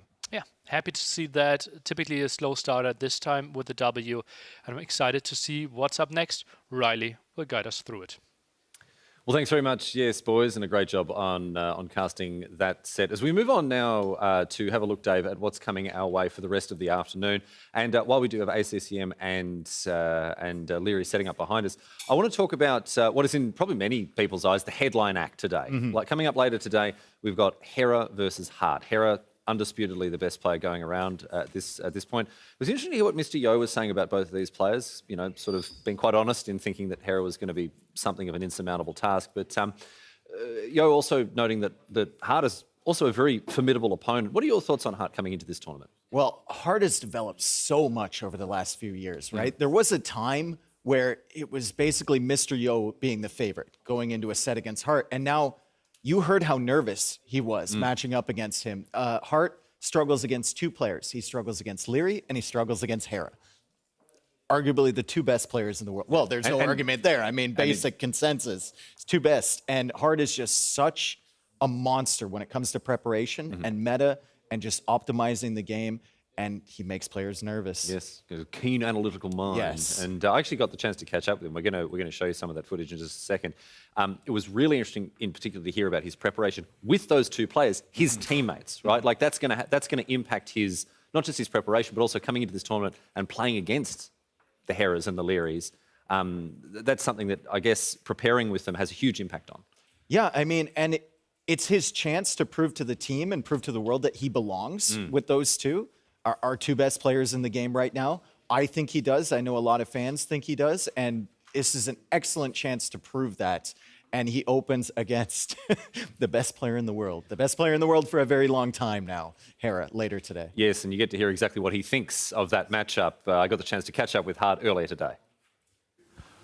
I'm here with Hart, who is playing in now his second Red Bull Wololo tournament. Hart, it's good to see you back at one of these. These events are so special, aren't they? They're really exciting. It's super exciting. It's something you plan the whole year around, basically. It's like the World Cup for us AoE players, essentially. It is a little bit like that. These are such high-profile events. Let's talk about your preparation coming into this tournament, given the fact that the stakes are so high. What does your preparation look like? Well, we had a boot camp in France with Vitality. So me, Hera, and Leary. We had a boot camp. So we got a lot of games in, and yeah. It was pretty good, actually. And maybe develop some secret strats to bring to the table. We'll see. Maybe, but maybe. In round number one, there's not going to be any secrets because it's you playing against your teammate Hera. Hera is undoubtedly the best player in the world at the moment. What does it mean for you to be facing him in the first round? This is the first match you'll be playing. Yeah, I mean, I'm quite used to it by now. I literally always face him round one in every single tournament, I think. So okay. It's just routine at this point. But yeah, it's obviously special. Like, he knows we prepare together, so like there's not many secrets between us. There's ideas that like sometimes in practice he would beat me, and I would tell him like, your strategy is terrible. I'm just bad, that I can beat it. Okay. But yeah, there's things like that between us. But yeah, it's going to be a special match. I think it's nice to face him. If I'm going to face him, I'd rather get him out of the way first, Yep. and then have an easier way. And yeah. All right, well, best of luck, not just against Hera, but for indeed the rest of the tournament. Hart, thanks so much for joining us. Thank you. Hart there chatting about the upcoming match against Hera, which, Dave, will be coming up later today on the broadcast. You want to stick around for that because that is must-watch Age of Empires. We turn our attention now to the match that's coming up right ahead of us here. We have ACCM facing off against Leary. Leary, a former champion, two-time Red Bull Wololo champion. ACCM, someone who had quite an interesting and impressive road to this tournament, Dave. I think unprecedented is the word, right? You saw him on the ladder, and I believe he had 38 wins in a row. It got to the point where Hera and Leary would spend their entire evening just trying to snipe ACCM on the ladder. And then when they finally got him, they lost. They couldn't stop him. So ACCM at the absolute peak of his game right now.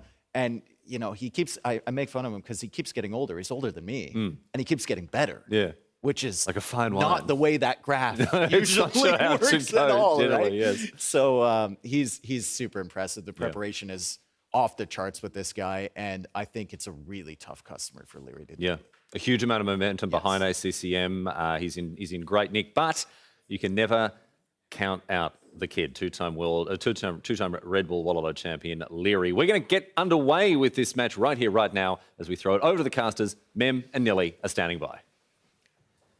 And because if you check about those statistics, you see ACCM, right, Nelly? And then he was the one who played the least. So he was saving energy. He's getting older, like they've said, and then he played the least, but I win the most. Yeah, I actually talked to him about that, right? Because I couldn't believe how successful he was in the ladder. He said he actually practiced a bit, off stream, off ladder, compared to what all the others did, right? And he was picking his opponents, right? And he spent like 14 hours in front of the PC, but just like was very careful who he wanted to play against. I just put the alarm in my phone, you know. When ACCM is going, I get the alarm, you know, because it was like a big event. And then we have Leary. Is Leary the biggest threat for Hera? Probably. We see him as the number 2 in the world, right? We have seen great sets, but now I want to get hyped for Leary against ACCM. Yes. We got something for you. I think I might actually. I started playing this game when I was like 8 or 9 years old, but as you become better, as you improve, you start imagining what could it be, and this is exactly what could be. For me, now I didn't feel the pressure, but maybe on the stage want to be the different. I want to be better version of myself every single day, so I want to be in the final.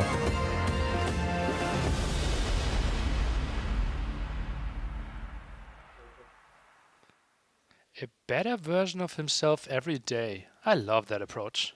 Well, you remember when Bhakti was the best Vietnam player in the community, right? And ACCM couldn't catch up. Then it's happening that now, and now ACCM above that level like 2, 3, 4 times. It's incredible, as they were talking. Absolutely love to see it. And, well, the fun story when we look at a Leary draft, obviously the first 3 bands that he has, Muisca, Mapuche, Tupi. Why do we don't give the DLC to Maybe someone donate $20 to Leary that he can afford. Or just to the Steam account, you know, directly the game. Because maybe if he give the $20, he still repay. Exactly. He's in London, you know. London is quite cheap, you know, so maybe he's gonna get those. My goodness, it's incredible. I wanted to ask you about this.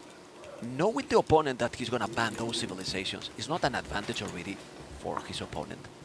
Basically, it is 6 bands versus 3 bands, right?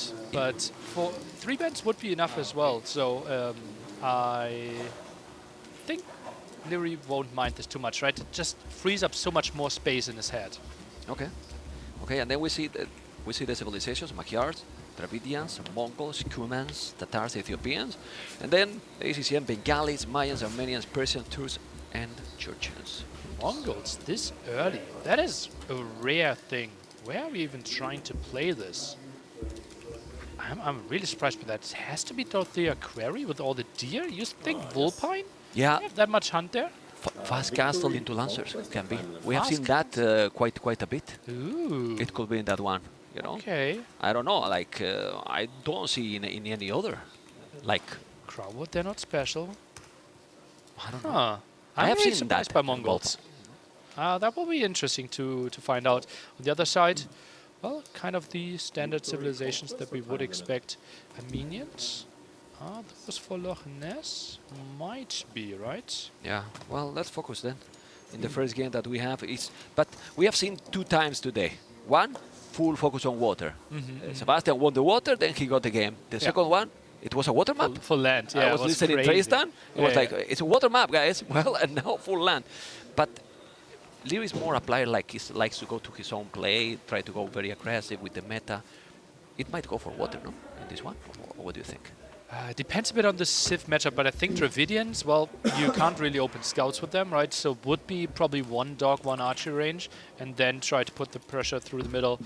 Leary in the ladder qualifier, rank 3. 24 years old. Can I call him the kid still? That's forever. You can. Yeah. Okay. Well, the kid is not that kid anymore, 24. I remember when we started and 17 years old, 16. I think you were with him in one LAN event that was 16 and their family was there, right? Yeah, like the first one. 15 or 16? I think he was 14. And even? We were sitting together in the evening and he asked his father for if it's fine if he stays up a bit longer tonight. 1954, obviously don't get this confused with your rating at home. This is from the Wololo ladder and we are in the set. Ladies and gentlemen, we have Armenians and Dravidians as a blue, Leary as a red, ACCM, and we see the first scout for ACCM that is down right away. That is rough. He won't have any scouting until now. And he walled himself, so he's completely blind. Look at this. Oh, this will be ACCM playing completely blindfolded here. Yeah, but he's walled already the passage. The passage is a bit smaller, so it makes that, well, is not going to get any aggression on the land, so he's focused on water. Leary has also dock on the right side. Can he squeeze through? Probably he can go there. I think he can go through. But that feels waterful, even if he's looking at like a shallows, no? Yeah, I don't know. It feels like ACM is the one that would double check it, plus the scout of Leary went the long way as well. So I think this should be walled. Yeah, because if he's going the scout around, as you mentioned, it has to be walled. Okay, let's see. Second dock already by both players, so we have a water map 100% here. Well, looks like it. We see the archer range opening for Leary. He can sneak around a bit with the archers, and we see some blue dots at the bottom there. Okay, the archers are coming. Well, it's going to be a long way to make some damage. He's going for those chickens. He's trying to get the hunt. Fletching already on the way. Sending some Hulk, but not going to achieve anything because he's on the right side. The scout is trying to gather more and more information, as you can see. And well, with Fletching already in and no Fletching at all, 2 archers and with Lear's micro can be annoying. That can be really annoying, right? I think he will have to build an archer range against that. Yeah, there we see a lot of small walls, but well, those archers, they can be annoying behind the woodlines as well. Okay, he's using the spear kind of like a scout now, ACCM, so he's going to take it. And then before it getting into the action, what civilization you actually prefer? You are not going to ask to me because you know which one I don't. Yeah, it feels like Armenians are maybe a bit better on water if we get into the stabilized situation, right? But Leary with Dravidians, with all his aggression, I think he will have an advantage. And Armenians, not sure if they can actually play to their full strength. It's not a little bit of a panic tower. He saw the 2 archers, he doesn't know what else is coming, so he just put to be, safe. But at the end, now, for example, Lee can even play with the market approach. It's protecting the chicken, it's protecting the gold. I don't mind it too much. Maybe an earlier range might have been an option as well. He had to rush this one out, and yeah, this will be a bit annoying. And water looks good for Leary as well. Yeah, Leary is definitely having the advantage on the water. Here on the land, he has those units that is being annoying. That way, if he's not paying attention, he's gonna lose it. But now he's moving. He's creating already chaos. That makes that the efficiency is already not what you want. And we see the water fight now. The galleys looks like they will get a lot of damage in, and well, Leary will love this, right? Just being a bit annoying, can focus on his water micro, and is taking some good fights here. Yeah, his economy, his macro is being fantastic. He has 1 villager more in total that can be a fishing ship. He has no army, no navy ACCM. Leary is on the way to castle. He didn't use the stone to sell to go up, and right now the kid is having definitely the advantage. He's having the timing and the momentum. 3rd dock even now by Leary. I wouldn't be surprised to see him add some more fishing ships soon. Feels like he won the water. He has the map control, castle age advantage, fishing ship advantage. Like he is leading every single department in the game. And the KD is also not terrible, right? 6-0! 6-0 already, didn't lose a single unit. Minute number 6 is gonna be in castle age in around 8 minutes. And well, Leary is taking the whole lead for sure. Now that might be the market from ACCN, but the market is not even so much needed because he's about to go up. He can balance the economy because he has a lot of gold. But well, how to make now more damage? He should go the average on water or maybe go for, I mean, he has 2 arches. He has to be water. Like ACCM will have to play probably like a 3 TC, try to win after like a 1 hour game with defense game. That's kind of the only approach, right? And Leary, well, he has vision right, he has vision left. But he has to get monasteries, have water control, and boom this one out. But for that, he needs to be patient. ACCM is not that kind of a player that is patient. Luckily. Mode activated. Luckily, we have a time limit in this turn. The skirmishes are coming. He's going to go around. Oh. This is going to buy a This is a monk rush. Oh. He will church rush this. Nilidamus. He is late. No, he's going for that. You're right. Villagers. I think he's going for that. And the scout was around, but Leary missed it. That's really fortunate. Can we check Leary POV to see what he can see at home? Because this is like so misleading. He has the scout there. He was scared of this. He cannot see it. He cannot see it, but what damage he can do? Nah, it's gonna be difficult to also make big damage there. Pretty far away, and Leary, look at that. Easily we get 3 relics from the right-hand side. ACM is losing so much of the timing as well. Some attack through the center could happen, and Leary gets some more houses up. Yeah, those 6 villages are not working for the last minute and a half, basically. So those are not doing anything. He's going all over the map. He's going to try to now make a charge, but when he's going to make the charge, he has already a 3rd DC. 3 tone centers. He has the water control, full water control. It's complicated moment here for double fortified church and siege workshop. Right? That's kind of the only possibility. Yeah, but he's doing already a second TC. He bought a stone. Okay, okay. Yeah. Siege workshop, the charge is there, and he's going to try to be aggressive because, well, Dravidians don't have very good answers if he's going monks and siege. This is fortunate for ACCM that Leary is actually building a town center in that direction, because otherwise there's no natural spot where ACCM could attack against those houses and walls. Yeah, but Leary is not aware, but I think he's suspicious that something is coming. Yeah, he did the siege workshop already, while he cannot see anything. He's gonna make a second charge probably there, but with the TC now, it's gonna see those villages. There you go, he can see those villages. So let's see Leary reaction. Villages are coming, the charge is gonna be there, probably between the houses and... Some aggression on the right-hand side as well. We had a conversion there. Church between those two town centers would be nice. Conversion, not that important. But that's the fine. monk died, actually. Okay. Again, the skin, but he converted now. And now what Leary will do here? How you counter this? Because you don't know if ACCM is going to go with a redemption, it's going to go full monk crash. You could do light caps. I mean, if he's Dravidian, you have husbandry now, so it can be that it doesn't feel natural, right? Yeah, I don't think that's really an option. I think you're giving up those TCs. You're not even repairing them, booming away in the other direction, and let the water really carry you. Okay. Well, he's doing a tournament, so he's going to try to defend with monks to try to convert those. So he's investing quite something. He has already two more on the queue. Now another charge is the third one, Sanity, that is also, remember, going to affect to the Warrior Priest. In the next minute, he's going to notice if he has Redemption or not. So if he doesn't have it, he's going to be able to defend with the Mangrel. He's repairing the Town Center as well, so it's not really giving up this area. I mean, there's a lot of resources here, really. Stone, the gold, that wood as well. But this town center will always go down. I'm a bit surprised that he's repairing into it. As you all know, typically you only pay 50% if you repair something, but with town centers you actually pay 200% of the original cost. Okay. Let's see, it's true that he's not repairing with so many villages, but still, it's there. There you go. Warrior Priest already converted and take the other one. The population though, I mean, the population is impressive. The difference is close to, not double, but you know, 40 population more. He has 21 villages more. Only what? Bongs, one down. Oh, one down, okay. But the Mangrel is coming, he has to be careful with that one. He's gonna micro properly. No, both save it, the Mangrel for now. Now he's gonna take it. No, didn't take it. There's still two monks there, and now he has Redemption. Now this is the problem for Leary. It's can snowball this situation, or you still think that the advantage here for Leary is enough? The economy is just absolutely crazy still, right? Yeah, ACM doing a reasonable job, even going for a third town center, so he is not fully all in here. Now we see Devotion even coming in. Nice ground attack by Leary, buying himself a bit more time. Really nice micro. Devotion is going to help for sure. Wheelbarrow is also going to be there. They doesn't have a lot of fans, but still, the speed for the villages. You still carry more resources, so it's always good to have it. That Mangrel need to be converted, He deleted and didn't kill anything. Good micro by both.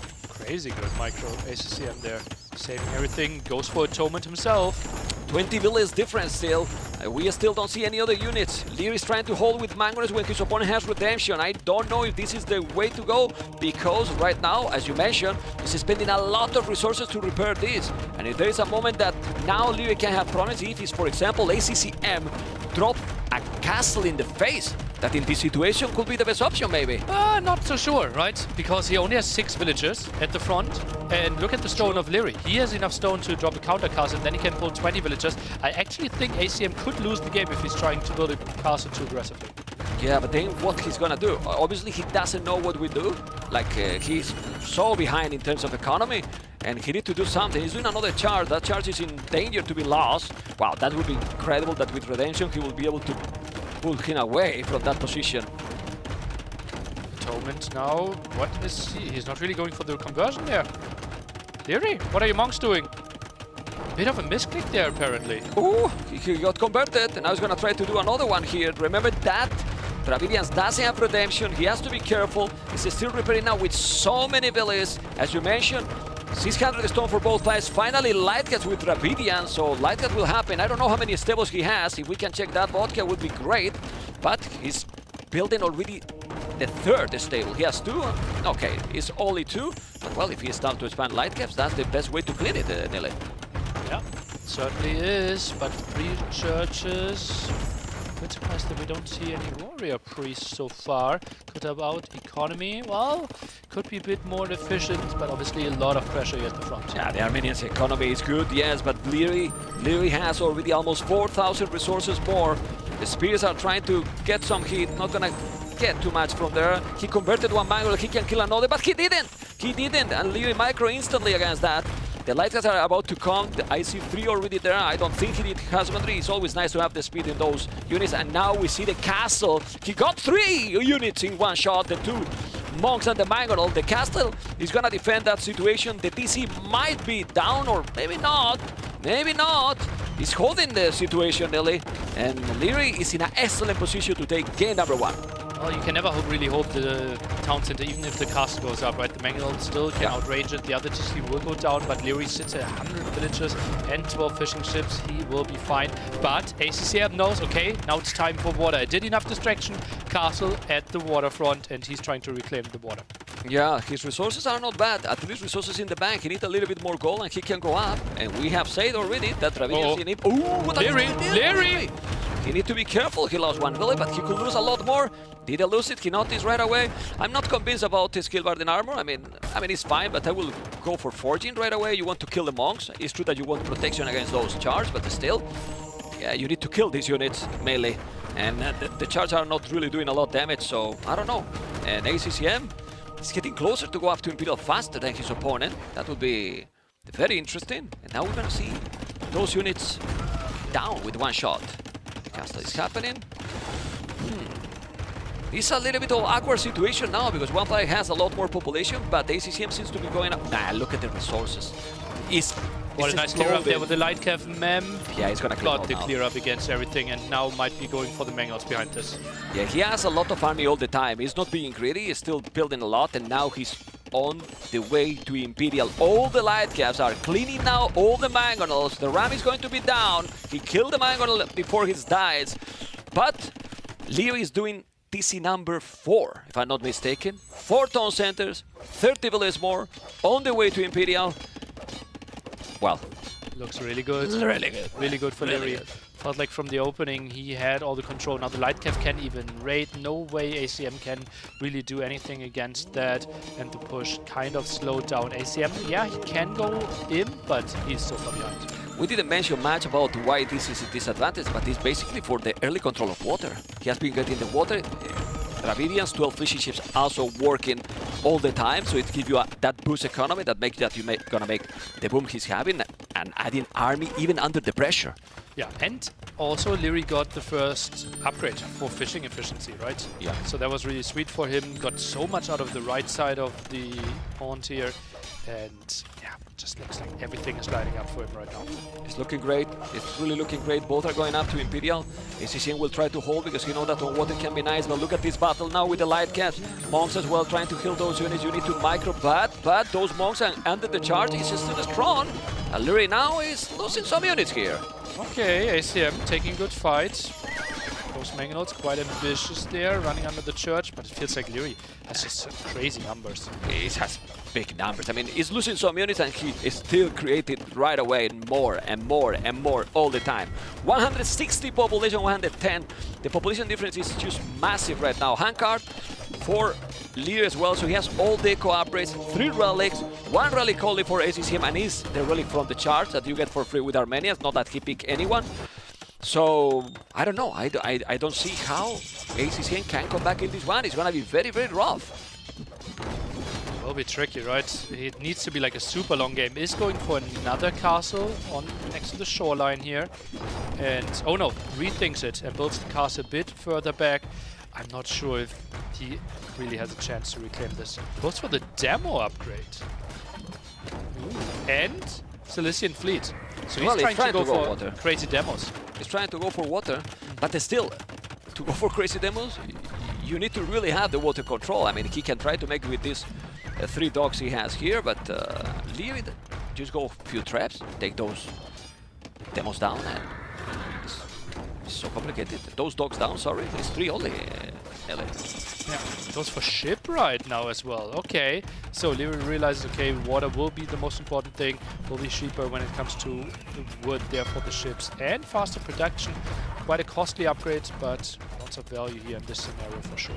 And it's still in water with this kind of units, and it's still no ballistic for Leary. That's a signature as well from himself, right? But he paid attention to everything. Look how many things are happening at the same time, and then he's sniping those villains doing the tower. You have to get a crazy multitasking. Now, of course, this guy's got that crazy multitasking. The fast fire ships are going to be there. He's taking the dogs, and well, once that castle is down, he can go and then go for the land units. That for now, Leary is just going few skirmishes in the lane. Demo upgrade now. ACM is trying to make something wild happen, but he only has 2 demos right now. No control over the left-hand side. And Leary feels like he's only waiting for chemistry to finish to build some cannon galleons, and then ACM will be fully open. Yeah, I mean, it will have all the range from there. It will be really complicated. It is really complicated already, the chart on the right side, but that's not going to achieve too much. Resources is still at the limit, almost 60 farmers for Leary, so he could do, well, skins forever, even Cabra if he wanted. The fish is going to be out of food soon. It's going to be gone on the lake, but with upgrade, it's doing all the upgrades. Now it's going for infantry, champions. Yeah, but the infantry for Dravidians is not bad either. Yeah, yeah. And, well, he already has the tech, right, with Bracer, so Arbalest tech wouldn't be too far away. And where would you even attack? Right-hand side feels like it's blocked a bit, left-hand side has the castle, and through the middle you have no options either, so it feels like the tech might be a bit late, but he didn't have the time before that. Let's see what's going to happen. Let's see if Leo is going to make another castle to defend the right area or the left. The castle he has is now on the left at the back, but he's still coming with more units. He's doing the castle there. It makes sense. You see here the chart, the siege workshop. I love when the skirmishes block the village to build the castle. He has to love it as well, you know, and he's selling now more resources to get some more gold, but 8,000 resources collected overall more. And now with the castle there, he's going to clean that area. On the left, he can go with the trebuchet and 200 population. Like Cannoneers there as well to deal with the potential champions. All the steps in the right direction. Cannon galleons now being started as well. That castle likely going down. ACM, you obviously love his fighting spirit, but I don't even see a proper winning condition for him. Not even dropping, right? I mean, well, if Red Bull alone, you know, hey, he dropped the player, but no, it's very difficult. It's complicated. It's true that he's doing now Fedetres, that is going to be 100 HP champions if you do the champion average. Remember, 30 HP more for the infantry, basically. And now with the Trebs, with the cannon galleons, with the fire ship, with the fast fire ship, sorry, and hand cannoneers covering the land area, there's definitely not a weak spot or Leary's base. Crazy, right? How Leary is thinking, okay, it looks really good. What are the only options how I could lose this game? And this is how you should be thinking those spots. It shouldn't be, okay, how do I finish it the fastest? It is, okay, what are potential comeback scenarios for ACCM? One of them was the attack at the right-hand side. One of them was the attack at the left-hand side, both being dealt with. And now the attack through the middle should be the natural next step for Leary. He's taking now so many villages, so if his economy is already weak, imagine how weak he is now. He's doing the guilds, he can sell now a lot of food to get so much gold. He still have 3 relics only, the 3 relics on the left. I don't understand why ACCM at least didn't take them, would be great. But well, let's see those infantry, right? He's trying to mass, he's doing the champion, they can be dangerous. The unique units also from League could be great. The infantry, the Yurumi swordsman, which is not doing it. And let's see if those champions can achieve something. What do you think, Nelly? Does he has a note? The thing is, we only have 3 hand cannoneers out on the field, right? Leary has been housed for so long that he couldn't really get up to the numbers. Now he sees the twin swordsman, 95 HP on those. And Leary, he needs to lose something to get into his proper military numbers. Yeah, he lost now something. He's 20 population space, but still the numbers are not there. That which is probably going to go down. Those champions are scary, but if he definitely put on the field this amount of hand cannoneers, he's going to be able to stop it. But you need to stop it. Imagine if this army was coming now with some traps, then maybe you could be a bigger threat. But right now, only with champions, you need something else. Yeah, maybe you could think about raiding something, but hand cannoneer is great at defending here. We have the castle as well. Easy to shift your economy here for Leary as well, but it just feels like he might even already be defending the first wave with those hand cannoneers. But be careful with ACCM. If he has something, it's stamina. A lot of stamina. He's gonna have all the energy that we want in our life, and he's gonna put it there. And now he's never going to give up. If there is time and they feel that he has a good population, he's gonna keep trying. For now, the champions are going to other side because he see so many hand cannoneers, but still, the blue area in the minimap, it's starting to lose a little bit, you know, spread out, and it's doing more damage to ACCM. Can do something, really. Well, he's certainly holding on and trying to make Leary slip up, but Leary has all the answers. And yeah, when it comes to stamina, ACM played a 4.5-hour game last year at LAN, where they even had to take a small break in between because players need to free themselves. Not be brave with these people, you know. Not be brave, but yeah, my goodness. Okay, the champ is still going. There's still a lot of army for Leary. He has right now 28 hand cannoneers, 24 more in the queue, so it's still taking a lot. Amazing Leary without ballistic, trying to kill all the champions, you know, moving under the TC. It's not the most important upgrade, but against this rate, it's definitely a fact for sure. Plus 4 armor, Thambri now, and it's still under all this rate, nearly 200 population. Yeah. Crazy. Really crazy indeed, and he's just tacking into so much more stuff, and it feels like the score will be way better for him now as well, right after he killed all those champions. If raids are not really finding kills, it will be so much better for the defender when it comes to the score, because they're not losing anything. I'm only missing that maybe he's raiding a little bit ACCM economy, right? Because he's not really raiding his economy at all. Yeah, I know it's difficult, but... Dravidians is a bad raiding civilization, right? This is the closest that he can get to it. Getting some pressure there, having some cannon galleons. I think this might be the spot where he could even consider deleting some galleons, right? He still has way too much on water, I feel. Yeah. Some of his population. Yeah, but he might not lose the water because of that, right? And it's coming now. It's kind of scary, but you're right. I mean, why not? He has so much fires, right? They're not really helping anymore. Doesn't have many. He has only 4. At the end, elite elephant archers. Ooh. Elite elephant archers to finish the game, to try to finish the game, because obviously those units are going to be so tanky. We saw in the first series of the day how good they can be, but the main elite ones, the champions are going to take those hand cannoneers. It's not enough hand cannoneers to hold this, but the most villains that Leo is losing, the most army is having. It's getting closer and closer to 100 military, while ACCM is still on 27 only at the maximum right now. ACCM trying to reclaim this gold, gets another church there. Cannon galleons could come over, down to only 2 cannon galleons though there. And, well, some more gold control reclaimed. But yeah, as you said, close to 100 military soon for Leary. Yeah, and the biggest problem also that he only has 1 trap, so you cannot really push him back. It's now with the 1 galleon here, taking the gold miners, finally ballistic, but it's not for the galleons, it's for the elephants, you know? Maybe he remember, you know, about it because of the elephants. Champions is still going, but he gonna lose them all. TC is there, Castle is there, there's also some galleons. And this is why, I mean, Leary has the big position here, but this is why I usually don't like Dravidians at all. Just look how dominant is the position, and you feel that it's very difficult to finish a game with them. Yeah, true. But also, it is, as you can see, really difficult to finish Dravidians in this case, right? Because the advantage was so big before that. And yeah, it might not be the most exciting civ, because they're lacking so much mobility and have to take the small fights, but simply the opening there with plus 200, the crazy fishing ship advantage just makes them a really good pick. Very powerful for sure. As you can see, he's going now with the galleons to the left. Then if he take this, he's gonna be almost, well, with no goal access.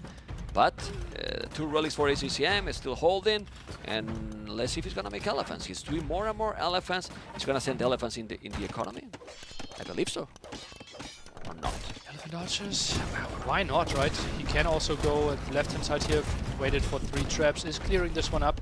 I think this is also a spot where Leary should have maybe considered just stonewalling up some areas. Make it easier for him and attack through the middle. Anyway, guys, this is a big no, it's a huge tournament, and I want to give you some details. ACCM is well known that he's not resigning before 5,000 score difference. We are getting there. It's 4K only. Relax, Nilly, I know that we are checking this, but 4K, we still need 1K more, and maybe there, it can happen. Still, the thing is, his economy is kind of untouched. That's why he keep going, because like, okay, I keep doing the job, produce units, and now he's doing the armor for his skirmishes as well. So he's going to skirmish. Yeah, there are multiple things happening here, right? First of all, we have way more information than ACCM. That they do have. Leary might be running out of wood, might be slipping up with this macro. We see that's not the case, but ACM, well, we know he has a crazy fighting spirit, and also it is the first game of a $250,000 tournament series, right? So you really want to be sure to play your best, and then going into game 2 you want to have your warm hands, explore all your options, and I don't fault him for taking a bit more time than most people would. For sure, and actually right now is the highest population he has got in the game. 185, now dropping a little bit, but Leary is coming with the trebuchets. He has to be patient. In this situation, Nearly, you really have to be patient because Leary might be feeling, hey, I'm doing everything right, but I cannot finish the game. Okay, I need to go step by step, or this can be complicated. Skirms are now doing stuff. HCM, he has 3 relics. This is really good. It's all ranged units. Leary might need to tech switch here. Yeah, or make more skirmishes himself. Because in this kind of battle, he has to be careful. He's gonna have now the last armor as well. Champions are coming on the right, on the left. You need to hold the position, but this one is gonna be well secure. The trebuchets, you don't wanna lose them. And now you need to kill all those buildings. It's crazy, but you can't finish the game. He's holding at the moment, and now he's losing all the hand cannoneers in front. So this is a good value trade for ACCM. Is he making this happen? Population is getting really close all of a sudden. 70 farmers. That's a lot of gold that Leary will spend trying to reclaim this area. Check the village number, 108, 131. If the game keep going longer and longer, well, you never know. He's doing the +4 attack now. Shall he do now maybe that you got bloodlines, maybe ACCM can still light caps? I mean, you don't have the +4 armor, but if you do the light caps with the bloodlines, you can maybe raid your opponent, and that can be tricky. Indeed, mobility might be key here at one point, right? This is an army that can be stopped by pure skirm. We don't have that much on the field. ACM struggling a bit when it comes to wood here. Still no handcut for him either. Oh wow, that's important. That's very important, especially at this stage of this game. Yeah, it's crazy that he doesn't have that armor. Leary, 3,000 food. 300 golds, not a lot, but he's still trying to kill all the buildings. But if you check, he's not really pushing. He's not really pushing. He's holding the positions. Here, all those units are going to go down because the skims are going to deal with them. Skims are paladins, Nearly. I mean, seriously. They're paladins. They are so strong, like really, really strong. They've been holding now for so long. He has also those champions.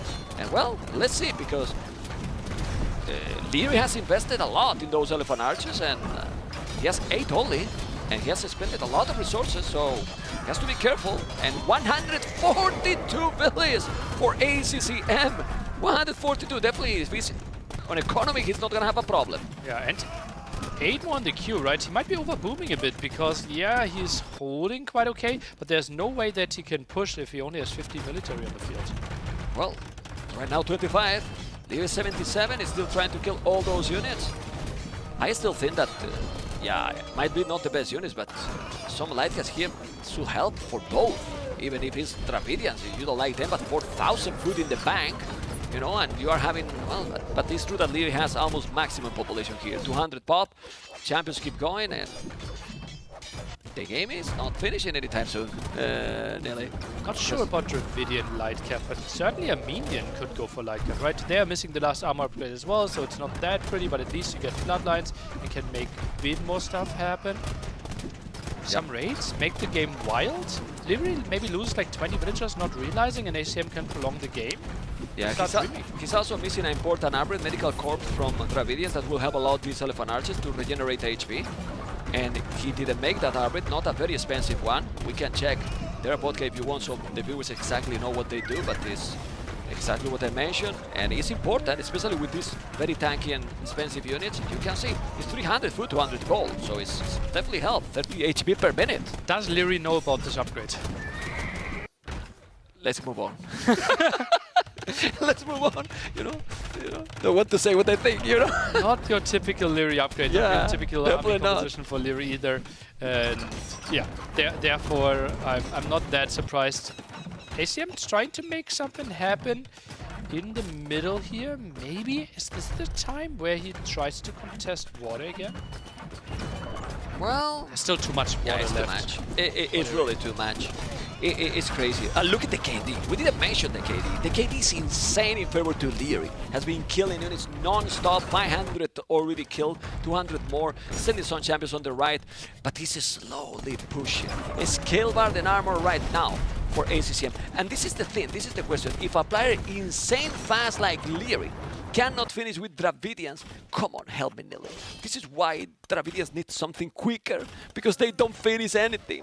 I think it's fine with the identity here. Plus, also, this is a map where it is tougher to finish your opponent, right? Because with any Civ, 70% of the map you can't really attack your opponent, and yeah, this is more of a strategic than like early, super aggressive finishing game map.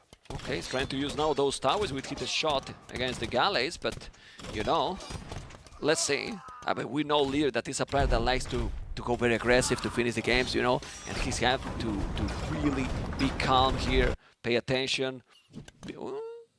Some Rams could kill all those houses. Yeah, but he's killing a lot of villas here. I don't know how many villas he has killed in this goal. He has killed already 116 villas, probably 40 has been in that spot. Pretty much. Oh, they found 36 villagers actually, man. Look! That was... It's crazy, man. It's crazy. It has to be. I mean, he's been sending, has been there like 12 villas all the time, and he replaced it. Okay, let's go. Rams are coming now. He's gonna take those houses. And let's see. Some Urumi swords, but honestly, in this situation, the unique units from Leary are amazing. They destroy. They really destroy the units they have. Yes, 3 castles, lots of stone is now tagging into it. I wouldn't be surprised and check to his see economy. the Urumis, yeah. Look at the stone he has. What? No conscription till now. Wow. Okay. Oh, he's gonna make it. He's doing the armor. The squares. He's doing now Tone Patrol. Unique units are amazing. They are really, really amazing. But guys, he couldn't more. He couldn't hold anymore. ACCM and Leary, very dominant. Game number 1, Nelly. Yeah, felt like the very opening was not what ACCM would envision, right? He tried to instantly wall, then had to build the small base, but those 2 archers with the spearmen arrived so much faster, had to build the defensive tower instead of the skirmishes, and we see the constant lead by Leary, and it only grew. But it's crazy how they can handle this kind of situation, because this has been like a hammer, has been pushing all the time, trying to keep constant for what? 50 minutes has been the game at the end, has been trying to attack all the time, and then ACCM was trying to hold and counter-attack, and has been all the time like this, because it looked like a slow game, but it really wasn't, because when he came from the charge, they didn't stop fighting the whole game. It wasn't a moment that was a group game at all. From this moment, that is 14 minutes, has been constant action in the game. Yeah, ACCM like gave himself a really good shot, right? This was already a tricky position for himself and allowed Leary to maybe screw up, but Leary repaired this town center, held for a long time, played the atonement defense, which really surprised me, then manual defense after that, and simply with a way better economy, with the light cap switch, could go for the big clear up later on. Yeah, we could see that he was holding there for so long, spending a lot of resources, yes, but he got those resources. He was having at that point of the game already over 3.5k resources more, 30 villages more. He always was having the lead, the economy lead, and the water. The water in this kind of map, right, we have seen already today. If you are going for the water and you take the water, it gives you a lot. Yeah, especially like with how early he won it, right, and how uncontested it was. Then we had dreams here as ACCM fanboys, where the champions could overrun, but hand cannon numbers were sufficient for the defense. Yeah. Let's see what is going to be the game number 2 now. Leo is taking the first game, and well, very solid, like he has been playing lately, right? Like very strong, not showing so much weakness, Leary, because you remember that he was always having this kind of a style, but then he was leaving some hole, some kind of, but it feels the most solid Leary that we remember. Personally, I think so. Yeah, and it also feels like his gap between him being number 2 in the world and the 3rd one is growing right now. It's bigger, right? Yeah. I agree with that. I agree. Clearly cementing him as number 2 in the world, and I think it will take some time. We don't even know who he would consider taking over the rank from Leary anytime soon. Well, he doesn't want that. He doesn't want that rank, right? He is fine with that rank, actually. Yeah, but you know what I mean. But you know what I mean. He wouldn't mind. He wouldn't mind to win. He wouldn't mind winning. He wouldn't mind to win and be the number 1. Actually, he is still the only one with 2 Red Bull titles. I just saw ICM going through the tech tree. Not sure if that's a good sign. Okay. Crownwood will be the home map here of ACCM. The map that is closest to Arabia, the most standard, I would say. What does that tell us about ACCM? Confidence? Lack of creativity? I don't know, because in this one, I think Leo is also going to feel good. No? They're actually playing green against teal. should. That's Tupi. I'm not sure if we should. Did they? Yeah, they can't. Right? Yeah, and there was Tupi. So that's going to be really interesting. Is that the first time we ever see Tupi? Like in Empire Wars for sure, right? No, it can't be Tupi. Leary banned all Which one three. is that then? No, it was the Tupi symbol, but Leary banned okay. Tupi. Yeah. So he's triggered. Yeah, he's playing with us. Like I was like trying to check the tech tree. Trolling us. He's trolling us completely. Yeah. Okay. Okay, let's see. Where's the camera? We need to see the camera there. This map we have seen that the players, even if they work quite a lot because the wood is very hard to defend. Share doesn't. Like those hills, you cannot make a DC close ever. I mean, if you're in castle, so the players are Turks. So it wasn't Turks, it was Turks. Turks, interesting. That has to be like a scout opening into CA afterwards? Remember that the scouts from Turks, they get extra pierce armor. Leary loves to play with archer units, and what he can pick Leary here. Magyars against this could be an option on the other side. Like a late game into Cab archers. I still prefer the Magyars. The Magyars one over the Turks. Yeah. I mean, the 100 HP from with Shipai upgrade is amazing, but I think Magyars in this map are really powerful. I mean, I don't know. Oh, Kumans. Interesting on Crownwood. Then he want to go super aggro, double archery range opening, or archery range opening and a stable. Has to be it, right? Because this is the worst map to build an extra town center because you can't build it next to the wood line. No, he's not. So he's not going for a strategy. I mean, not right away. Maybe like we saw in the previous series, it can be an interesting one. And you can see, guys, that game number 2 is about to start. The players are already gaming. Same speed as me, guys. Don't you think Leary could benefit from a bigger mousepad? It's double archery range, though. Remember, guys, that the archery ranges are cheaper, 100 wood only, with Kumans. So this is what you want. And definitely you can do damage here if you attack before you are fully wall. But better that Leary is winning early, in my opinion, because for the late game, I prefer Turks. Yeah, so do I. Certainly, Hussars are so much better, the heavy CA will be so much better, and Kumans might be struggling quite a bit there. It's quite some dance, and ACM has the hill advantage. Doesn't go for it. 6 HP for both of them. And ACCM behind this actually opening archery range, so no scout opening. Yeah, well, he probably expecting the double archery range from Kuman, but you never know. And now, a stable as well for ACCM. Okay. You think is Leary gonna try to make a stable as well? I mean, full feudal approach. If you have Kuman, you have to go for the aggression. Yeah, you have your answer. Indeed, saving another volley of wood there. And now queues up some skirmishes behind this. Not a lot of scouting. Stable is scouted on the other side. And now Leary is coming in there, trying to intercept. Sees those archers. Still doesn't have fletching, while ACM has it. Still, Leary is diving for it. Oh, wow. He's going to have fletching now. Reminder for the viewers, because there's many people that maybe join now. This is Empire Wars mode. You might see and think, oh, this is so extreme. Double archery range, stable. Is that possible to afford? Well, you start with 27 villas. Right now they have 34. So the economy, it's going to be an oath to keep going and go for a full feudal aggression, Nelly. Yeah, and that is the signature for our Red Bull tournaments. A lot of people questioned that in the past, and by now it is so beloved and the signature here, and people are really getting happy. And another Empire Wars tournament, another Red Bull around the corner. Well, if we are not happy with a Red Bull around the corner, 200, how many $1,000 is the tournament, and being in London, then something is wrong. And what could be wrong is the economy here for Leary. Archers are coming in, but still dying against the skirmishes. Scout still low HP from earlier, and this won't find too much damage.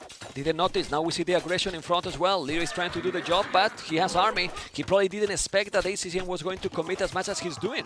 Army numbers 8-5. The KD better for ACCM. That is scout insane value. I don't know. He lost it now, but he did very good damage there. Still, Leary has more than double the army. Still trying to be aggressive. Still not wall yet, ACCM. And that's against the kid. It can be a problem. Yeah, neither player can really wall, right? You're so open. 3 wood lines spread around.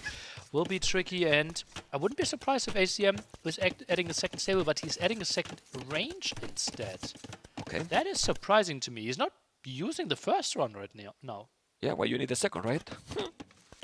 Doesn't make any sense. But 40 villas, 38. Leary 52 seconds idle TC. That's 2 villas down. Obviously, ACCN doesn't know what we do, but that's 2 villas behind Leary. Still, he has more economy collected. Not a lot more, but still more.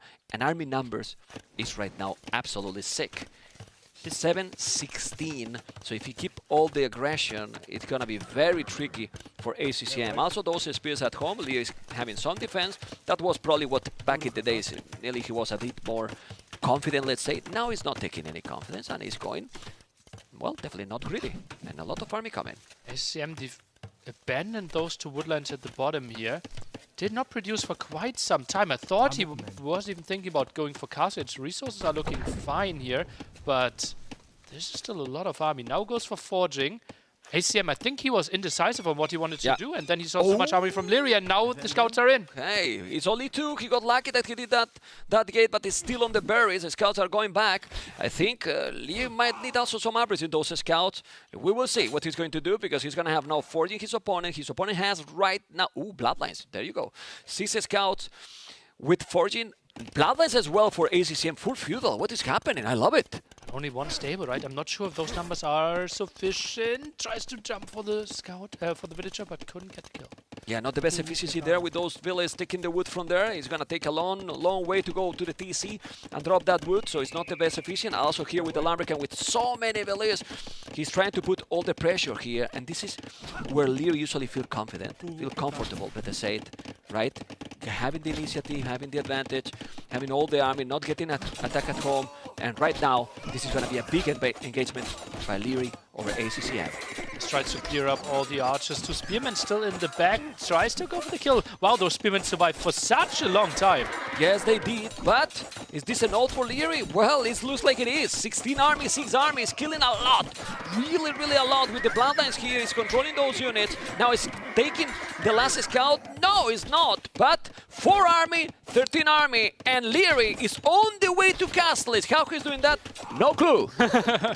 Yeah, crazy how Leary is getting out those numbers again, right? And ACM now will go for Castle Age himself, will go for full crossbow behind it. Typically you want to switch into CA, but for now wants to go for that production. And, well, will be fully walled. Market is coming in, and let's take a look at that engagement again. Yeah, it's great that the podcast is gonna show us how we have no clue he's doing this, you know? Because it's an amazing one. I mean, it's a good trade. You might think here, it's getting more numbers at the end, ACCM, but the trade is definitely better for Lear. Look at the beautiful move with the spearmen there to the left-hand side. The archers were trying to chase it. The archers and skirms were actually microing against the archers of our red player here, and then the spearmen are coming in. Yeah, they didn't participate in the fight for a very long time, but a nice swing in the end. Yeah, and that's why he's able to go up Castle Age. Well, 1 minute and 20 seconds faster. That in this kind of situation is quite a lot. He has more army, and now what he's going to do? What is going to be the transition? Crossbows and knights? I think it will be crossbows, and then ACCM probably into CA, and Leary maybe step lancers.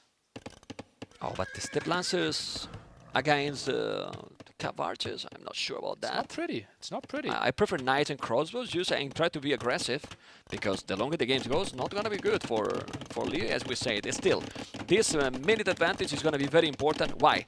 Because he's coming with the crossbows, and Leary is not joking around. But Siege. He doesn't want to joke around. Boy. Exactly. Siege Workshop forward already. Siege Workshop forward, and if he's going with the crossbows and take all the forward buildings, can be massive for this game, and I still have a minute. Oh, archers are in though, and this is really good. Leary did not want to send any army back home. Look at that, villagers have to run now. Gold is still exposed as well. ACM gets the notification at the front. He knows what's up, and he needs to go for full light cav. A tower, I'm not sure if that will be in time. But he should do it. Well, he's walling. It's walling. Crossbow, Bodkin is good doing the walls. Remember that Palisade from Kumas are a little bit stronger, so they might hold a little bit more. He lost 1 villager. Now we need to see how much damage he's gonna get here, but he forced a tower to his opponent. He forced a tower. The archers are going to dive in. He's gonna take a crossbow. There's no army for Leary here to defend. No army for Leary to defend. Oh my god, how a move can change the game, nearly. Yeah, so close with the walls there. 3 villagers could die. Still chasing this one down, trying to buy himself a bit more time.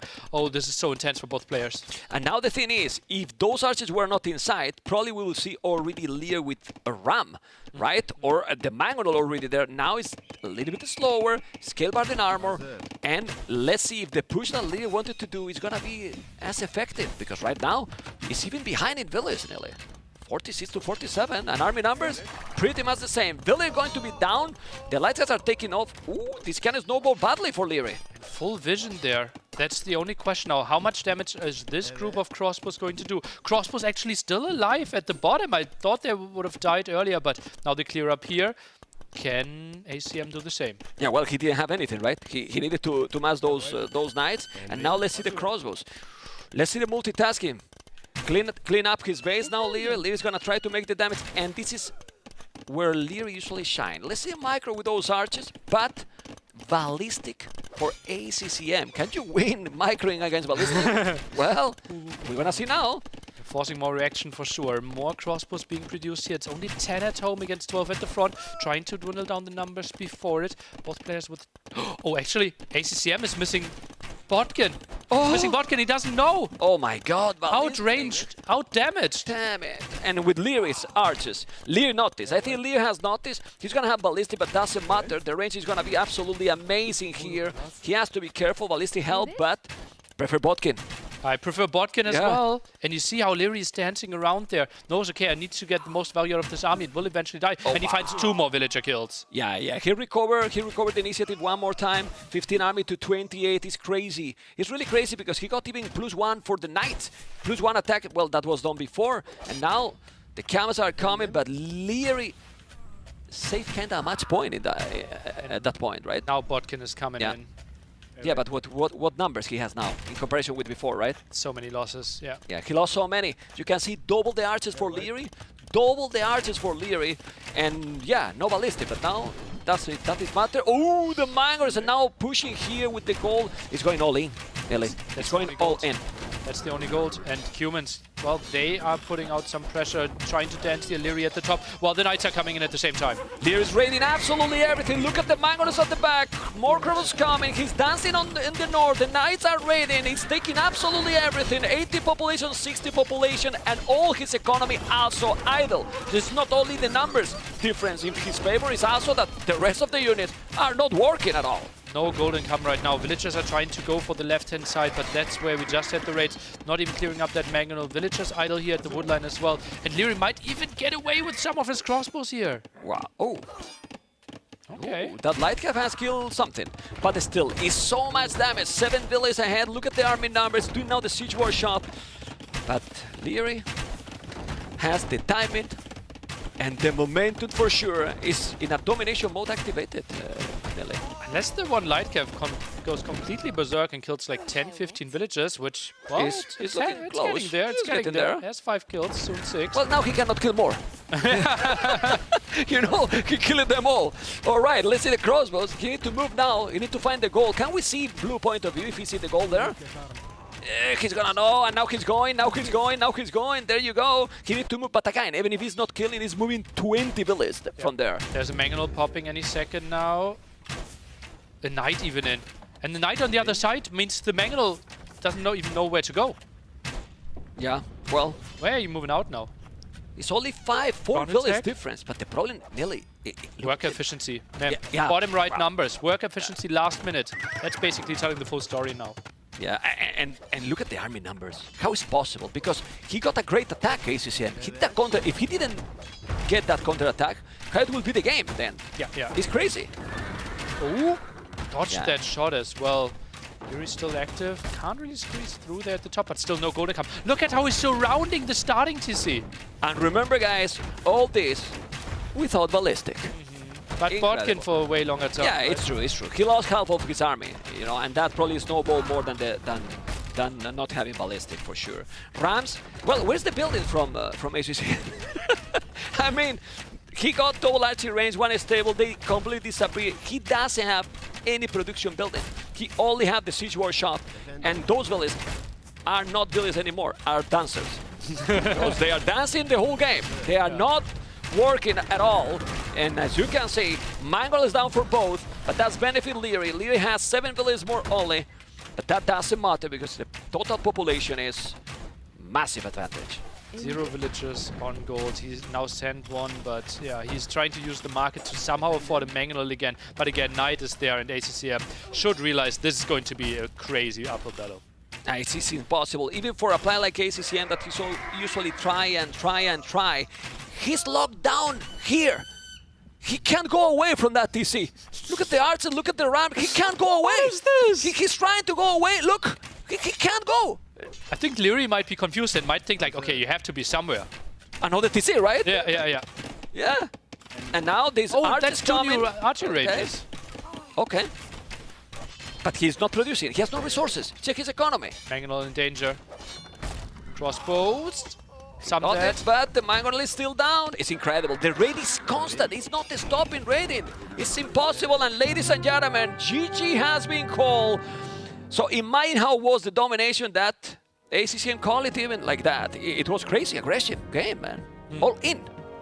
Yeah, double range, very early stable behind this, and ACCM, he couldn't really handle all the aggression, right? Maybe defensive tower might have been an option. And also, like, if we like really look at it, I think, yeah, now the military tab will tell us a lot. Look at the 5-minute mark, where he really didn't know, okay, do I go for more army or not?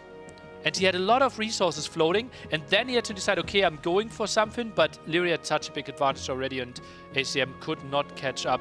I think a bit of indecisiveness and a bit of lack of scouting.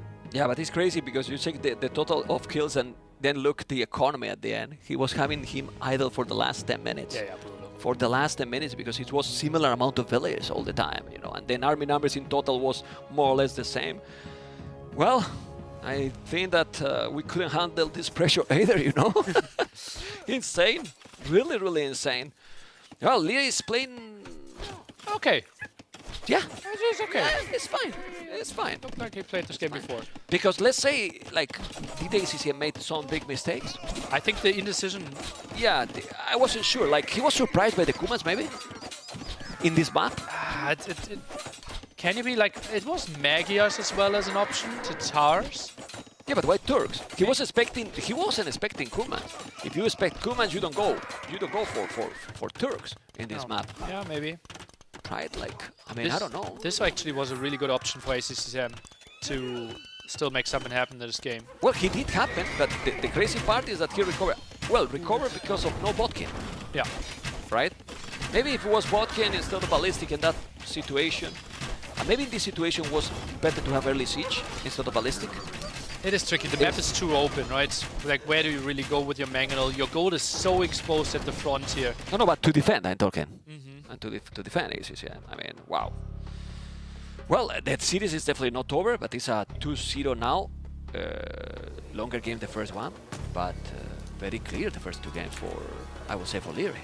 Now we even go into Leary's home map, I believe, with Stonefront. So ACM is not going for Dorothea Quarry, which would have been his home map. And Stonefront, really aggressive through the center aggression, something where we could have seen humans. Maybe we see Leary's special civ, Ethiopians, just trying to go for very early aggression there. Okay, let's see the thought here for ACCM. I mean, to win the series, even if all the games count, right, in case that there is a tie because it's a round robin, you need to win all the games. Yeah, like, why to pick my home map? I will save a stuff in case that I lose, you know, for the next series. If I lose, then I pick this one. If I win, perfect, I will cover, but I'm gonna leave my home map for the last. Can be that the process, because if not, maybe you want he wants to hide a bit of strategies, maybe just wants to play a straight up game. On the other side, if we look at Stonefront, what is the option there for... So yeah, we have Vulpine. He might just play Persians. Here, I'm not that excited about Persians in Stonefront. I think he's gonna go Bengalis. Bengalis? What they have going for themselves on this map? I don't know. Maybe he's gonna go for some phosphorus strategy. Trying to go. Oh, and it is Ethiopians.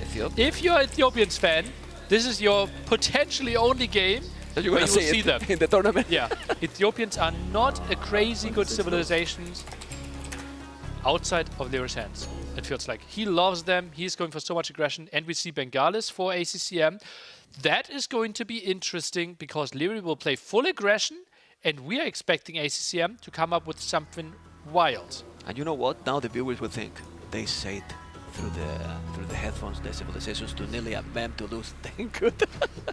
No, it didn't happen.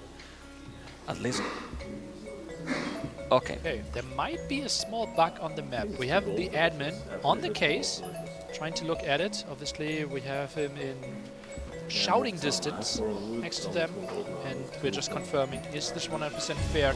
Obviously, so much on the line. We want to make sure that both are playing even playing field. How you feel about this matchup? We can talk about the Ethiopians versus Bengalis. I think this could be a 4-minute game. Really? I'm scared. Brutal aggression? I'm scared. Yeah. Okay. Okay, so backed villagers for one player, and we are restarting this one. And I think this is actually bad for ACCM, because this now gives more time for Leary to think about, okay, I'm playing against Bengalis on this map, what am I going to do? Well, but I think Leary knows what he's going to do. He's Will gonna be full go. aggression. He's gonna go full aggressive, full aggro, and that's what he loves to do it, and he's gonna make it. I like this map a lot, actually. Let's try to explain Bengalis a bit, like, and why we are hyping it up so much. So they start with 2 extra villagers when you advance to the next age. Basically, we are starting feudal age, so +2 villagers, +2 once you get to castle age, and they have a crazy unit, kind of a chariot that is a knight and a CA. You can switch its mode out of the castle, and you only need wood and gold for it. So you don't need to expend too much when it comes to food. And sometimes we see people trying to rush to castle age and play a wild strategy. And once you get to that unit, it can be really tough to counter if the opponent is only in feudal age. Well, let's see, because we see now Archer open by both players. As you can see, Bengali has 2 villages more. Lee will have a bit more resources from Ethiopians. Maybe ACM switches plan up, right? Or maybe just think, okay, I'm 2 villages ahead. If we play an even game, this will be fine in the long run for me. And then switches into Ratha's Spain. I will have good economy. I mean, it's kind of tricky to play greedy against Leary, so better go for the safe approach, even more if you have two villages more, right? You can see here the mill with the chickens. He's exploring everything. Fletching already for Leary, which is expected. He's going to come aggressive as fast as he can. Leary sending something in the middle? It's another building, I think. What is happening here? Stable. Forward stable. He's trying to punish the fast castle. He's trying to punish something that's actually not happening. Yeah, let's see. Or he got a date in London. He got what? A date in London, and we want to finish very quick, right? It can happen. Oh, man. Jokes aside, you can see now the stable, because Lee want to finish this quick. He's going very aggressive, but the stable as well. Do you like this approach, then? Like... I think ACM is just trying to counter what he expects Leary to do, right? And then I'm a bit surprised that he's not mixing in some skirmishers, right? Because he's expecting to face archers, and skirms could be better. But if he thinks, okay, you're also doing scouts, well then his archer scout will be better in the long run, because he will have bloodlines as an option. Yeah, let's see what's going to happen. Remember, guys, that those archers from Ethiopians attack faster, 18% if I'm not mistaken. And that, well, in Leary's hands is even more dangerous, as you can see. He has the armor as well, ACCM, but Leary is so dangerous here. He's diving here, he's trying to take the units. The scout is helping as well, but now look, he has 5 villages. 5 villages already not working, and he still kill all the units. This is already looking difficult. Look at the army numbers. You say 4 minutes, nearly, we are about the 4 minutes. And the villager dead in the back, right? And this will be more and more aggression. This is really tough to come back, right? You have all the villagers at the front. You don't really want to build a defensive tower at your berries. This is why Ethiopians are so lethal. The extra resource at the start. Absolutely insane. And as you can see, Leary is not going all in. No. He's only doing now +1 armor for the scouts. My goodness. He's doing all the upgrades. He's going all aggressive. 9 army to 5. And he's going to keep the pressure constant here, probably. Look at how low the archers for ACCM are. How is he ever coming back into this one? He's trying to go for the armor as well. Now Leary is diving. Oh boy! He's diving with those units. He's doing even forging. He's gonna take this battle or not. He's trying to go back. I think he knows that he has already the advantage. He's already 1 village ahead. So he forced ACCM to be 1 minute idle TC. He killed 1 village, and now with the scouts and the archers, he's taking everything. He's doing an amazing job, but ACCM is trying to hold, but again with 5 villages not working. And that's so rough for him when it comes to getting his resources. What are the next steps for Leary? Is he maybe adding a second archer in? Could be an option here to keep up the aggression. So many villagers are chasing this away. You feel like, okay, ACM is doing a good job of holding, but the cast edge timing would be so much better for Leary behind this. Exactly. I was about to tell you that and ask you, well, with this kind of aggression and all this idle time, resources collected gonna be better. Remember that you start with 2 villages from Bengalis board, that means that you're going to be collecting more resources, which is not happening anymore. Right now, already Leary has ahead almost 200 resources. Why? Because it's been all aggression from minute 0, basically. And he's here and not leaving this area at all. KD is actually not that much in favor. I thought Leary might have been further ahead, but probably because Leary had to retreat a bit against the storming in villagers. One low HP, one at the front. Dead. Well, and because Nili, he has double archery range, it's stable here, so the reinforcements is much quicker. So obviously he's gonna get closer to KD, but having these reinforcements that close and having 16-10 already, 16-11 now, it's doing a great job here with the +1/+1. No bloodlines, but it's taking a lot. And those archers, killing the scout. He focuses in the archers, as you can see.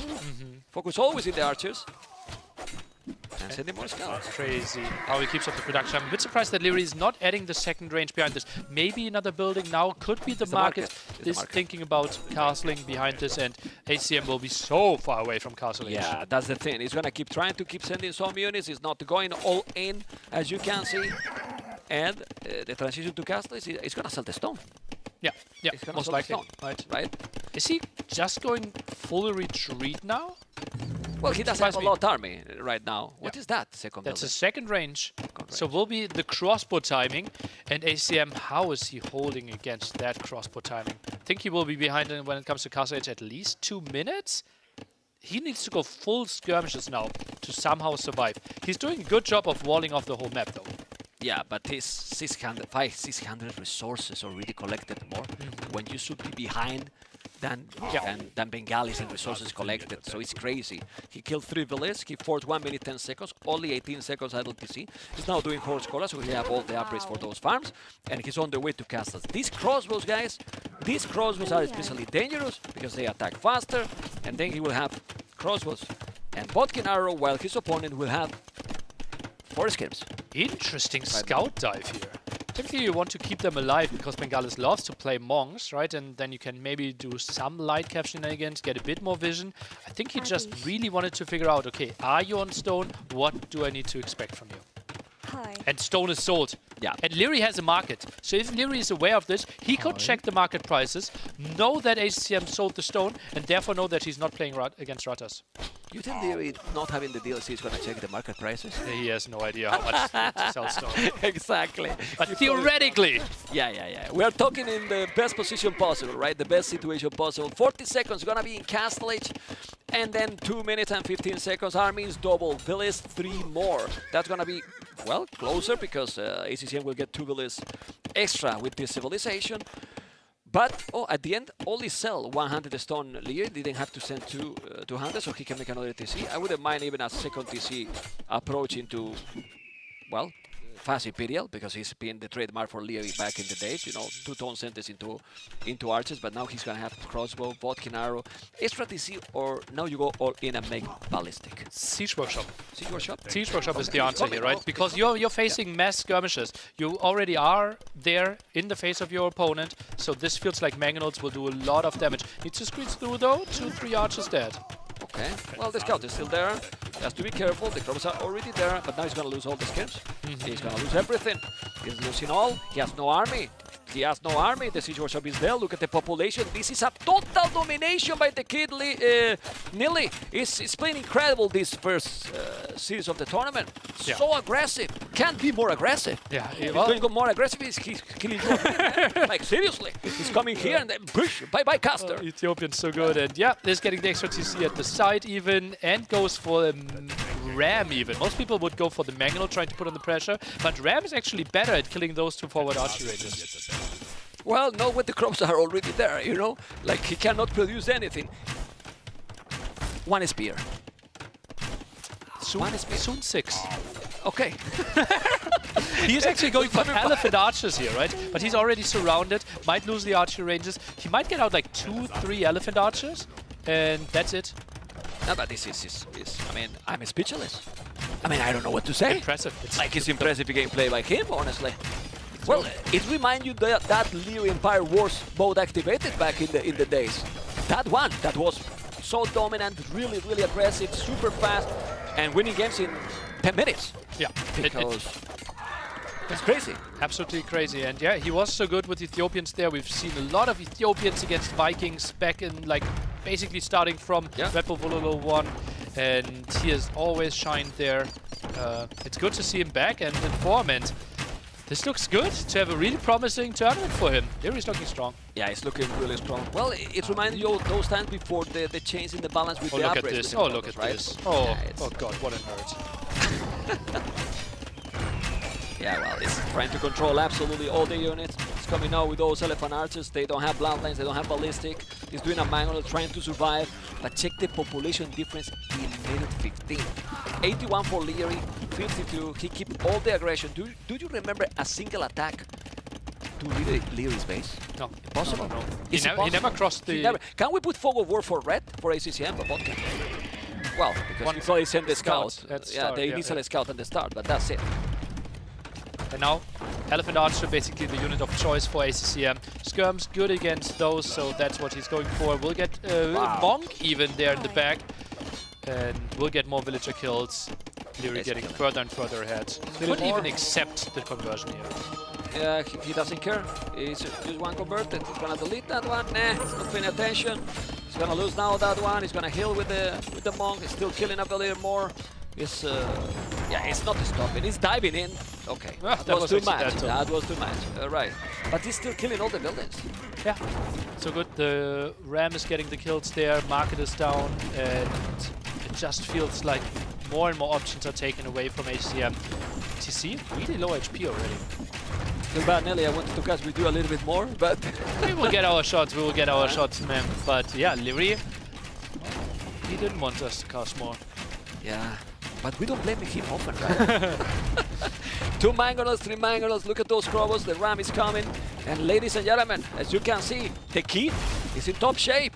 He's in top shape. He wants to reclaim his crown? Ah, seems so. Well, everyone is here to win. You saw that ACCM wanted to be in the finals, but the level in this group is not even normal. Yeah. This will be like normal. This group. Let's remember that this is also the group where we have Sebastian and the Viper, and one out of those 4 won't even make it in playoffs. Right? Absolutely brutal, and it feels unfair because I right now might even see all 4 of them in the top 6. Yeah, and you saw how Sebastian and the Viper played today. No joke also. So, oh yeah. So when it's gonna be Lear versus Sebastian or the Viper, it's gonna be absolutely insane. Redemption. He's trying to hold, but I don't know what is the winning condition now. Third Tom Center is taking, well, 1 for 1. It benefits also Leary because you have a lot more. He's still going aggressive, and if you take that Tom Center, then he's full corner. Yeah, the winning condition for ACCM is like if Leary was playing a 1 TC all in, which he isn't, and wouldn't have army for dealing with the counter-attack, which he isn't. And if we have all the conversions happening here at the front and the TC is being held. Which is also not happening. Like, you can see he's 3 Mangolos attacking all the time. Now he's diving in. He's telling, hey, I want to finish you and I'm going to finish you. When you see that, you have to call the GG, and this is exactly what ACCM is doing. Impressive, not the APM, but everything about Leary performance today can't be smoother. Yeah. And so collected as well there on Loch Ness, so it wasn't only like his signature perfect execution early aggression that we saw in game 3, but also game 1, like so controlled. I'm impressed. I don't know what to say. It's incredible. It's been absolutely brutal. And you were telling, maybe joking, like, oh, it's gonna be a 4-minute game, but in the 4 minutes, I was afraid that could be a 4-minute because he was going very aggro from the start. Didn't stop at all. Well, a great army high 30-10 in a very quick game 2 and game 3. Yeah.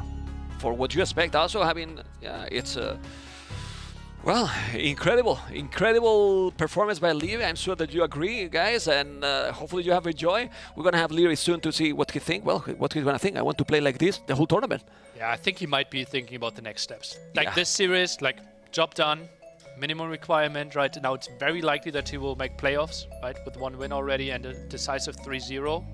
So he might be thinking, okay, do I he won the first strategies? position. He won the first position. He won first to already guarantee himself semifinals on Sunday, right? And also, if he's first and Hera's first, they avoid each other to the finals. That should also be one of his goals. They are both vitality. They probably want both to be in that position to avoid to face in potential semi-final or round of 6, you know. But you can see here the kid confident, very confident. He has very good reason to be confident. Let's see what he's going to say, because Riley is really 50-90 as well. Larry, it's always a great pleasure for me to interview you after a win, which happens a fair bit, to your credit, because there's one question I know you really, really hate answering. Larry, after that win, how do you feel? I don't mind answering it. You know, at this time I'm pretty decent at it. Feeling pretty good. A bit nervous, but shaky, but it's just normal in such an event. So. Rather more seriously, though, obviously you're one of the key players in this tournament. People are looking for expecting really a really dominant performance from you. Where are you at in your head now, having picked up a win here? We were talking on the stream about, you know, an early 3-0 win. It must be great to get your tournament off to this. Psychologically, are you already in the semi-finals? No, far from that. I still have to step it up. You know, pretty shaky first, well, pretty much every game. He made me work for it. But I think the nerves were on both sides, and you could see that in the games. But yeah, managed to do some things better, but still far from semis.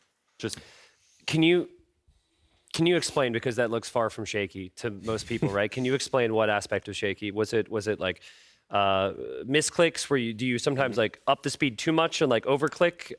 What like characteristics change if you're shaky? In the first game, I thought the game was over in feudal age, and then somehow it dragged on for another 1.5 hours almost. Okay. I wasn't quite sure how to finish it, but you know, step by step. Yeah. And mid game, I was like, can I close this out? Like, is there even a way to with Dravidians?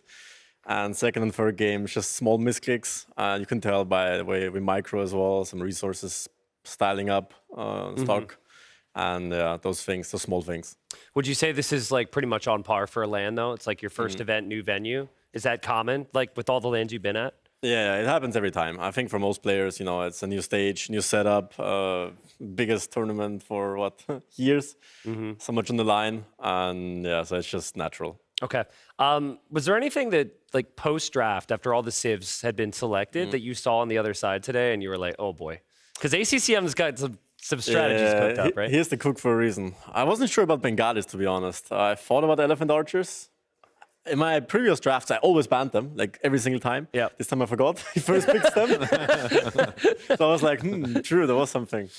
And but yeah, I managed to overwhelm him in that game. So everything was more or less figured out, except the Bengalis one. Okay. Did you think that there was going to be like some type of FC Ratha the second you're in the game? I thought more like Elephant Archers. Elephant Archers. Yeah, Okay, I played against them. So yeah, they can be pretty strong. Okay, interesting. I mean, looking forward, obviously, you have one more game. You get to watch some competition, play the next series in Hera and Heart. But you got to play those players. Or sorry, you don't playing those players. You're playing in the other group.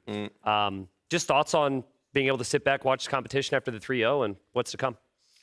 That's the best, you know. Winning is nice, but then after your work is done, relax a little, see what others are doing, and then before you know it, you're already practicing for the next set. Yeah. So there's not really a break, except like a few 1-2 hours after. Yeah. We eat now, rest, and then watch what the others do, and then adapt. Is it beneficial for you that you have your group's obviously difficult, but would you say it's beneficial for you that you get to like train with your teammates who are in another group?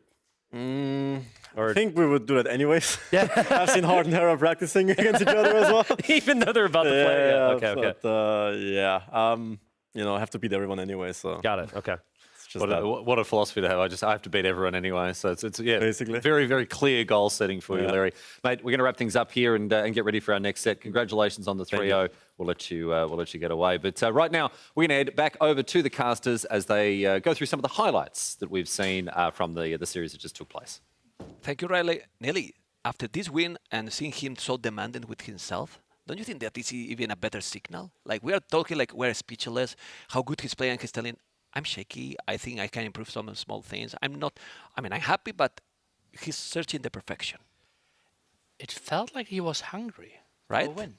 I really loved what I heard, honestly. It's what I meant. In the past was like, oh, I lose to Hera, or like, this is like, it didn't feel like frustration. It felt like he's on a path. Yeah. I really liked what I heard there. Yeah, it's what I felt as well. And I'm happy with it, you know, because if you feel like, okay, 3-0, it's fine, I'm happy, but that's it. No, he want more. He want more. He want more. And he even give some details, you know. And then when you are talking about, do you want to be in that group and so on, I don't care. He has to I'm going to practice with everyone. I have to beat everyone. That's the way. Yeah. That's the way. I don't know if we are going to see now the highlights and we can analyze those games. But do we have so much to analyze? Because he was dominating, incredible. But in this game, in game number 1, when he thought that he was winning, you don't win this game usually in Fiddle. It's very rare. I can understand, but he felt like he won the water. He had the archers behind the wood line, right? There was so much going on for him. He basically had like a 10 economic unit lead, right? That is absolutely massive. So like we felt like his lead was crazy, but yeah, the last step to finish the game, he was looking for it. We couldn't find it either. Well, and in this one, the aggression from the Kumans was brutal. There was a moment that maybe the game could snowball in ACCM favor, but he handled the situation probably because of the botkin. Was that the key? Or maybe even Leo could handle I think he lost the game before, but obviously botkin made it tricky, right? That was the timing where a clear up might have been an option. This actually gave ACM the good chance to maybe come back into it. He got some distraction there, some disruption in the economy. Archers weren't there, but yeah, not too much can do. And at the top, you can enjoy how to micro against ballistics. This is not how the game should be played. Well, this is not only micro, it's also multitasking, because he's microing there, but then he's attacking with the Mangolus at home. He has more crossbows, he's dealing with that knight, trying to avoid that Mangolus is going down, sending a ram, so it's in multiple places. Yeah. And this game, I mean, that's the minute that you were talking. 4 minutes? Yeah. And now what? And he already got the massive advantage. 6 against 3 military villagers, already pulled away, and this is so tough for ACM to come back here. And this is the dive. He tries to kill the archers before they become crossbowmen together with Botkin, but he loses all the skirmishes, and then map control is not an option for him anymore. And those scouts were already +1/+1, so they were tanky without bloodlines, but they're still tanky to dominate. And well, he finished the game here so clearly smooth, and well, Lear looking good. Nelly looking really, really good. We have seen Leary looking really good. Viper and Sebastian were looking good. Sebastian, I was talking with him as well, and he told me that he was happy after being 2-0 down, but obviously a bit, losing. So this group looks amazing. And ACCM, that is an insane player, now need to win at the least next series. At least 100%. Either against Sebastian or Viper, and then we might get into a weird like 3-way tie, and then games might decide. And then it's rough that he lost 3-0. Yeah, a 3-0 is very important that he gets some game here. So how you see then this group? With this performance, I see Leary being the top of this group. Yeah, probably Leary on top. I right now see Viper being second, and then Sebastian or ACCM. Right now I have to give Sebastian the upper hand, but let's see. Like ACM, he still has something to come up with. Do we know how they're going to face the winners tomorrow? Or? We will end the show today, and we'll give up you all the matchups. But for now, we will throw it over back to Riley, leading to our final set of the day. Yes, well, thank you, boys. Here in the cargo hold, our players are getting set up for the final match. In very much a headline act for the day, here, Tristan Hart versus Hera. But we'll come back to that, because let's take a second to talk about this incredible venue where this is being held. We've got a lot. This is just the beginning as well. We've got a lot of tricks up our sleeve this week, Tristan. But Red Bull Wololo, these events, they always are an absolute spectacle. Yeah, I mean, we've done quite a few of them now, and every time I'm surprised with a few things, whether it be a new hat or a new coat, beautiful red coat, a new color, or a new venue. And obviously, things will be ever changing as we make our way to Royal Albert Hall. So it's been a great time in London. Speaking of the Royal Albert Hall as well, I need to remind you that there are a handful of tickets still available for the main event. If you were thinking about coming, the opportunity is still there. This is a massive, stately, iconic venue, and we're going to have a huge tournament finale there. So if you want to be part of it, you are still able to grab some last-minute tickets for the Royal Albert Hall. Because honestly, Tristan, as we've said, these events are always huge. They're absolutely massive. They have some of the most incredible and iconic scenes generated from them. And as I say, they're really just all about spectacle. As we saw at the last Red Bull Wololo, held in Spain. And we've actually got a brief recap of some of the highlights from that tournament from a few years ago. Ladies and gentlemen, we've waited a long time for this moment. it all comes down to this. We've got a crowd behind us, we've got a castle around us, and we've got competition ahead of us. From around the world, the greatest Age of Empires players assemble here to do battle for honor, glory, and the riches that come from a massive prize pool.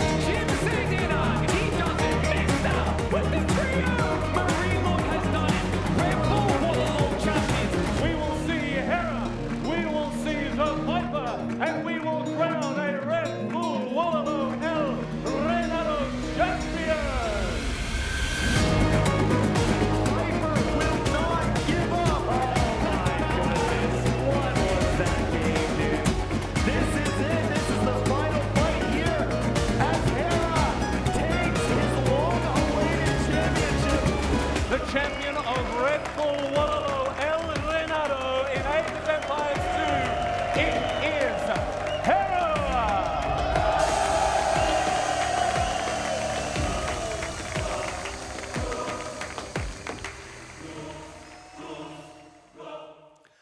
Honestly, Tristan, I'm not exaggerating when I say some of the best memories that I've ever had have been generated by this tournament series.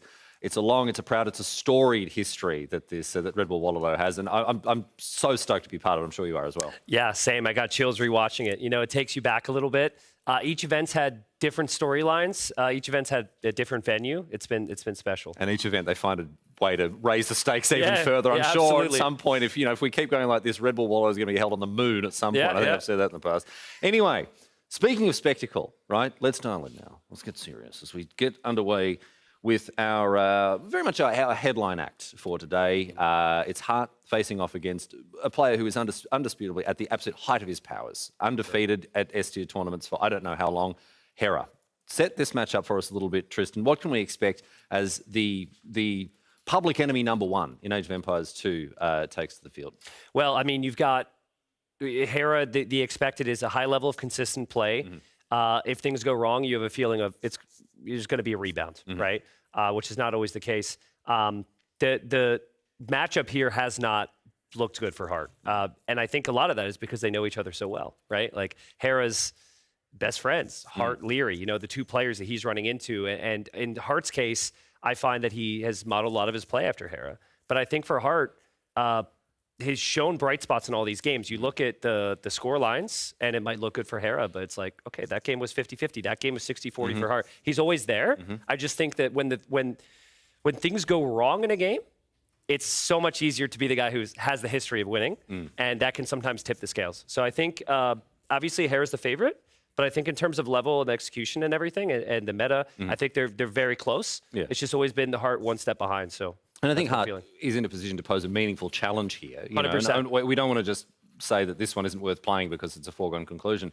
Not by any stretch, because Hart, we've seen enormous improvement. We've seen this is his second Red Bull Wololo tournament. We've seen him make his name as a real competitor. And maybe this is a David versus Goliath situation, but, we're still here with a match to play, and, anything could happen. Well, and also, I feel like when I'm talking about Hera at times, we talk about running into Leary and how they know each other so well and how that benefits Hera, who's already winning. Should benefit the underdog, actually, to have a teammate and know their tendencies and what they're going to do in situations. So I think that knowledge is there. I think that if anyone's going to have an understanding of what Hera's going to bring to the table, it would be Hart. Sure. Leary even joked that they're about to play against each other and they were still playing practice games. Which is not something you see all the time. Which is not something you see all the time, yeah. So, but yeah, I mean, again, I think Hart is like clear top 10 in Age of Empires, in my opinion. I think that he showed a really high level El Renado. He was top 4 in Spain. I think he could easily get there again. So yeah, I think it should be a very challenging set. All right, well, we're going to find out what happens right here, right now, as we throw over to our casters. Dave and Mem are standing by to get us across all the action as we get stuck in with Hera versus Hart. Nice to be here with Dave. Dave, Hera and Hart, is the time now that the enemic public number one, according to Riley, is going to be able to lose a tournament? I mean, how you feel it about this? Because we have seen Leary now insane, but Hera, it's feel that he always can be to the next level. Well, you heard Hart in the interview earlier, right? He feels like some of Hera's strategies aren't necessarily the best, and he's losing because he feels like he's bad. What happens when Hart feels like he's good? Yeah. What happens when Hart manages to punish maybe some of those strategies that wouldn't work for any player but Hera? I've heard that same theme mentioned by multiple people. Like, this strat wouldn't work for anyone else. It only works for Hera. When's Hera going to have a bad day? When's Hart going to have a good day? It could be any time, right? It could be today, and then once that dam breaks, maybe it changes something for the future. Regardless, Hart is a fantastic player. We all know what Hera can do. He's unbelievable. He's taken Age of Empires 2 competitive to a level that we didn't even think was possible. Yeah, well, but we're going to see that very, very soon. But now we're going to see a great video with both players. I'm not nervous anymore when it comes to playing and competing in a tournament because I've done it so much, but the crowd is something that's new to me. Let's see how I can keep my cool under that pressure though. I don't take like one sudden fight that wins me the game. I think I just take small leads here and there, and eventually that just leads to me winning the game. I make sure to prepare with good players and be ready to play against anybody.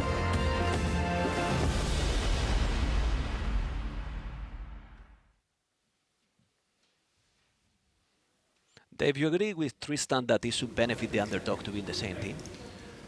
It really depends. Like, it really, really depends on And now depends is not a meme, right? It really depends. It actually does. Like I said, at some point, it's going to change. All things change. And nothing is forever. We'll face some serious challenges in this tournament. Maybe it begins here, right? Like, Hart's got some interesting civs down there. I'm looking at Kitans as an interesting one. Maybe Tatars is going to mix it up a little bit.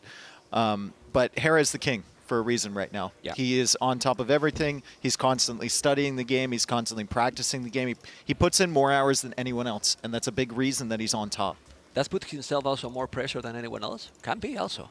My personal opinion is that Hera, he hates to lose more than he loves to win, if that makes sense. He absolutely hates to lose. And he's gotten better at not showing it. You know, because like back in the day... It's very easy to not show it because he's not losing, you know? Yeah, true. But like back in the day, Hera was very clearly bothered when he couldn't perform. Yeah. And yeah, like you said, it's a he's not listening. We can remember You're some not moments. losing, But that's the thing. I mean, how he's going to handle those situations, because has been very few times with a match point against. Yes. With a match point against. I remember one maybe in the Garrison, but that's it. Yep. You know, and it's not the same to be in a close series, but you need to be under that real pressure that he has not been. Yep. Has been one time, I think, and he got it, you know. Yep. So now we are going to see, because I really want to see the best performance here for both sides, but from Hart. You know, because it feels that when Hart play against Hera, somehow it doesn't perform his best. Well, when I'm watching these two, as you can see, Hera's rating far above everyone else. 1997 on the ladder. He wanted to get to 2K, couldn't get there. He probably hated that one too, man. He was saying from day one, I'm going to get to 2K and I'm going to camp. Yeah, well, you didn't get there, buddy. But the thing I love to see about these players, like some players you watch for the craziness, like MBL or ACCM or the builds or the strategy, whatever. With these two, what I look for is like perfect execution. I want to see how Hera's going to break the game with how good he is. And Hart is right behind him. Honestly, I really believe that we don't know that, but I think he's spending keywords every month. Like with the APM he has, I think he's burning the kids because it's absolutely brutal. Yeah, he might. The multitasking he has. Yep. Not only the APM, the multitasking, you know, is insane. Yep. And we can see about capture his details, but now you feel it when you are watching. I remember in that Vikings versus in TTL, that Vikings versus Romance. The final game. Yeah. That game. Yeah. I don't know if it was the final or was it going to be or the 6th. I don't know. I thought that it was over. Yep. And incredible how he holding to the, you know, at the back of the map, and he's doing that. Well, the key is, like, he makes less mistakes than other players, and in many ways, competitive Age of Empires, or just Age of Empires in general, especially 1v1s, is who can make less mistakes. And then even when he makes a mistake, he's good enough to just pull himself out of the fire. To hide it. Yeah, exactly. To hide it. You're not, pretend it never happened. No, it never happened. So it's a tough challenge. They mentioned before that Hart and Hera were practicing with each other before the game. Hera was actually practicing, I believe, with Sebastian. Yeah. And I looked over at Hart's screen, and he was practicing against an AI. So Hart was preparing some strategies. He didn't want to reveal it to anybody else. I like that. Well, we have now the first game that is going to start in a moment, as you can see. What do you think is going to be? What do you think is going to be in that map, Civilization? Well, we're going to be here. We have the civs here: Romans, Bengalis, Cumans, Ethiopians, Mongols, Malians, Persians, Khitans, Italians, Armenians, Franks, Tatars. Dave, what is going to be the matchup here? Well, we're going to be playing on Thames, right? So Persian seems like a really solid choice. It's just a solid civs. Italians are there as well. As far as Hera's civilizations go, like, he could mix it up. He could go Malians. He could go Mongols. He could, you know, do something a little bit different along the way. I'm really not sure with him. By the way, I'm looking at you. You are scaring me with this. Why? Because I'm a higher rank? Complete. I don't have a rank. Yeah. I'm unranked. No elo. I don't have elo. You can row the boat. You can row the boat. I'll point us in the right direction. No, I couldn't move because I have the cable here. No, but you're a sailor. I'm a marine. So you sailed a ship, and I No, I get I am a dropped off pleb. somewhere. Okay, yeah. A pleb, Yeah, completely. true, I true. love you too. I love you too. Okay, so this pleb thing that in the next map we're gonna have. Hard call out. Yeah. Romans versus. Romans? On Thames? Yeah. Okay. Romans versus Italians. Romans versus Italians. I could get behind the Italians pick. Yeah. I could really get behind the Italians pick. Yeah. I don't know what Hera's going to pick. And that's another key to Hera's game is he's always mixing it up. As much as people call him meta, he's kind of like meta-defining in a way. And sometimes he'll pick a civ that, you know, wouldn't even be in another player's top 10 on a certain map, and he just makes it work. I pick Romans. Makes it work. I pick Romans because of that. I don't feel that Romans is for that one, but I don't see like. Romans I mean, Glasses is a very good civ for, or a very good True. map for Romans, right? I Yeah. can see them doing well on something like Blue Wells as well. That's true. I think Maybe Bengalis here. I mean, it could even be Mongols. Yeah. You could just play Mongols. You could play Malians, perfectly fine. I'm sure we're both going to be surprised when we go in. The players are getting ready. Isn't Rampart the map that they are more or less close? Yeah, Mongols could be insane there. Could probably be the pick for Rampart, yeah. Okay.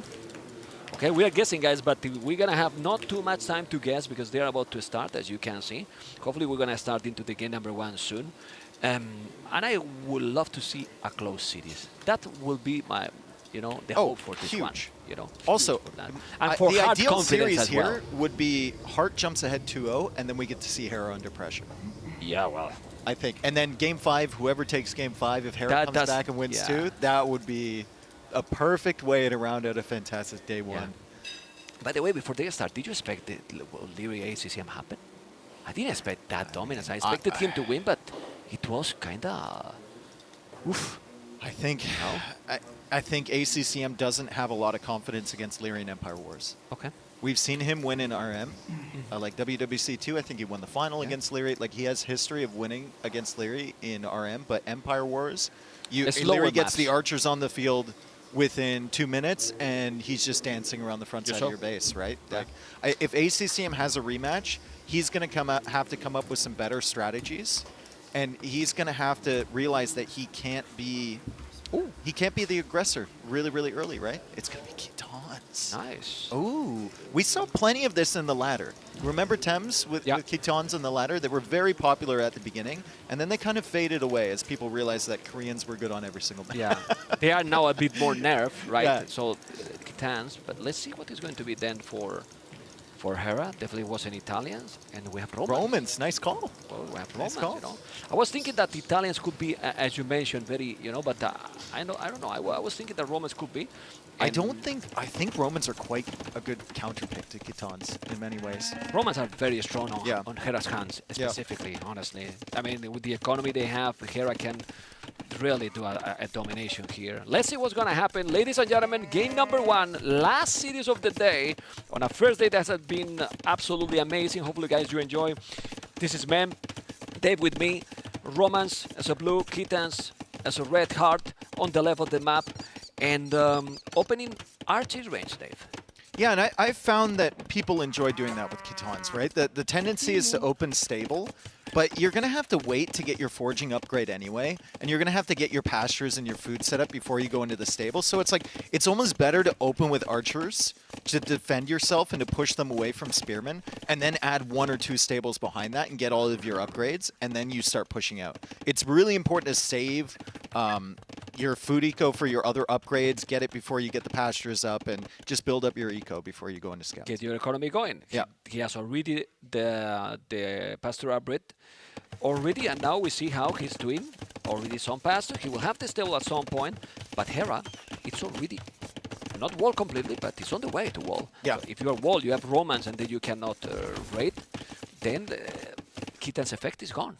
Yeah, and Hera's, I think he got a little bit fortunate with the way the woodline spawned in and how close he was. So he's got a really easy segment to wall as they dance back and forth. I love seeing it from these two guys. Imagine how many times this has happened in practice games we haven't seen, right? Just dancing with the scouts. Good push back there from Hart. He drives the archers away. His other archer army, I think his 2 archers are forward as well. I don't know what those dots are approaching Hera's base, but he might be able to find some value with those.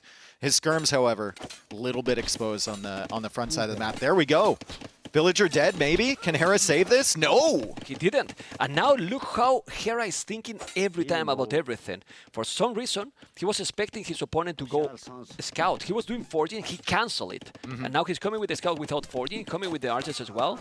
He got 1 villager down, but Hera has a lot of armies. Like And Hart doesn't have the spearmen there yet, and now the spearmen arrives, but the archers are right there, and he's chasing after with villagers. This is not the position that Hart wanted to be in. His archers also got cleared up on the front side. Really good stuff here from Hera. The timing with the spearmen and the archers and the scouts coming forward. He didn't kill any villagers, but there's 2 weak ones he can go after, and he's cleared up the army from Hart. Yeah, now he's doing the stable. Yeah. He's doing the stable. He has the skirmishes, he has the spear as well. I don't know if a tower there would be needed.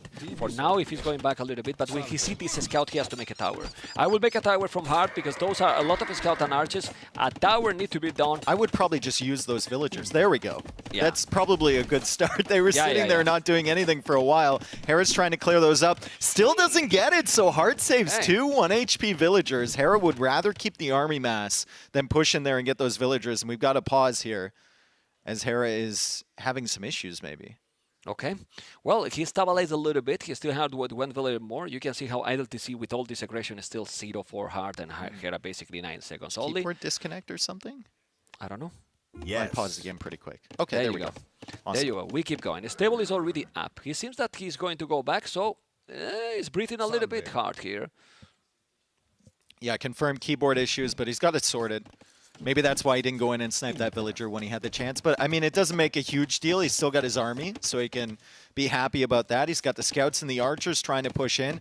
Hart is fine with keeping Hera there right now because he's in the process of building up his scouts and getting forging and getting his pasture set up. And then the food's going to come in like crazy, man. It's going to go so great. And also now the forging is going to affect the spears as well. So if he's going with those spears, he's going to be +2 spears. He's going to make a lot of damage to those scouts. He just need to hold that position and micro those spears. Don't.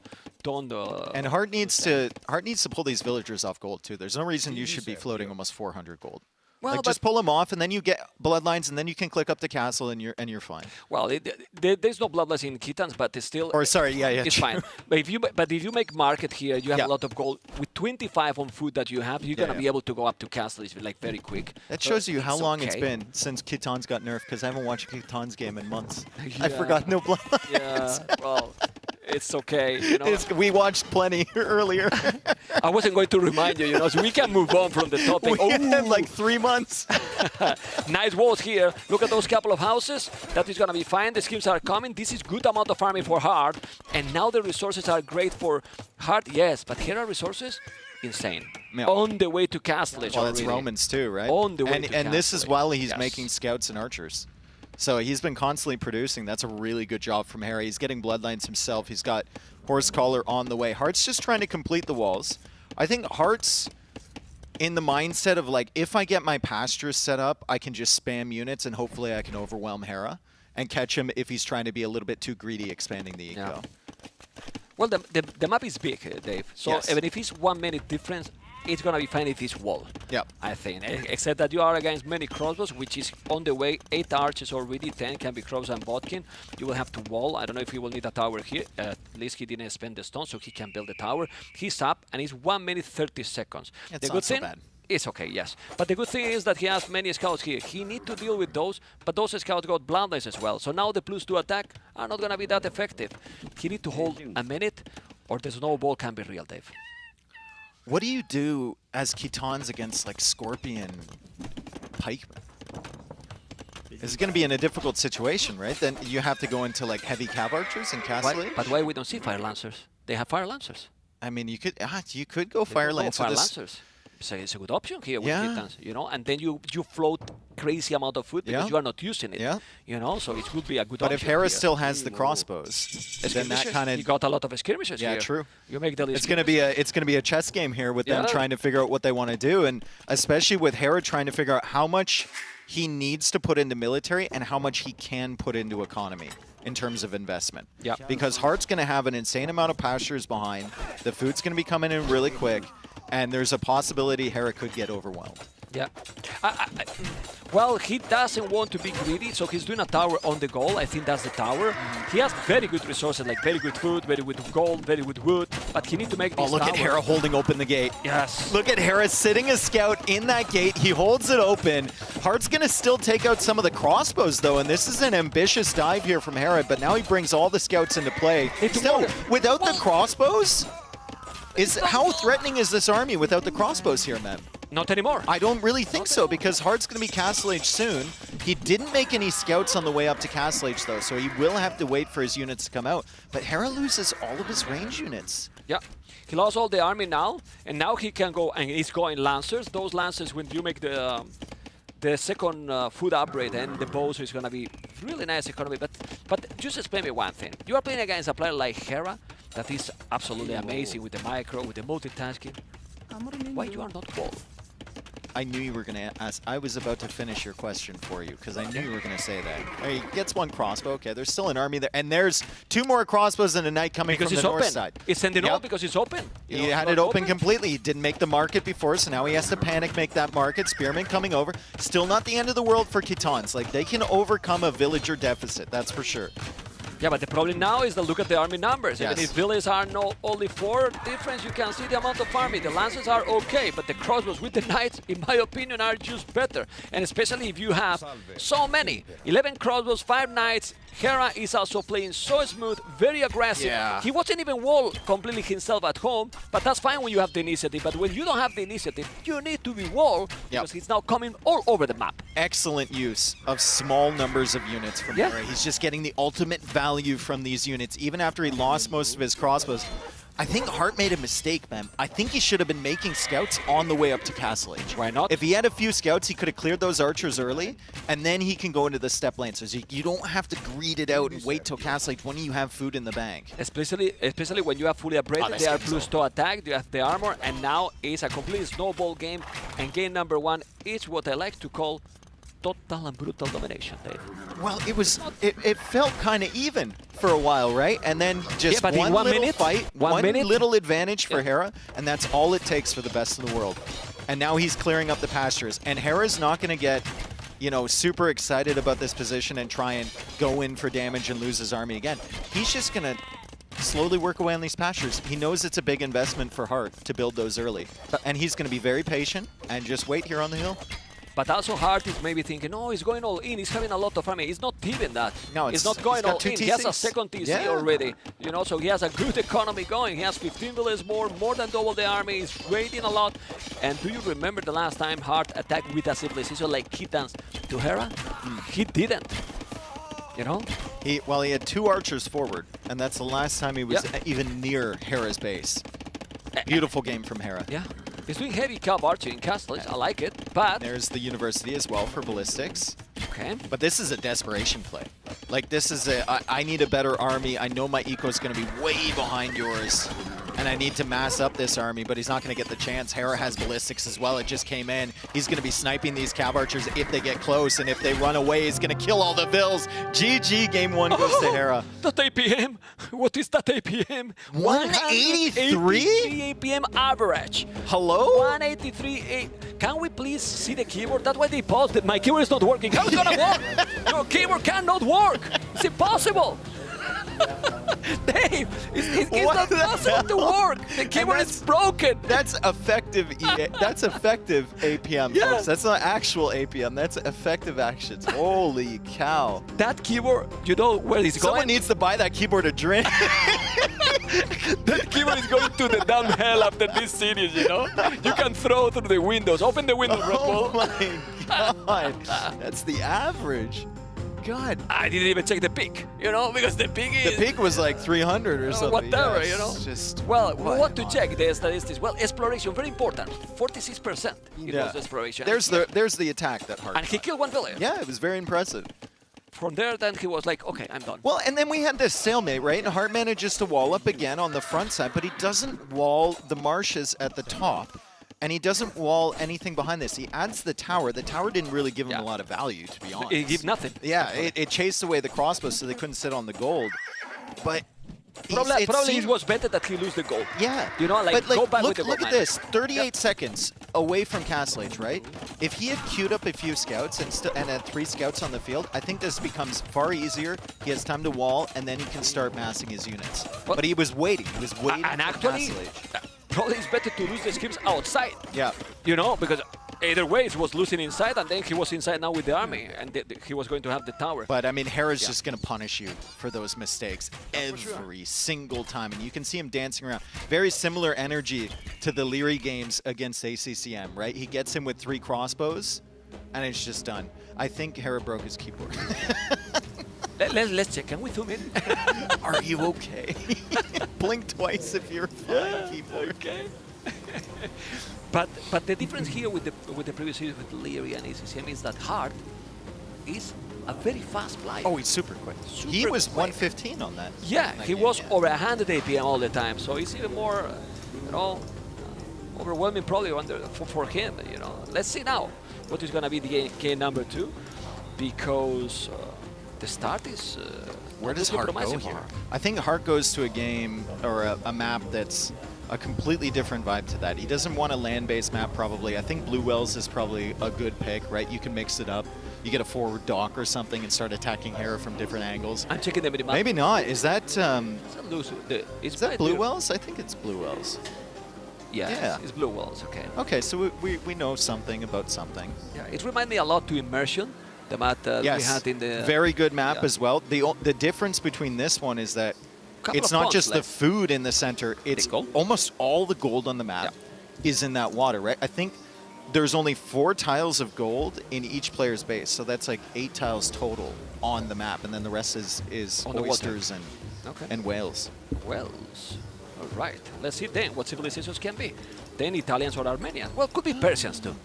Could be. It could be Malians for Hera. It could be Bengalis, maybe. Well, they potentially an option. Regenerate HP. Also, the ships there. So you get 2 free extra Ethiopians on this one. Okay. Okay. Well, we've seen Ethiopians twice with Leo and Hera. Different completely maps and possibly different approaches. But on water, they are not. They don't have anything specifically good. I mean, yeah. Like. You have to wonder if this is another Civ pick where only Hera would go for this. And you want to surprise. And he would feel very comfortable. Yeah. And then he just plays into archers or something, and archers are actually quite good against hulks. But you are cooking things in the first day? Well, I think Italians is more standard, for example. Yeah, but I don't think Hera has to cook up a super unique strategy. Well, with he can just play whatever Civ he feels comfortable with, and if it doesn't work, then he can start mixing it up later on in the tournament. Italians is a fantastic Civ. You know what I feel also now that they'll listen? He was watching Leo versus ACCM. He was listening to me and Nelly like how fast, how aggressive it is. Leo is aggressive. You will see how aggressive I can be. Bam. You know, I don't think I'm not sure if he's. I like this is Mem's fan theory, but I was actually sitting right next to Hera, and he was practicing throughout the entire set. He wasn't. Didn't watch? No. Didn't watch anything? Shit. Damn it. Don't worry, Matt. He's got a poster of you in his room. You could have lied now, Dave. I could have actually. I could I will have know batted the this for ego. the future, you know? Damn it. All right, game 2. We got Hard as Italians, Hera as Ethiopians. We'll see what Hera plans to do. Mark it right away. So he's just going to buy his way up to Castle Age. Castle Age, man. And man, the whales come in so fast. I was talking to Viper about this yesterday, about this map. And I said, shouldn't Saracens be really good here? And he said, yeah, they'll probably be banned on most of the drafts where there's blue whales. Okay. So just because of the market and the gold comes in so fast. And with Ethiopians, you get 100 extra food, 100 extra gold when the game starts. Yeah, and then what he's going to do is the minimum army possible. He's doing few archers to don't get harassed by his opponent. He's doing even a second archer range. Yeah, because he's gonna try, maybe not right away, but he's selling already everything. Look at the resources. Yeah. Do you think Hart knows or he's expecting this more or less? I believe so. I mean, he has to have good scouting. Like, where is he gone with his scout so far? I see it's Can we weak. see if he's Can in we the see market? his line of sight, whether he sees the market or not? Didn't see it. Didn't see it at the back. Just sees the archer range being built there. But now it's even more problematic because he sees double archer range. He's thinking, no, it's coming very aggressive. You know? Yeah. And But he he's needs not. to go around with the scout. He's not. He needs to see. He needs to see that market. Good pressure. A villager gets away on 1 HP. Still no forward docks or anything. Hart did go for the dock at the back, and he's adding a second range in response to the second archer range from Hera. But it is important to note that even with that market, even with the extra resources, Hera hasn't clicked up yet, man. Yeah. He's still hanging out in Feudal Age, and now he's adding more archers to respond to the pressure from Hart. And it's +1/+1 armor already also for Hart with Italians. That's going to be +2 because Italians get extra armor, so it's make them very tanky. We see 3 villages more. That is probably the fish. He has 9 fishy ships, exactly, 6 fishy ships. Hera is not too far from going, but now he needs to attack because Hera cannot respond with a tow. I don't mind this position at all from Hart. Like, the fact that Hera hasn't clicked up to Castle Age yet, was forced into archers in defense, I think is fine. Hart's going to see the market now, and that's going to put him on notice that Castle Age could be coming in soon. Hera just clicks, so he'll see the market, and he'll see Hera's score drop. So that should be a pretty good indicator that Castle Age is on the way. Does he get any value on this woodline is the question. Yeah, so now he needs to be very aggressive. But can you be very aggressive when you have the same amount of army that your opponent? That's the thing. 8 archers, 8 archers. So it's crazy. It's still going up Castle Age. Not as fast as we thought, but very fast. He's minute 5. He's 2 minutes away from going up. Hard resources are looking good. And well, remember that Italians don't need 800, 200 to go up. They need less resources. But he's going to clean up for Hera. The scout was so weak, he went after the archers instead. Hart trying to get maximum value there. Italians do have a cheaper Castle Age. Yeah. And Hart's going to be up at a really good time. 11 fishing ships against 8. He's got the archers with the extra armor, like you mentioned. So if he manages to keep a similar mass, he could be in a good position. I think it's really interesting that both of these players have decided that this is an archer map here. Like, they're not going to try for the forward docks or anything. They're just going to make double range archers. Yeah, and the timing is going to be very important because Ethiopians, like we saw before, they also attack faster. You have that brutal APM. He needs to be careful. Obviously, if he... Oh, Hera's going to wall him into the No, archers. He can't. Well, that's going to be a If he had stone, he could have made a stone gate there and it would have worked. But he sold it. Yeah, but this is a okay position for Hart, as you mentioned. He's keeping him away. Be careful with the Hulk, because you might lose those, but this is very weak. I like this. I mean, you need to keep away from your base. Very good micro. And now, with that archer army back there, you force Hera back. So, like you said, you can't come to your base. Yeah. 12 fishes, 9 fishes. There should be some weak villagers in Hera's economy as well. He's going to the wood. Let's see, he's there. He put them in a safer position. He's so good at doing that. He always puts the 1 HP villagers on the other side of his economy where the army isn't going to show up. And also his reaction has been almost instant. He's coming now forward with the archers right away. He's ignoring the forward archers from Hart. And Hera is going to be trying to put the aggression. Oh, but he gets punished. He gets punished for it, man. He sent the weak villagers over there to die, and he sends the army for it, so there's no solutions. And guess what? Hart is fully walled at the front here. Yeah, there's no way in for Hera. Well, he can dive in. He's gonna dive in. But there's a lot in that. There's a lot in that. Risky. It's so risky. Yeah. Really risky. The resources are quite unbalanced for Hart. He has such a lot of gold. Didn't finish the stable either. Things are kind of falling apart a little bit here for Hart. He's looking for the fish on the outside. Hera doesn't have any. So that's one advantage for Hart, but Hera does have 2 pawns that he's gathering gold in. Yeah, but Hart is really fine. Resources, 600 resources collected more. Now he needs to save those arches. He's going to have even at least skirmishes. I believe that in this situation that you are going all in, he needs ballistic here. Right? Like, I believe so. And also he has no food income, 5 on food only. The crossbows are there. He has 17 crossbows, Hera, but Hart got the skirmishes as well. So nice if you micro. get all together, Dave, might be fine. And here, he will be fine. Let's see what's going to happen. Good micro here by Hart. Hart is now going to dive in, but Hera is there with the archers. Population is almost the same. This is the kind of games, Dave, we want to see. Close games and amazing ones. Amazing micro there at close quarters from Hera. 2 tiles away, and he's dodging the shots. Unbelievable micro. The good angles he took at the beginning of that fight. But Hart, once again, Hera's paying attention on one side. Hart shows up at the other side. A lot of the weak villagers have died already, but there's still some in there. And now Hera trapping him in with the stone gate. Palisade gate. The skirmishes are in the damn hell or not? Well, pretty much, but he's killing villagers. At least he's getting some good value, Dave. Not a lot. He got... Well, I mean, very good value, you know. He killed 1 village, that one, 1 HP. There's a guy. Hey, there's a guy, Hart. There's one guy. He's standing next to the Mangonel. Surely you can get him, right? Surely. Oh? Kill it. No, he's not paying attention to this. Yeah, it's not paying attention. He's got but in that one, Hera will be paying attention and will take it. Those are the small details, the small difference. Village, 3 more, yes, but army numbers now 7 to 24.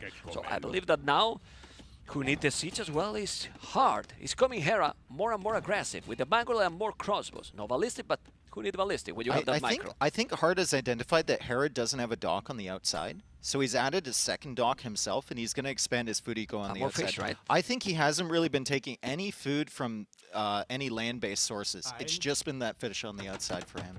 Okay. Which has been very nice for Hart. I think he's trying to make also a dock in the pond on the left. Occasionally I hear those whales. Yeah. Did you hear that? Yeah. What you are paying attention? It's the same sound as Army made when it got flattened by this Mangonel. Okay, look at this. He take it, but that was tough. Yeah, that was really tough. That's not a good one. Yeah, I think he has the foundation still of the dock on that pond. You see on the pond on the left, he tried to still get it. didn't finish, and he's kind of wasting those resources. Okay, we're gonna check now the live action. He's gonna take the dock. That dock is important because look at the amount of fishing ships he has hit there. He's gonna be idle completely. Population in total is very similar, but now it's not really There's another army, though, from Hart, and it's sneaking around again. He's found success on wood lines. He keeps showing up at them, and I don't think Hera saw that. I don't think he saw that army at all. It's just skirms, but at this point, like 1 crossbow, 5 skirms can snipe villagers quite quickly. Yeah, with what for sure. The point is that he has not even Boso, and now he's coming very aggressive.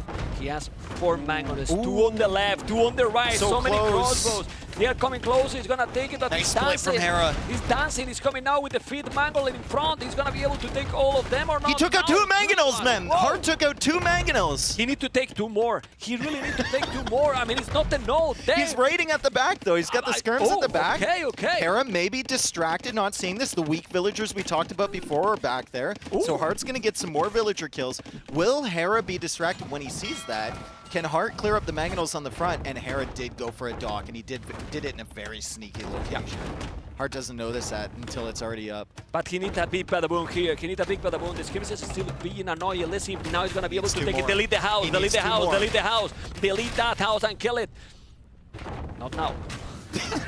Oh, Hera almost split into the mangonel. That was a weird angle to take a split, but it works out for him. Excellent micro from Hera.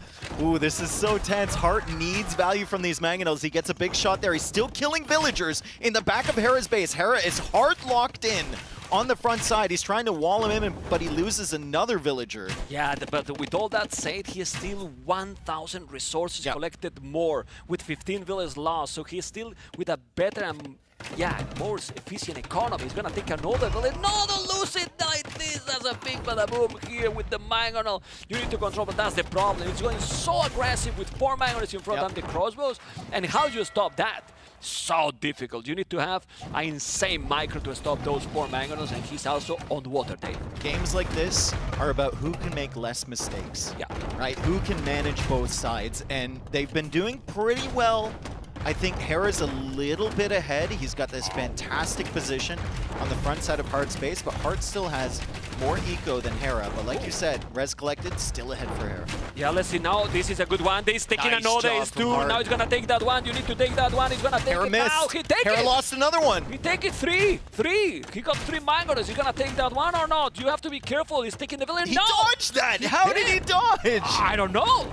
It's crazy. 2 Mangonels still repairing, and now you can see how the numbers is still ahead.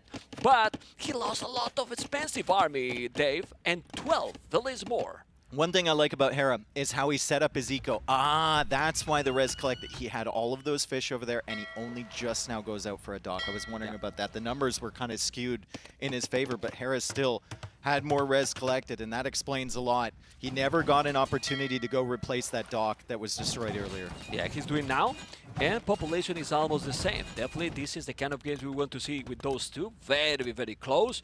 It's almost the same population. Resources is still now stabilized a little bit, and those crossbows gonna be very dangerous. You need to put some fishes maybe to go him away. It's going, and this is 3 Mangonels. 3 Mangonels. Somehow he's paying attention. Did you see how he's not getting a single mistake? Even Hera backs away from that. Even Hera backs away from 3 Mangonels walking around looking for trouble. We've got 5 Mangonels on the front side from Hera. He's not giving up on the pressure. So much gold income coming in from the whales and the oysters. He can just keep producing those. Big shots! He's taking now a lot, and now the fire ship is there. He's taking half of that. Arches, he could take even more. So fast, Hera still, damn it. That's so good move by Hera, by the Canadian. He's gonna move right now or not? He's gonna take another? Oh my god, it's so complicated. In fact, now he's going. No! He dodged the guy! Dave, what's going on? Man! Give it to us, come on! Give me a bada boom! We want vodka to work more, man! And now, bang! Nobody! Well, he killed those villains, you know? He's about to lose the dock he just replaced. Oh my goodness, the pressure. That was a good one! Finally! Whoa! He took it! Bang! Yeah, man! My goodness, I mean, those were destined to die, those archers, come on. Anyway, 88 population, 89. Look at the population, Dave. But 0 villains on gold for Heart. Yes. You need to find a way to get some gold. And I think Hera has just been whales. I think it's been.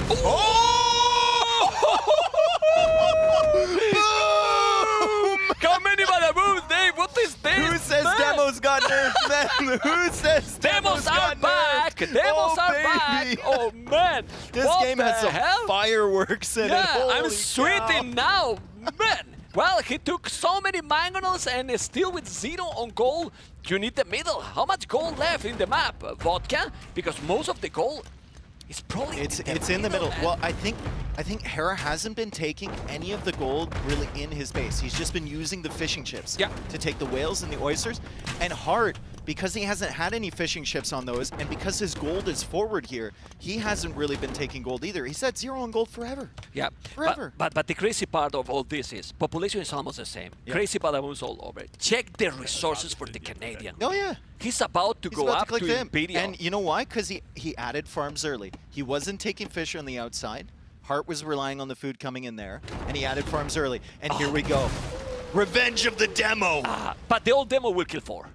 The old demo will kill all of them. It's the truth, you know. Yeah. Anyway, let's see the Mangonels. He's gonna be able to take it. Where's doing a... Oh, he sold it. 500 stone. Oh, God. His heart is... he just needed gold, and I think he realizes... but he's taking gold now in that pond. I know, and look at Hart's resources. And he's Italian. A tiny little balancing from the market, just a little touch of balance from the market. And suddenly Hart might be in a position to click up to Imperial Age at a very similar time to Hera. He has done a remarkable job keeping Hera's Mangonels away, because I'm pretty sure Hera's produced like 20 Mangonels this game. Yeah, but just look what... this is the trademark. Can we go to Hera's base, please? Hera's base, He's got farms all over the place. He always gets farms all over the map. If we can does zoom Hart out, have a single farm? Exactly. If we can zoom out a little bit and click it, he got 33 farms used there. Let's go to Hart. Okay. How many he got? All right, he's got... Yeah, almost the same, 12. Okay. Come on. Yeah. Yeah, you are being nice. I mean, we all know about Hera's farms, man, and he started It's adding those insane. early, right? It is really insane. Oh, here we go. Yeah, but both are on the way to Imperial with only 14 seconds difference. The population is still benefit the Canadian, but the position in the map benefit the Canadian as well. This is not a castle, and army numbers is almost the same. I think the game. Yeah, he doesn't have anything locking down the middle, Yeah. but I mean, his army control has been phenomenal. He's had the Mangonels there the entire time, and he's got that one dock. So he's got some potential to stop Hart from expanding outwards towards the Oysters in the center area there. Still, very competitive imp timing. 98 eco for Hera, 86 for Hart. It's still possible for Hart, but he's really got to make something happen. He's got to find an opening in this game. Okay, and in late game, I mean, similar, right? You can go both with archers. I think as I like well. Italians maybe a little bit more than Ethiopians. Yeah, the map was different, you know, you can go hussars as well, but with this economy here, they are forced to go in range units, kinda. Bombard cannons, then bombard cannons. Ethiopians get siege engineer in case that you're gonna go with that. The siege is very powerful. I like the Navy as well from Italians. That's true. If Hart can get That's some true. docks in the center, which I He's think doing this really focuses He's trying to go. Yeah. What a game. Yeah, it's so very many nice. moments in this So game. We many. got a whole highlight reel just from this game. Well, we can scream later, you know. I We can know, scream I later, know. no problem. Okay, that Mongol is still alive. Crazy. 715 stone. Where to make the castle? Close to the middle?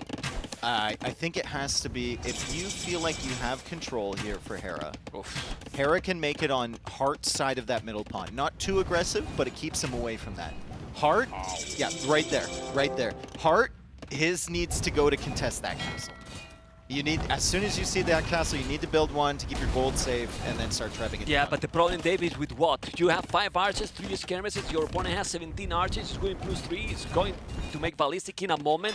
You cannot really counter that castle, and that castle gives you the whole map. No, you're going to have to put it further back just so you can trap it down. You have to put it in a position where your traps will be safe There you underneath go. of it. There you go. So he's gonna make it there.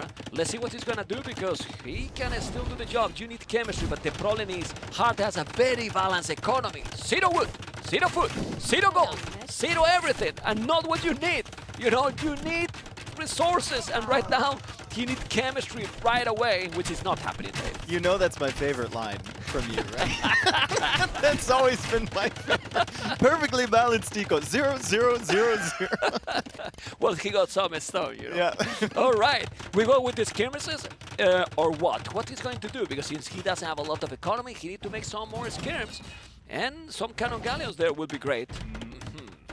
I mean, I like the emphasis on water control. I think he senses that he's not going to win the land anytime soon, so he needs to mix up the game by getting all the pawns. And if Hera's not paying attention to those pawns, Hart could theoretically capture all 3 of these. And then he could get cannon galleons or something. He could make things interesting, but still, it's going to be a huge mountain to climb. Because even if he does get Navy in those pawns, that archer mass from Hera can go over and snipe all those units. Yeah, and they are not great units against archers. They Such an die. interesting map, isn't it? It's really, really cool. I like it. Yeah, it's felt that it's so complicated. There is little resources with the goal, you know, and then the middle it's become so important. It's doing the chemistry now. You can see how those galleons are dying. It doesn't have a lot of siege yet, Hera, so he need to snipe that somehow. But it's so difficult. Oh, that Mongol is going to be down, sending the hold, but Hera just don't have anything on water. He's trying to find some value with his navy, and there's no value to find because he got nothing on water. He's on the land only, Hera. Well, he did take a lot of the fish out that were taking the whales and getting gold for Hera, but Hera just transitions the villagers into the center to take the oysters. Yep. And he's still got the other pond with fishing ships on it as well, and he's making more fishing ships in the center to take those too. So, really nice job from Hera, still holding this position, not pushing really quickly into hard space, but he doesn't need to. He's got a phenomenal eco behind. Yeah. And here he goes, disrupting the woodline as well. Great position for the Canadian. He has 47 on gold, while his opponent has 7. 1,200 stone, yes, but he can find any value. Look how he's microing this here. He's gonna trap him. Doesn't he have better things to do at this stage of the game? Man, Paying attention to everything, Hera. He's got the Trebs working away. The Bombard cannons are pushing up. Hart just got chemistry, but it's only one Bombard cannon in the queue as he's still trying to add more War Galleys, 4 on gold. But this is the thing, Dave. Look at the spot here that he has to take care, and he was walling the skirmishes. Yeah. How? Yeah. You know how? This is the main part of the game right now. The other, it doesn't even matter at all, right? And he's doing it. 3 trebuchets. The castle is going to be down. You can make 2 castles more, but Hart's feels heavily that housed too. Yeah. Heavily housed. 137 out of 125. So all of his units he needs on the field now, if he can afford them, going to be blocked. Yeah, well, but as you can see, it's still 30 villages more. Military numbers are very similar, 25 to 30, but he has map control. And the map control in this one, in these blue wells, is so important. There's no resources for Hart. He has no economy, and he's calling the GG. Hart 0, Hera 2. This was a great game and fun to watch for sure. And the APM again. Hera's slowing down. Yeah, he's very slow now, 155. He's slowing. But as we were talking, Hart, very fast as well, Yes. player. But you know, it's better stretch a little bit because otherwise. I feel like Hart did a really good job mixing it up. He kept showing it up at the wood lines from Hera. He kept sniping villagers, but then at a certain point, it felt like there was 4 areas to pay attention to. Hart could only pay attention to 3, and Hera had his mind on all 4. Yes, and he was close to 10 minutes without goal. Yeah. Without goal. Yep. Well, he killed that dock, and he can't take the whales in the middle, and then he kills the second dock, too. But you know how expensive it was for him to go up? He had to sell 500 stone and to get I gold. think 400 wood or something like well, this, like that. Yeah. you know? So it's so expensive. We can see, I mean, so many moments here. I mean, we don't even need to talk about them because Great most micro. of them are epic. Watch these angles that Hera takes here. Close angle, another close angle, doesn't get hit once. Another close angle, doesn't get hit once.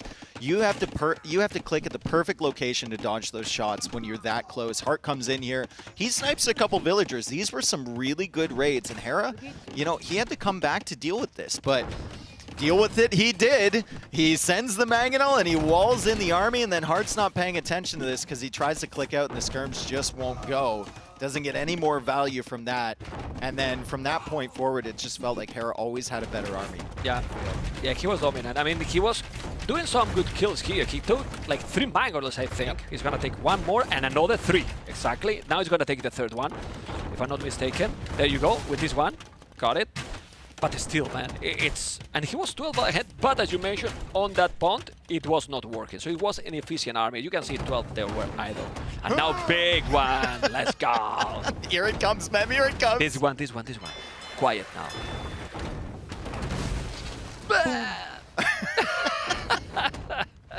Old Devil would have killed all 4. Yeah.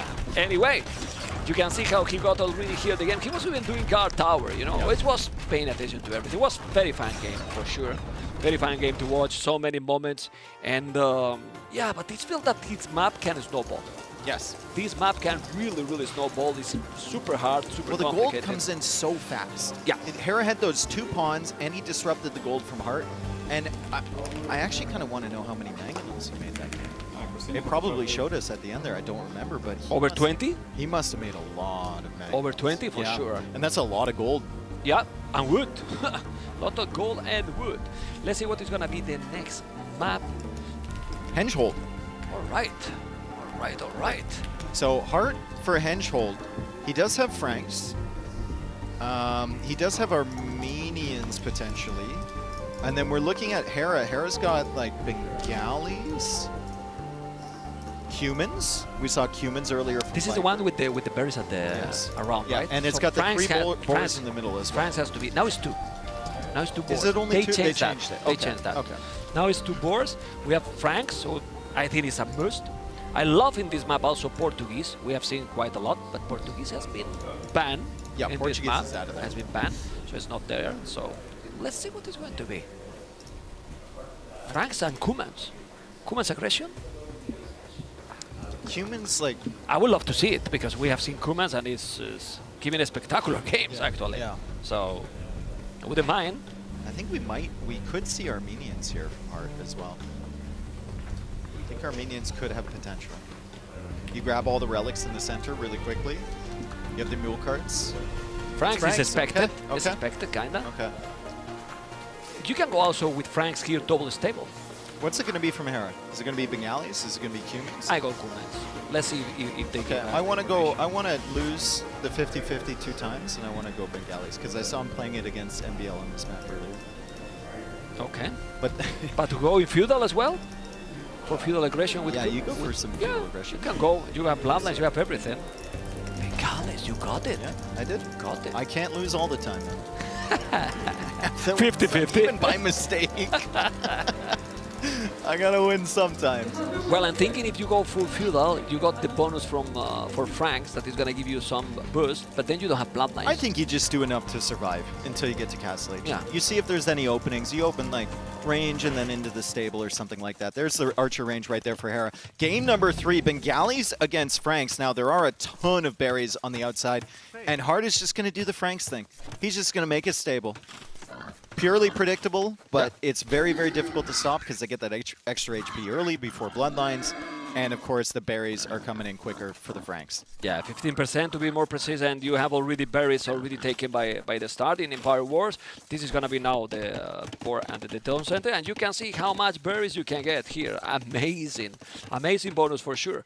Bengalis is going for the archers now, and he's exploring everything to see exactly where to put the aggression. I mean, and he gets 2 extra villagers from the beginning of the game, right? So when you start with 27 or whatever, it's not that big of an increase to like percentage-wise, but it really, really helps to get the extra resources. Maybe you get your stable down a little bit quicker. Maybe you get your upgrades in a little bit quicker. And between these 2 players, that counts for a lot. Well, you can see the distribution. They have both like 18, now 16 on foot, and then he still have villages on gold, while Hart need to move those. Now he's adding 2 villages on gold, but, you know, the 2 villages are there, working all the time. And Hera has already, well, some resources more. It's true that... Frank Scout, winning that one. It looked like he was fighting uphill too, but wasn't getting the downhill damage, Hera's Scout right there. So really nice job from Hart to clear that up. Hart's in the back of Hera's base. Hera's going for the full wall here. And Hera's still just 3 archers, 2 spearmen. He's banking the food. He's not adding a stable or anything like that. No, he's just going to play Spearman Archer, and he's not adding any more archers either. Yeah, he's not being aggressive. So I would like to see something else There's here a from stable. Hart. No, that's a market. It's a market. So then what you do here, because now Hart might know is like, hey, he's trying to go Castle Age. I go very aggressive, or you just adapt here and try to go as soon as possible too. Full vision on that market for Hart, right? So he knows the timings from Hera. That's really good information that he's getting in Hera's base. So let's see what is gonna be next for Hart. For now, it's not really doing army. It's doing 1 skirm, and it's not producing I think he saw the market from Hera. He says, okay, that's how it's going to be. I'm going to go up to Castle Age as well. Wow. And sell the stone. His eco's going to be pretty good with the berries coming in. Look at the resources for Hart as Hera clicks up right now. Hart's going to be about maybe 30, 40 seconds behind. Yeah, but you know what is going to happen then? Hera is going to go light as monks. Or at least monks, right? Try and take the relics in the center. Although it looks like the relics are further away from Hera. They're kind of all closer to Hart. Side. He's closer to Hart, but Hart is not up yet. He's mining a lot of gold, 9 villages on gold, so perfect for the relics. He has only 5 archers, and you wanna keep going archers, or? I think you have to. I think you have to have a few. There's a hole at the back of Hera's base. Yeah, that's open, I think, or maybe not. And that's definitely open. Oh yeah, because that's not it's not a bush. It's it's open. Yeah, but usually the players don't check. Yep. Don't check, man. They don't check for those. No, I know. And his opponent assumes that it's walled as well. Yeah. So it's effectively walled. But you can click with 1 spear. I If mean, the unit you is can. going, you know that it's open. Yeah. If it's not going, then But you he's know still, I mean, he's still open at the front of his that's TC, true. so it makes it difficult, right? Skirms forward here for Hart. He is just behind Hera in terms of clicking up to Castle Age, and I like these skirms because he's keeping the archers at home. So I don't know if Hera's going to find that sick crossbow timing, maybe showing up at the berries at the back of Hart's base. This is really nice. And he did second archer range hard. He's not going for a second stable. It's just going to be skirm. Full skirms here with some knights maybe. I mean, Or light with cap, the maybe? amount of berries on this map, if you put enough villagers on there with Franks, you can kind of produce from Whatever. ranges, a Yeah. stable, the TC, get your upgrades. This could And be very he nice should do for that. And if you make few farms, they have heavy blow right away. So it's great. You know, it's great. Double monastery. Sorry, I was expecting that from Hera for sure. Double monastery. Those monks are so tanky. They are not going to die against the skirmishers. You know, they are not. Especially if he's doing sanity. That's gonna be sick. The game against NBL earlier, I mentioned, where Hera was playing Bengalis. I think it was an hour-long game.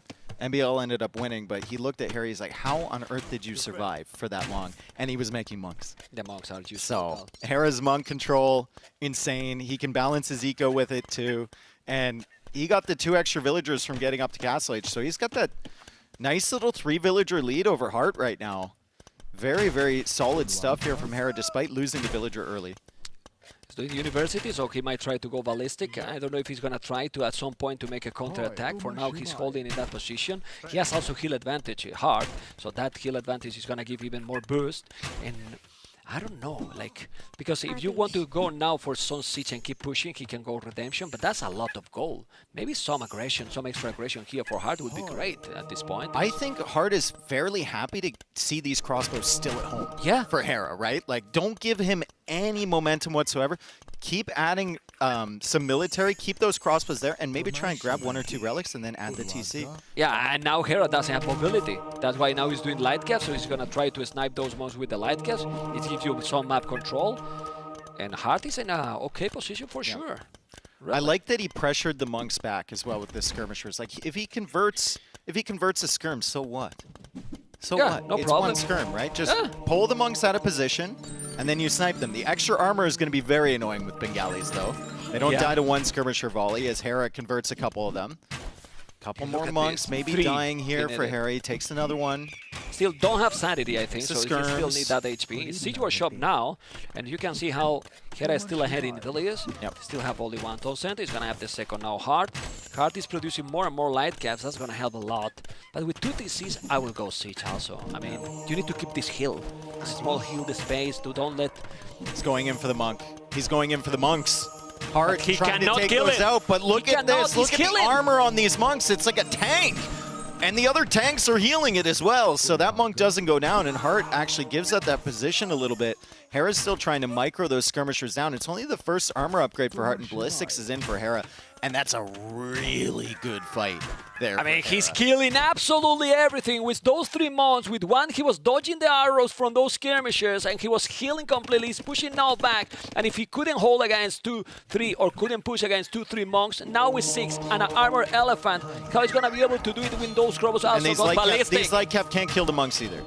Like, he's going to get converted eventually. He snipes he one, killed but he him! killed He his killed own him! light cap. Oh, no. That was unfortunate, but those relics that are far from his base, or farther, are still on Hera's possession right now. With 2 villages more and almost double the army, the Canadian, Dave, is starting to push. He with is. archers and monks, crazy. He is starting to push. Finally, the second armor upgrade coming in for Hart. I think if he had that earlier, he could have held Hera in his base. So maybe should have... You say that the monks could convert the schemes and that wouldn't be too much. Now it is too much, those conversions. Yes, now it is. The plus really 2 armor too is about much. to kick. Oh, Hera has man. been very, very courageous against these skirms with the crossbows, but that's because they didn't have that plus 2 armor. So now he's running back. He sees the light cap. There's 2 light cap going over towards these monks. Only one of them has faith, and Hera will potentially snipe this light cap, but look at the dodging there from Hart. He does get the monk. Yeah, nice game.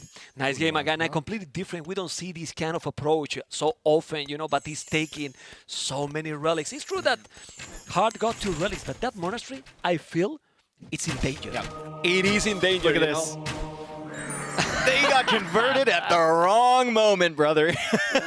Or attack at the wrong moment as Yeah. well. My goodness, the tower is there. The monastery is in danger if he's coming with the elephant, but he's pushing more. Village 56, 57, almost the same.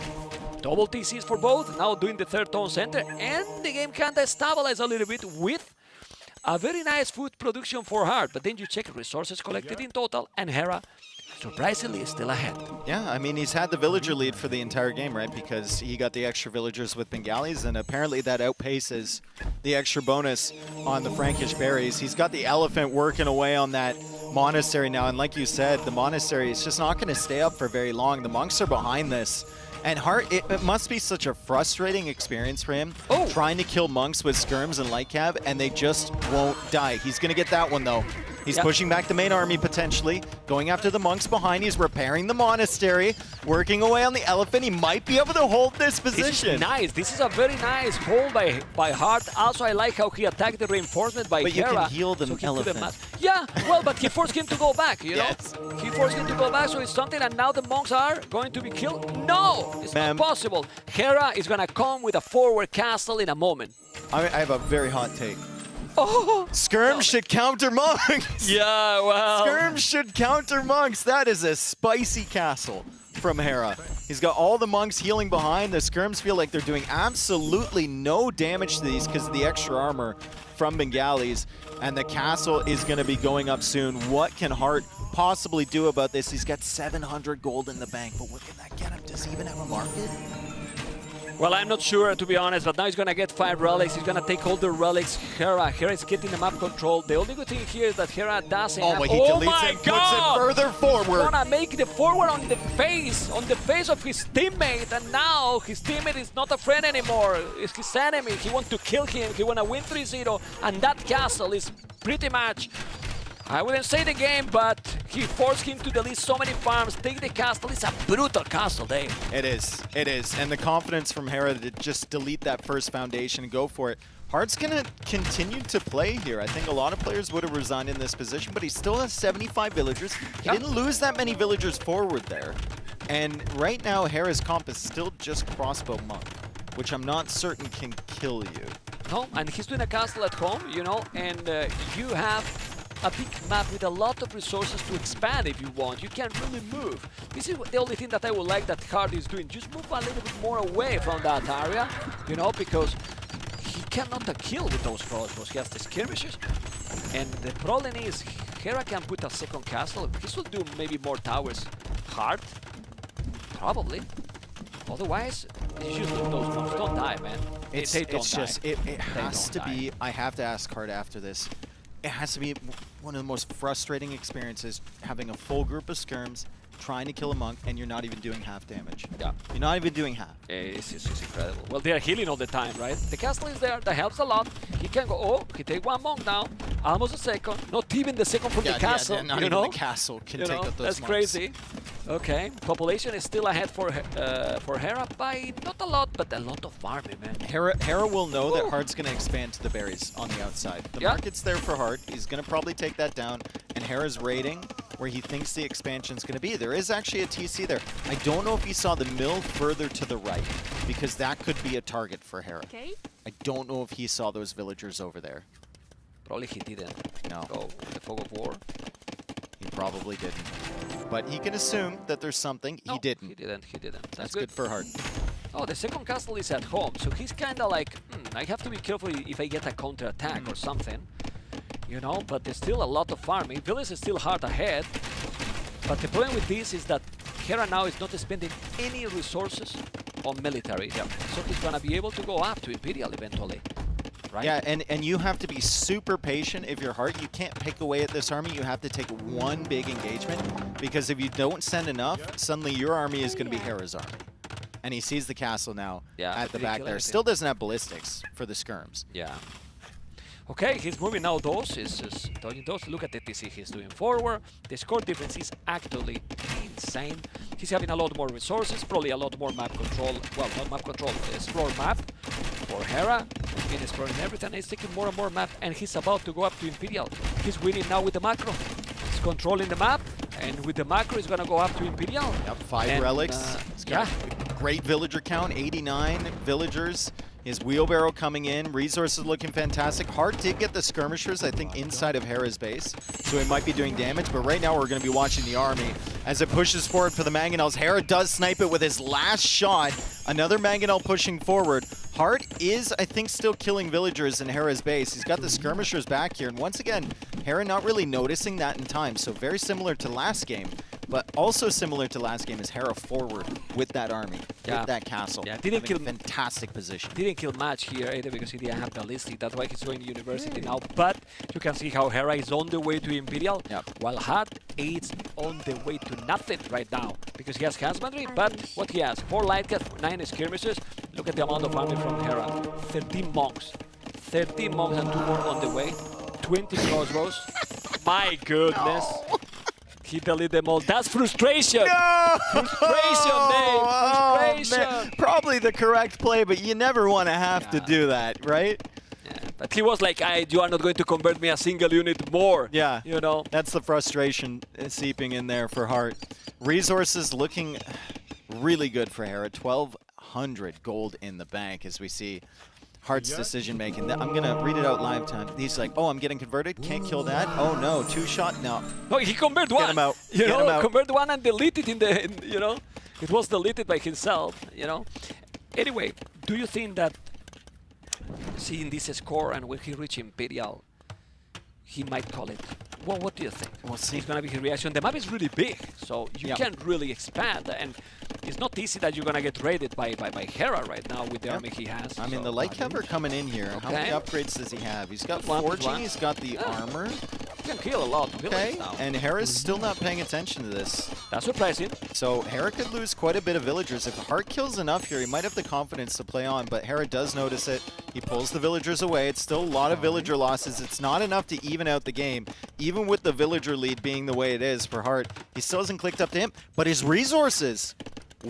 Wow, great job, Hart. I mean, a lot of it is due to the market, but still, really good job balancing out his res, and he's going to click up to him. I mean, Franks is a good civilization, economically talking. He has 111 villas. Did he kill the monks? Oh, this would be so satisfying for Hart if he can finally kill some monks. This would be so satisfying for him. Yeah, he's killing all of them. Definitely killing all of them, and now Hera's going to go Arbalest then. Oh, he's still losing a lot. Look at Hera, KD. You know, he has lost already 18 villas, might lose even more. It's going to be 20 probably. He's doing also the, now even Illumination. I mean, he did. In the monks. He does have 6 TCs now, so he can replace them, and he did get 10 villagers from getting to him. Oh, wow. With Bengalis, because he had 5 TCs. So he recovered all the loss. He just recovered everything that Hart killed. Yeah. Yeah, that's crazy. Yeah, look at the score. It's pretty sick right now. 146 population. Hart population is similar. It's close. But what you do now? You don't have Hussars, so now it's a bit awkward for Franks. The counter for the archers are really bad because basically Frank's scripts are already fully upgraded.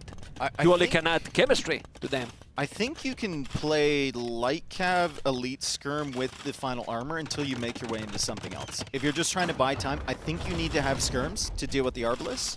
And then the light cav with they don't have more armor. Like they are already upgraded. Yeah, they are so bad. And they don't have bracer, but you need something to deal with them. You need something. Onagers doesn't work against these monks. No, no. Like, you can't go Onagers. You can't really go Paladin here, although he's going to try to do it. I just don't think there's enough time. There's not enough time to get into it. Yeah, you need a lot of light caps. He's doing now knights. Okay, they are stronger. They are more tanky for sure. He's going to do the +2 attack. Oh, the armor better. I don't know why the armor is better than the attack, actually, to kill the monks. Because he doesn't have anything. Well, the archers. It's many archers as well. In a second castle.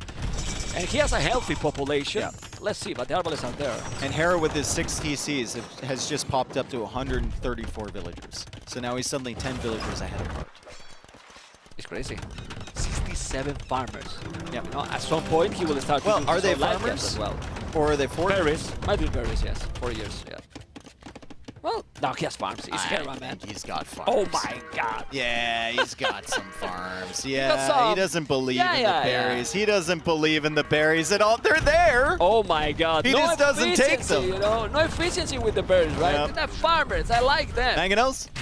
Yeah, the your last chance for any value whatsoever? Yeah.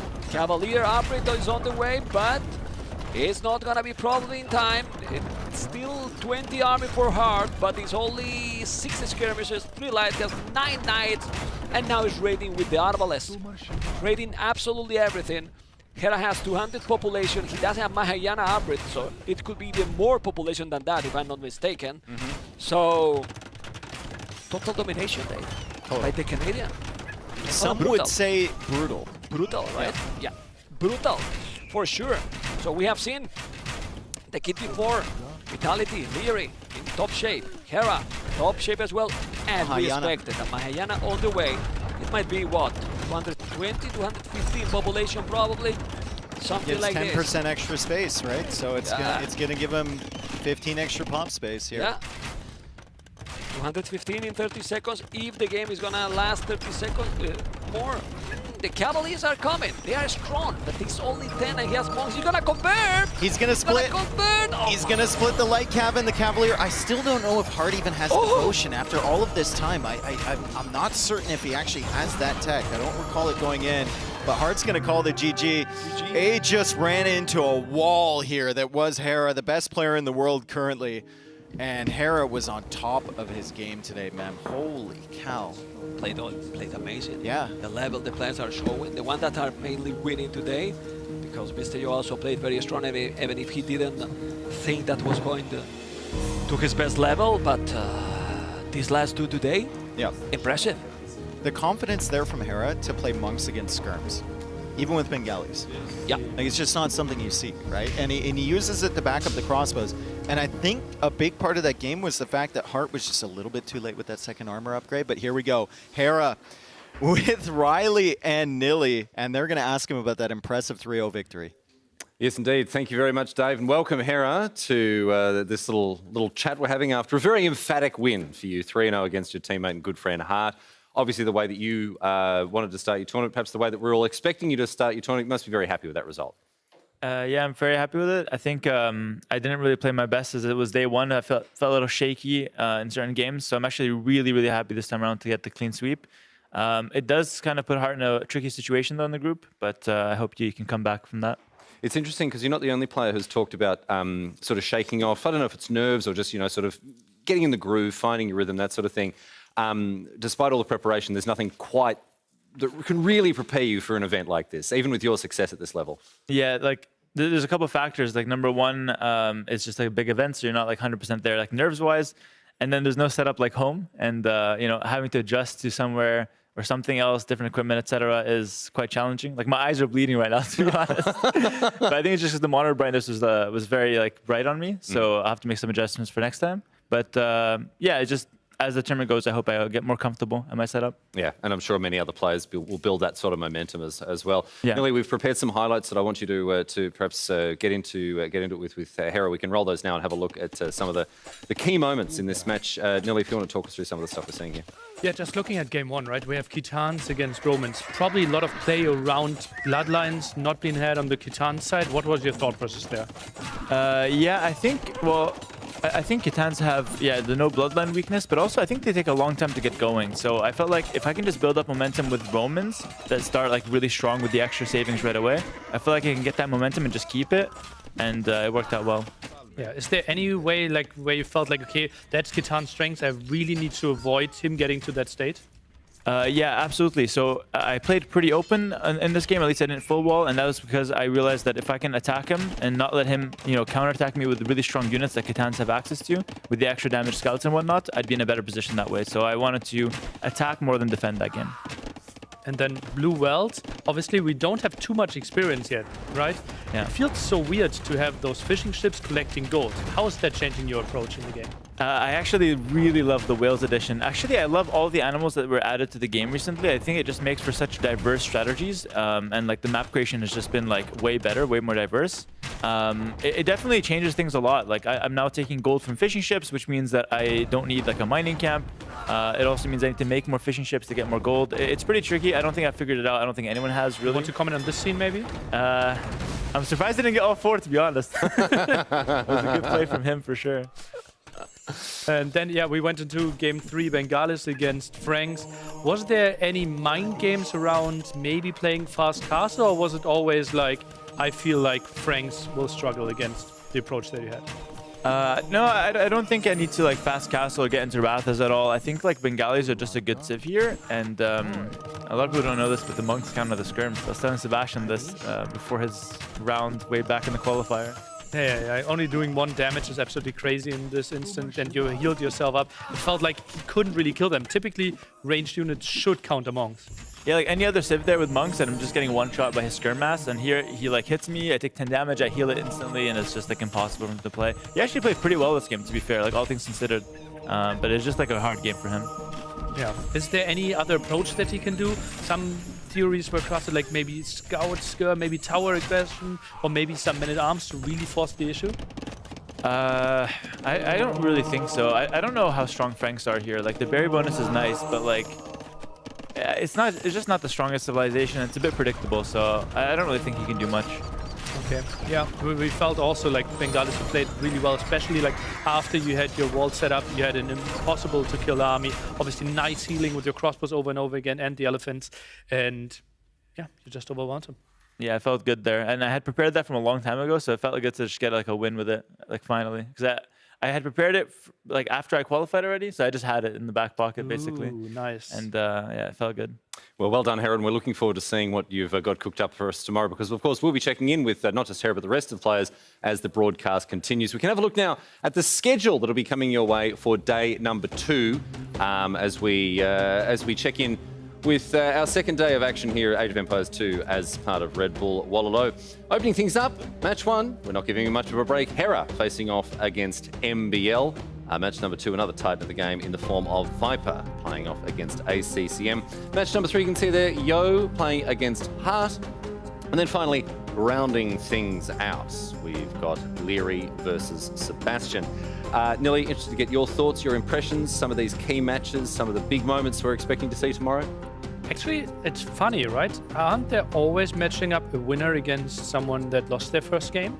It feels like it, right? So it looks like, yes, I wanted to hype it up a bit, like, oh, this is elimination, both players lost, or this is for a spot in the playoffs if both players won. But actually, it's everything open tomorrow, which is a great storyline. We could have everyone ending with 1-1 after tomorrow. So we could have a situation where we're heading into day 3 where theoretically anything could happen. Yes, fantastic. Well, I know we don't really need to say this. You're not going to want to miss it. You're going to be watching. Of course, we know you love this game. We all love this game, and we can't wait to have your company. A quick thank you once again to our sponsors, Aegon by AOC, World's Edge, and Span, for their very grateful and worthy support of this event. It's been wonderful to have them. It's been wonderful to have you along, wherever you've chosen to join us around the world. On behalf of the entire broadcasting team, thanks for being with us today, and we can't wait to bring you the rest of the event here from the HMS Londinium, making landfall later on this weekend, heading to the Odeon Lux, and then finally, of course, the Royal Albert Hall. Tickets still available if you want to come along to that one. That's all she wrote today, sports fans. What a pleasure it's been. On behalf of the entire broadcast team, once again, this is Riley Knight signing off. We will see you back here tomorrow at 1 p.m. British Summer Time. Can't wait to see you. Until then, take care of yourselves and good night.